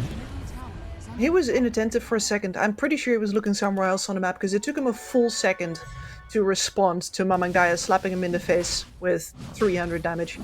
Raincloud, he was given a bottle with an AD rune. This is going to be very fast, Joe. The Morphling already packs a punch, but with an AD rune, it's going to be 400 damage per hit. Way too much. TK have a big hill to climb now. A huge one. Aegis, Orchid, storming. Great pace towards the Kaya. Mamang Daya just dying on the road to that Yules. Oh, a 5k gold lead. I mean, Team TK did have a 5k gold lead in the previous game, but it wasn't for a Morphling who is today an unbeaten hero, and for a good reason. You do have counters for it, so I think late game, Team TK, they've got a chance. But at the moment, they are just outclassed. Man, this Ursa would have loved to have 200 more gold right now. Yep. It's just Smoke not for enough. a tiny blink. Seems like They gotta... Krish. This is such an aimless smoke here, not really taking care of the creep wave before they went, and now most of the smoke is already gone by the time you make this jump. Okay, at least the execution was good. Execution perfect, and it does open for them a tower. So the idea was to open up that mid lane. They still haven't opened up the bottom lane, but this is gonna give them some gank potential. If you want to be going for pickoffs, mid lane tower is like the one that is definitely preventing you the most from doing it. But the haste was already spent. Oh, there's the onslaught forward. Tiny caught. PMA taking some damage. Morphling goes in. Arena gonna be used. That's a lot of damage. Oh, quite a lot of damage. Elder There's Splitter as Titan, well. The Storm loses his Aegis, but he still has it to play around with. There's out within range, running forward. The Bushwhack keeping him at bay with the Morphling coming in as well. And this Storm now has all of the mana in the world. Silence still on the puck. They're going to be turning around into the puck himself from the Morphling. Waiting Rift as well. Mamang Daya somehow lives. We don't even see his HP, but we don't have to see it to see that he is alive. Still and kicking. Man, Krish, 200 gold late on that Blink Dagger. In an awkward position when he does receive that Blink and overplays it. That could have been a lot better if he's a couple of seconds earlier, because the Elder Titan he can be in the middle when everybody is stunned in the arena. ET could be there. You can have the Ursa come over the top. You could leave everybody to death there. Oh, they found Mamang Daya. and Suki dodged the spear. There will be an avalanche. But no. Okay. That is a dead storm. Breaking the coil with the toss, PMA gets the kill, but Monk Dai will lose his life after the Orchid does pop, but it does open up a possibility for the Ursa to go for more kills. Cry gets taken out, and now they're going to be chasing onto the Hoodwink. Here comes the toss, crash landing, slowing him down, bushwhack. Beautifully used. Takahashi, in terms of spell usage, on point. And incredibly enough, Mamang Daya, he had the blink queued up before the Yules. I was like, no way he's gonna make himself suffer for longer if he basically has Yules money. But no, he buys the blink first. He says, I'm gonna outplay it. I'm gonna go around that Orchid. Just you watch me. Yep, the idea is we have to jump the Storm and kill him first. And there is a possibility for that as well. So Storm, he went for a Kaya, and I think the Storm might regret that Kaya more than the Puck potentially regrets his Blink Dagger. Now that there's so much reach on the Puck's team especially, there's a pretty decent possibility that JG is going to just pick up this Blink Dagger of his own now that he's finished it, because yeah, the physical damage is not quite online yet. I don't think you need the Crimson Guard just yet, but well, I say that. Of course, immediately flies out the Ring of Health and the Helm of Iron Will. So Mars is going for Crimson Guard, Blink only after that. You have 2 Blinks, however, on TKs, you're fine. Yeah. Morphlink, working towards the BKB, already has 2 components, so he's going to be quite close as the coil gets used. Storm in a lot of trouble. So he used the silence on the Mars. Doesn't really matter. Even without the Mars spells, they will be taking him out. And there it is. It's working out. DK getting back into the game. Tiny hook shot it up. Bushwhack connects. Sharpshooter being charged up, and he's gonna get sniped. Rain Cloud comes over to secure the kill and assist his supports if need be. Arena used, going for Cry, will pin him to the edge of the arena. He does have a Glimmer Cape, instantly dusted, but that's not gonna change the fact that he dies in just a second. They're not onto Deers, and they catch him without the enrage. He's just dead. The Echo Stomp way too late. And all of the work that you have done with DK now goes down the drain when your main hero dies. That's... Ursa is 0 for 2 now. Don't have any better way to say it, but that's... Twice he came into a fight that was... I'm not sure if he was even going to turn it or contribute anything, but it definitely allowed the enemy to kill him. Yep. He would be a little bit of help to his teammates, and then he is more of a liability in the sense that if he loses his life, it is a disaster. As Puck thinks he misses on it, but doesn't matter. Cry was in a good position with a rocket flare, a point blank one. He does annihilate Mamang Daya. 2 steps forward, 1 step back for DK. I mean, I'm saying that feels more like 1 step forward, 2 steps back, because that's 2 big core losses separately in a situation where you were just retaking the momentum, and now that seems dead in the water once again. Yeah, the gold lead is increasing with incredible speeds from Shiva's on Sabi Esports. already. Huge. How is he so farmed? What the hell is happening with the Primal Beast? Next item gonna be an Aghanim Scepter. It's such a big item versus the Ursa, actually. And even versus the Elder Titan. His natural order is breakable. Break natural order, and he... Well, your Morphling is free. I like Do whatever the hell he wants. Bird.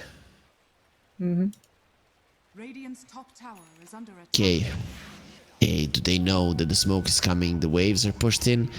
Okay-ish from Ascent, so DK could sniff this out, considering that nobody is dealing with the Tiny on top.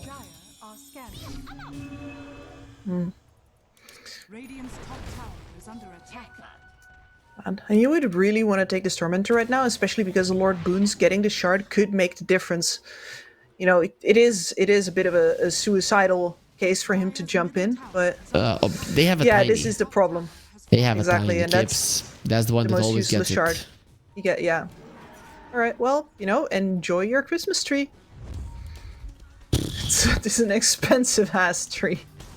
Expensive ass tree, really, and I mean, it looks nice. That's always good, right? It's very cute. Can be destroyed.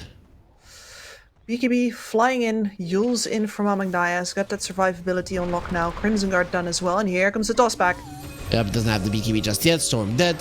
That's gonna be his BKB delayed Good once start. more. Echo Stomp, not gonna be doing anything. Sabi was already lifted up into the air. A little hard to time that on somebody else's items.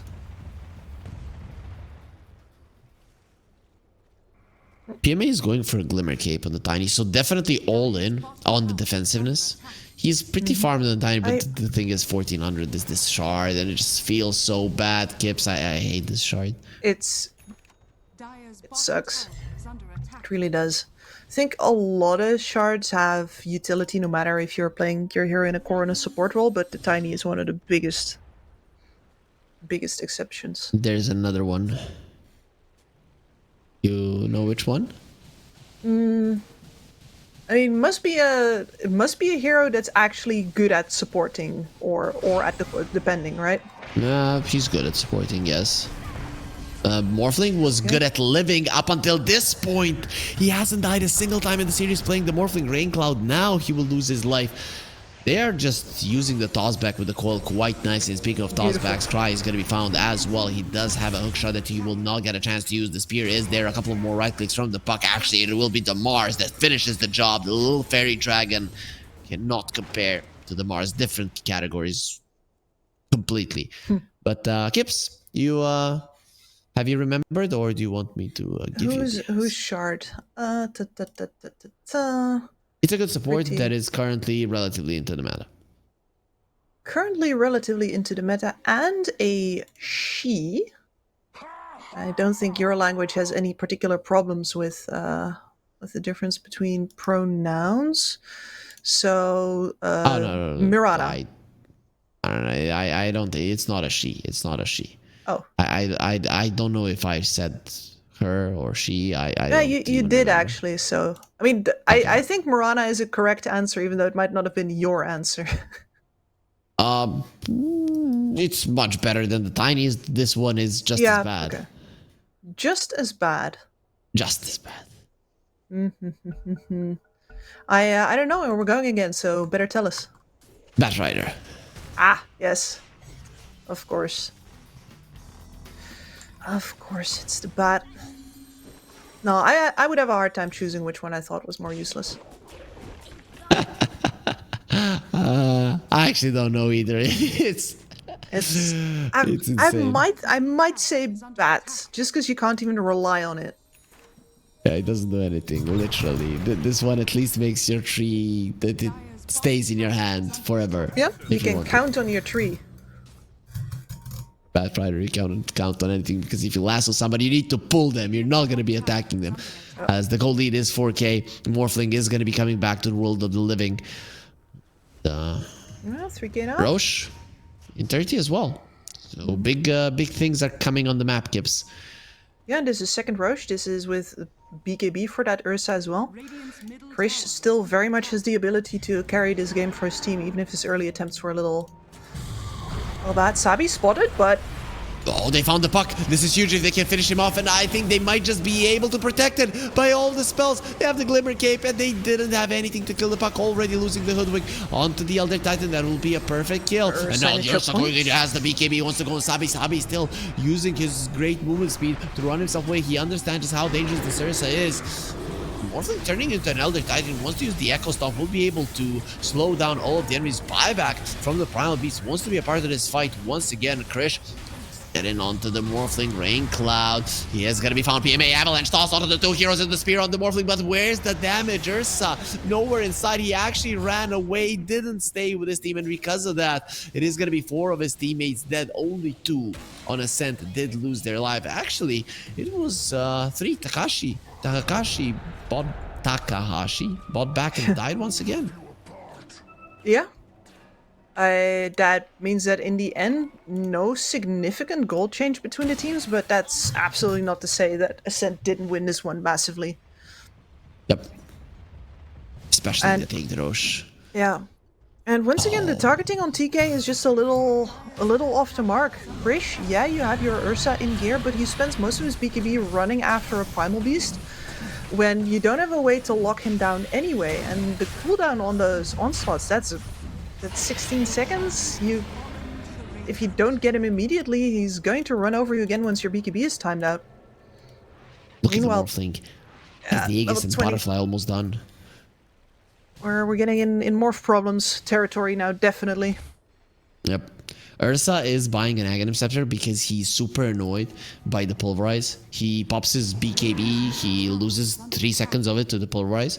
So with an Aghanim Scepter, it's not going to be a problem. But guess what will? The Butterfly will be a huge problem. So that MKB will take a solid amount of time before it's done, Kips.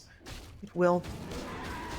No, and in the meantime, you're using all of your lockdown just to keep the Morphling and the Storm off of the rest of your heroes, which is like a day job for both of your other heroes, so the Ursa really has to do most of it alone.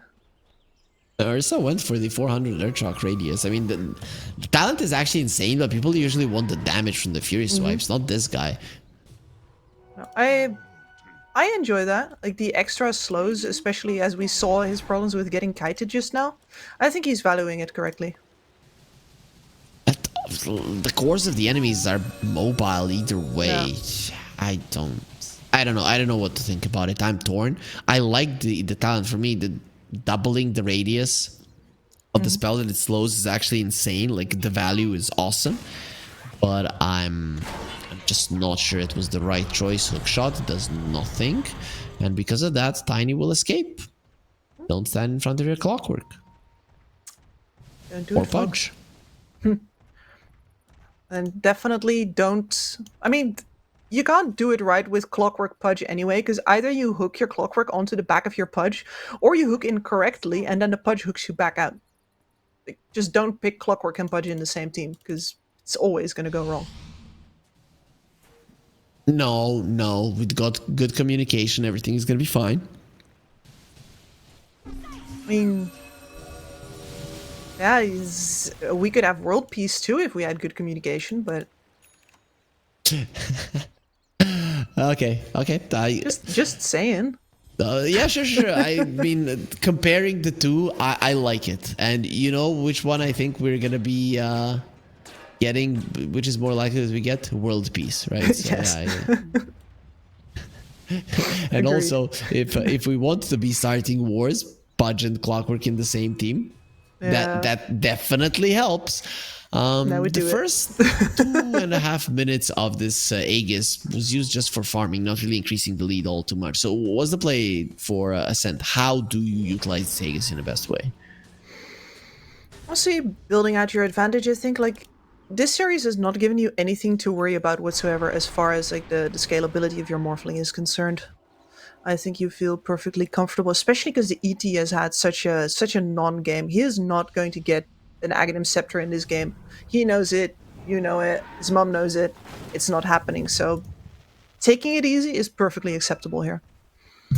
Okay, makes sense. Ursa has the Aghanim Scepter. Primal Beast will have the Aegis as well fairly soon.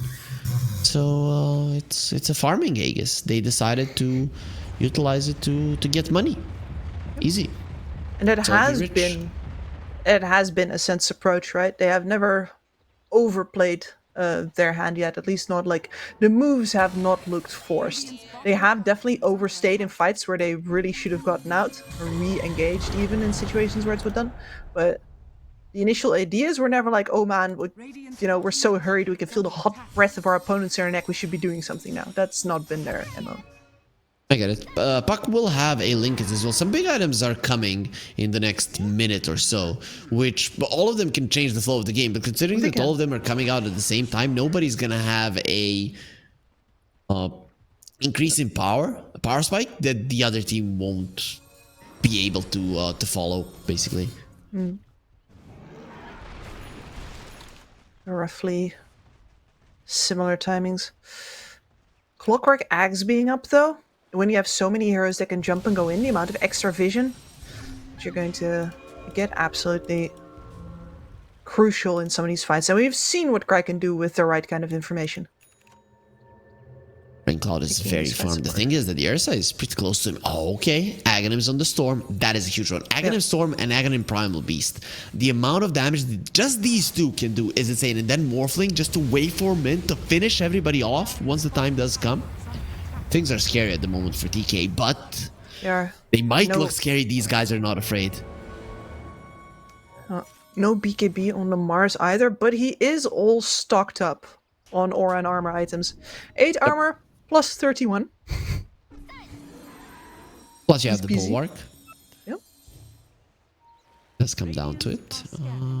Smoke action. 10 heroes are smoked up at the moment. Primal Beast will show just to shove out the midway, but both of the teams quite hesitant about going forward. They understand what's on the line, being eliminated from the tournament. You better play careful. One big mistake could cost you.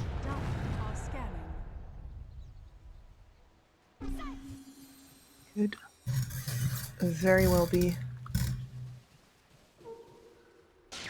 At least Roche is going to take a while still, so even if you lose a fight here for some reason, you will have everybody back up unless you let it snowball, so if you are looking for engagement, now might be the last time to be on the losing end of one. That's what I'm trying to say. And not lose. 1k gold lead, pretty much no gold lead, and a Morphling versus an Elder Titan is Morphling favor. Though, to be honest, the Storm and the Primal Beast not to be underestimated whatsoever. Of course, if you go to the Ultra late game, the Puck will be the god. If you get Parasma, Aghanim Scepter at 25, things become impossible to play against. Hookshot, those Alpha Wolves, they don't know what was coming to them. Yeah. I mean, I do miss the rapid fire Dream Coil. I do miss the possibility for the physical puck scaling.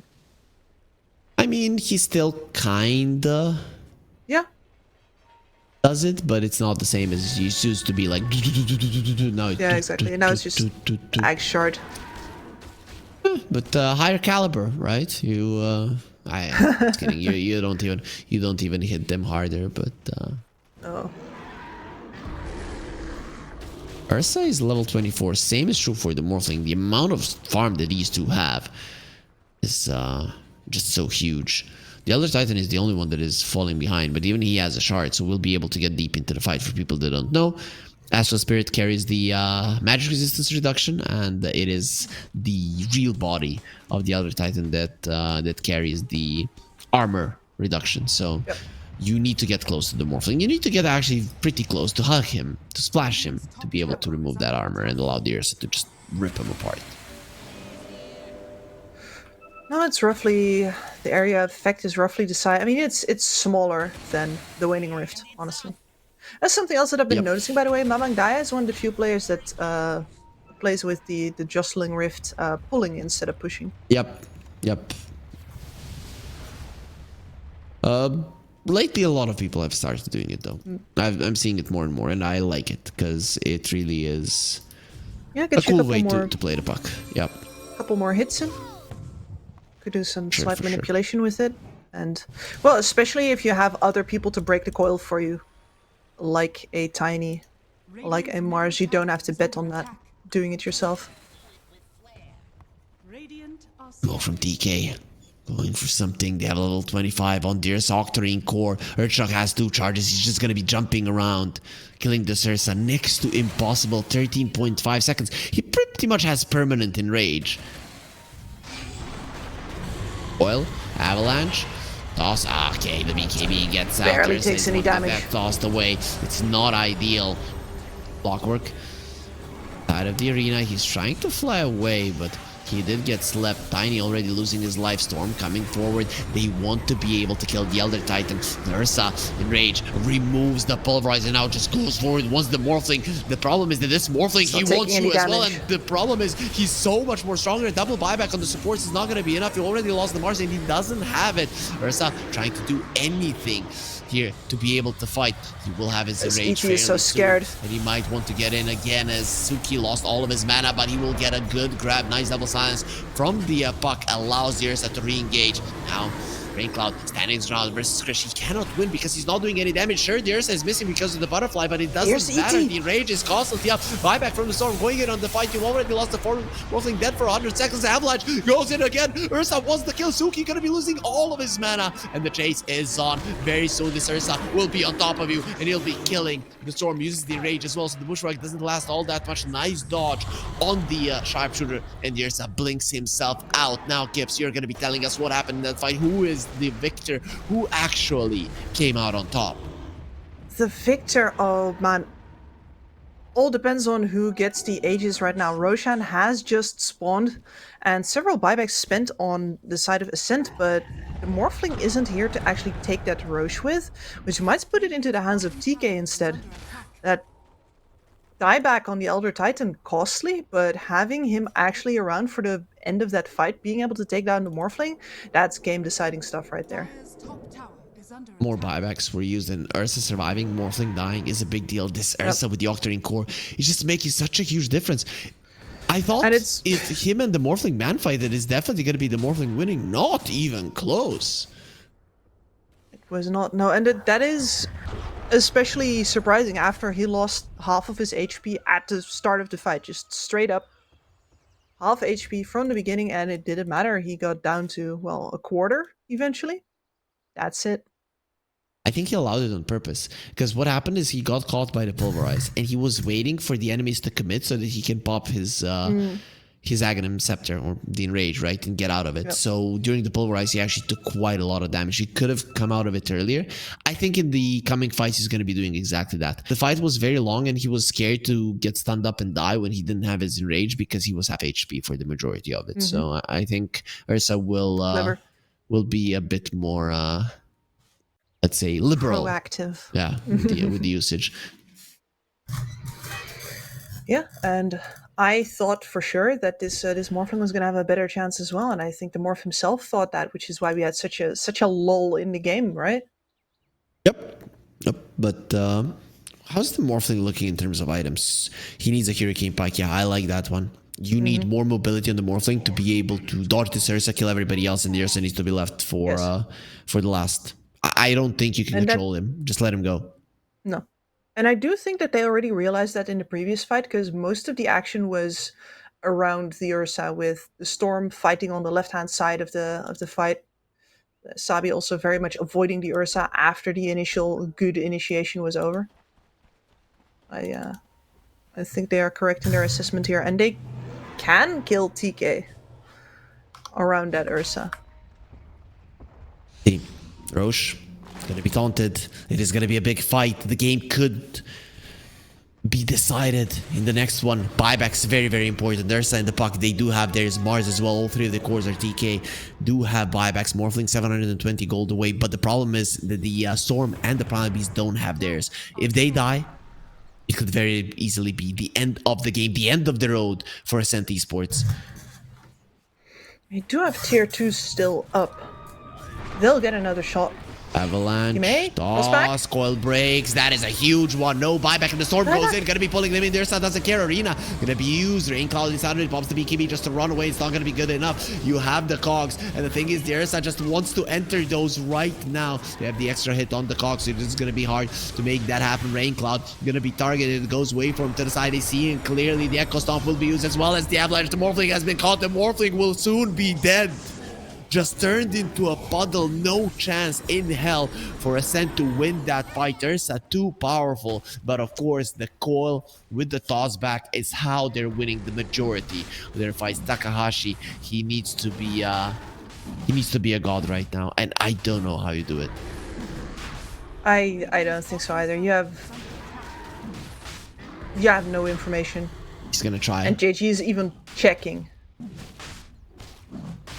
Takahashi. But you get there's a flare coming in. Too late. The flare's too late. The refresher? Oh, refresher? Ursa gets it. I don't think he needs it though, right? His biggest cooldown is 6.5 seconds. Give it to somebody else. Extra BKB is nice.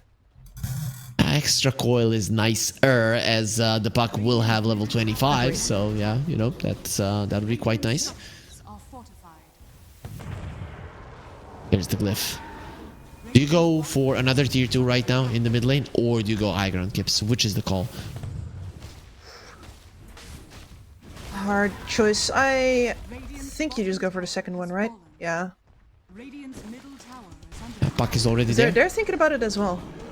Puck is getting the second one, and then I guess you Yeah, could do just on his own, both. but then then you don't have to. middle tower.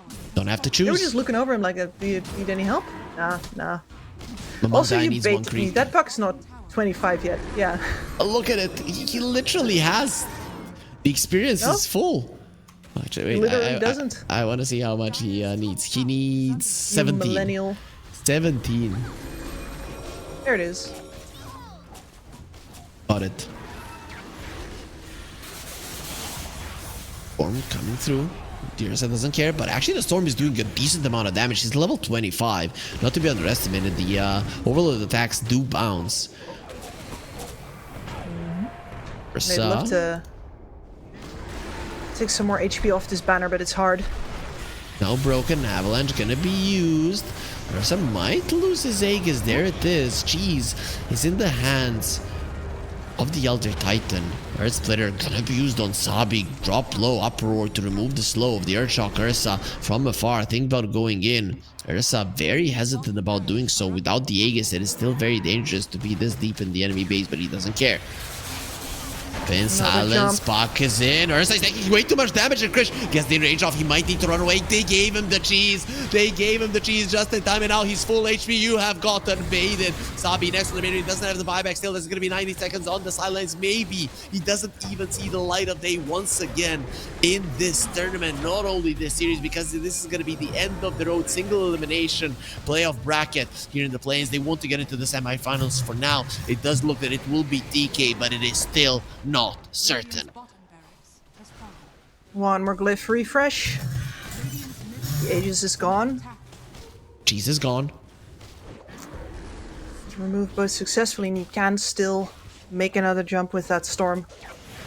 Puck has 7,000 gold. There's the silence onto the Ursa, but the Wind Waker PMA saving his life turns around onto the Storm, who has the use of his own, removes the silence himself. Gonna cost you the Status clock. caps also helps. Cry, Glimmer Cape will be able to just fly himself away. Nobody touching him. Morphling turning into a tiny missing on the avalanche. The rest of TK are gonna be moving out for now, thinking about re-engaging. Oh man, this, you know, we're talking about slow sieges sometimes with illusions, but this is a much slower siege. Now the Ursa's scared enough that he's just put his Mars in front of him, and now JG with all of his right-clicking power, all of his might. Boss, Illusion that was toss only back. the illusion. That Wind Waker from the Tiny actually saved the life of the Ursa. At this moment, the Scents do more than enough damage, and it DK. I wouldn't even be surprised if they wait for the next show. It's gonna be some time before it's up, potentially even 7 minutes, but it is the safest play. It is, but if they actually do that, I'm gonna need you to fill from it, because I need a bathroom break. Oh, these guys, I was saying that Ascent are taking it slow, but TK are not hurrying themselves here either. Cannot afford to let this one slip out of their fingers. Imagine you lose because you were rushing it. You are gonna be watching yourself in the mirror and smashing that mirror as well. And that's at least 7 years of bad luck. You definitely don't want that following you. Is it 7 for a mirror, Kips? Did I get that right? I believe so, yeah. Easy. European folktales. It's a Morphling focusing on the Tormentor. Gets down Sabi. Gets himself a shard. Very nice one. Rock throw is not to be underestimated. It can really help. Sometimes catch the enemies off guard. Puck jumps in. Okay, that's gonna be a big kill if they can get it. Protected by the Glimmer Cape and the Guardian Greaves. The Kakashi is fine. My creep wave's going to get eliminated very soon. Hard the Smoke's looking for Ascent. I think they need to get out of the base. If you just wait for your enemies to get Rosh, it's going to be a problem. They have a Smoke on Hoodwink, and we'll have another one in the shop in 30 seconds. So, more than capable of leaving the base. At this point, the creep waves are a problem still, though. Do you notice Cry has the Roche's banner from the second Roche? Still hasn't used It's it. just sitting there, yeah. Hey, listen, once you get to the enemy base, you'll want that. Sure. You're getting there. I think that they're in a pretty good spot to get to the enemy bases, and they are close.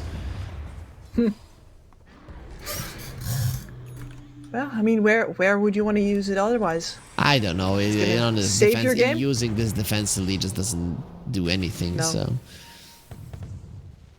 maybe Does not make any sense whatsoever.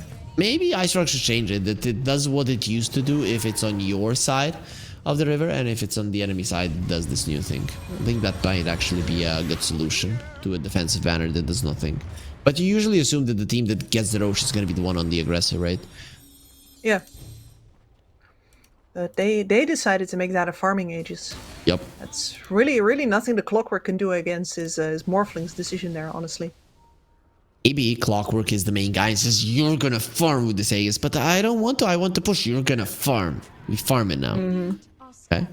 That's certainly how Dota 2, I mean, maybe in the past you would have some captains telling their carries, no, I know better, you wait for longer, but certainly these days, the problem is if you don't make those calls as a carry, the support's going to be mad at you. It's like, want me to do your job? Huh? Yep. See, that's a there's good gonna be find. Nullifier. Pretty good. That Nullifier of the Hoodwink, pretty solid. No, wait, she didn't get it? Who got the Nullifier? Morphling got it. Okay. Yeah. I know that Hoodwink had it queued up, and I thought she actually finished it up. But no, Morphling versus Inersa, it's kind of a necessity. It is no, but for the Hoodwink, it is Hex time. Avalanche, he doesn't have the range for the toss. BKB is available, gonna be used. Nullifier, That's so much goodbye. damage. Both of the supports do have buybacks, but you're in a 5 versus 3 scenario. DK actually thinking about re-engaging Mamangdai, pulling them in with the Silence, Guardian Greaves, keeping them safe. Bushwhack not gonna be doing anything in Rage up the high ground.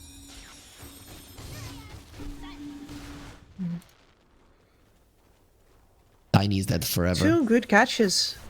But the fact that they can't capitalize on it, and really all TK has to do is hug their outpost here. They're gonna live long enough that a buyback TP can easily turn the fight around. I don't know, Kips. Very early Roche respawn. Tiny's not gonna be available. But the thing is, how do you leave your base? It's very hard to do so. Well, like this. Puck, this is a perfect one. Puck needs some help. He's not gonna be getting any of it. He's gonna get assisted murder from the Immediate enemy Roche side. check. And he's not gonna spawn under this flare, but he could have. Yeah, with the next one, That's the wild part, yeah. if he uses it on the Roche, Cry. Shoot. But Nope. That's on shoot, Cry. Ooh. Roche is up. It would be a perfect opportunity if they can get on top of it. I can't believe that they're still in the game. Ascent. It's 8-9k gold deficit 50 minutes in. It really doesn't mean anything. It means nothing. Buybacks are everything right now. The only one who doesn't have it is, in fact, Cry himself. Yep, a minute and a half before he's gonna have that available. He does have the money as well, so it is not a financial problem. Nope. Into the pit, hookshot as well. Time Goodbye. is money. If they don't farm with Goodbye, this sweet Aegis, prince. they might actually win the game. Yeah, they will have 2 banners to push base with. Yeah, one in the mid lane, one in the bottom lane. Let's go make those creeps untouchable.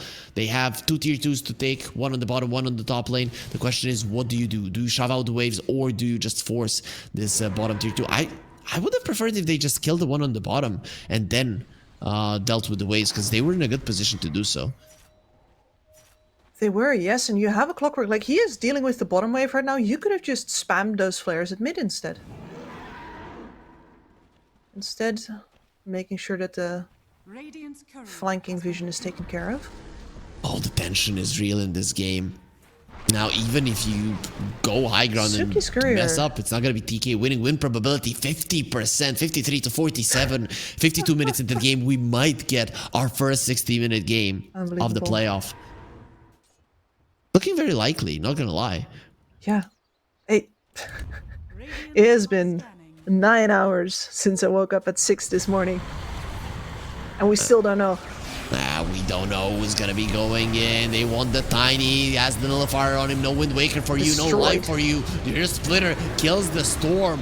He does have a buyback. Will be coming in again. Coming from the base. You have to disperse because once he goes in, it's gonna be a problem. He actually didn't zip all the way towards them. Morphling will be waveforming away. He still has the Aegis, but this is dangerous because you lost 2 of your cores, 2 of your other cores, and they don't have buybacks. Again, the exact same situation that they were in before. No buybacks for either the Primal Beast or the Storm. Just do not... It does not feel like this Morphling has what it takes to stand in front and soak a potential while the rest works around him. Yeah, well, he's doing the damage. He cannot be doing the tanking as well. Somebody else is going to be able to do it. The problem is that Yersa can do the tanking, the damage, the slowdowns, the lockdowns. He can do everything. Now the Puck has the overwhelming blink. It is such a huge deal. He still hasn't bought an Aghanim Scepter. He just thinks that the oil that pierces debuff immunity is enough. Doesn't have too many damage items though, but Plasma is not to be underestimated. I mean, this Puck is hitting 230 per hit. Then if you add 35 damage, to 60 to 70 per hit because the Aghanim Shard as well.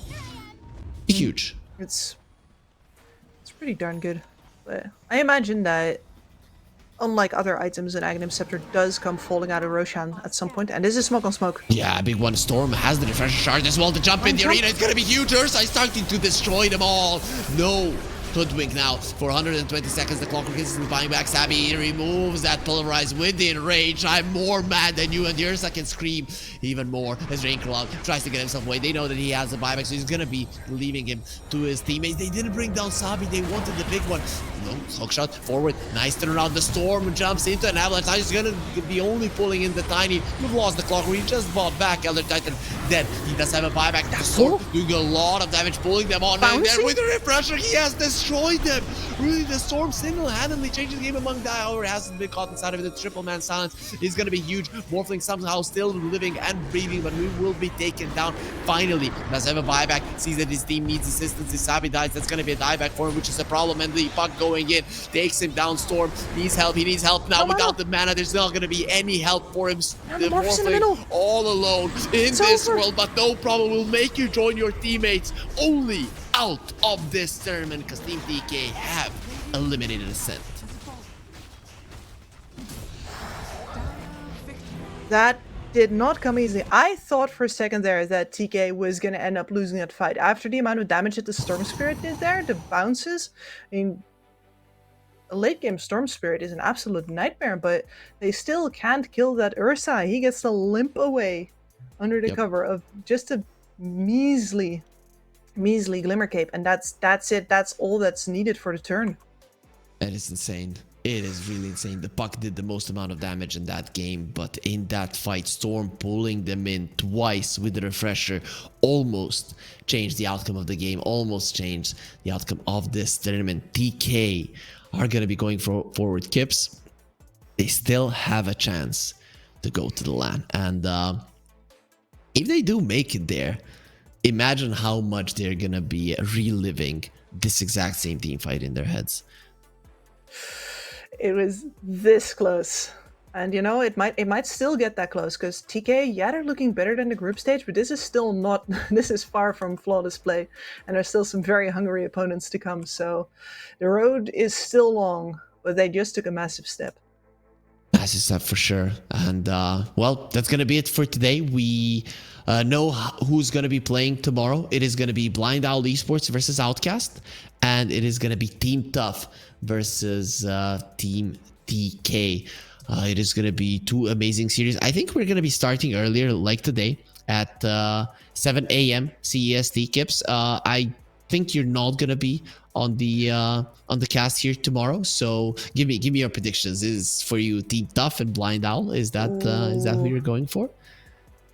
I think that's going to be my picks. Yes, Blind Owl have looked very close to flawless, and Team Tough is in a league of their own. We've cast so much together in the past few years that we can read each other's minds. We only talk out loud so that the viewers can hear us, but that's gonna be it for this first playoff day of the regional Dota 2 series. We have found out our top 4. Some of these teams can still make it to the LAN. Tomorrow we find out if that is still gonna be the case, or if these teams that are capable of getting the points over execration are gonna be eliminated. But until then, guys, have a good night, good day, good morning, wherever you are in the world. Bye bye. One chance. One dream. One match. One energy. One fight. One aim. One action. One hope. One expert.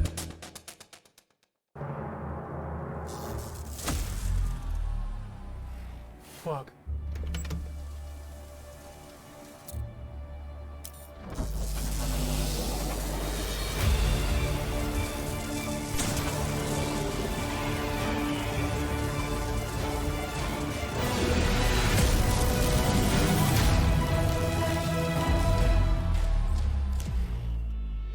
Use your skills in the gaming. 1xBet.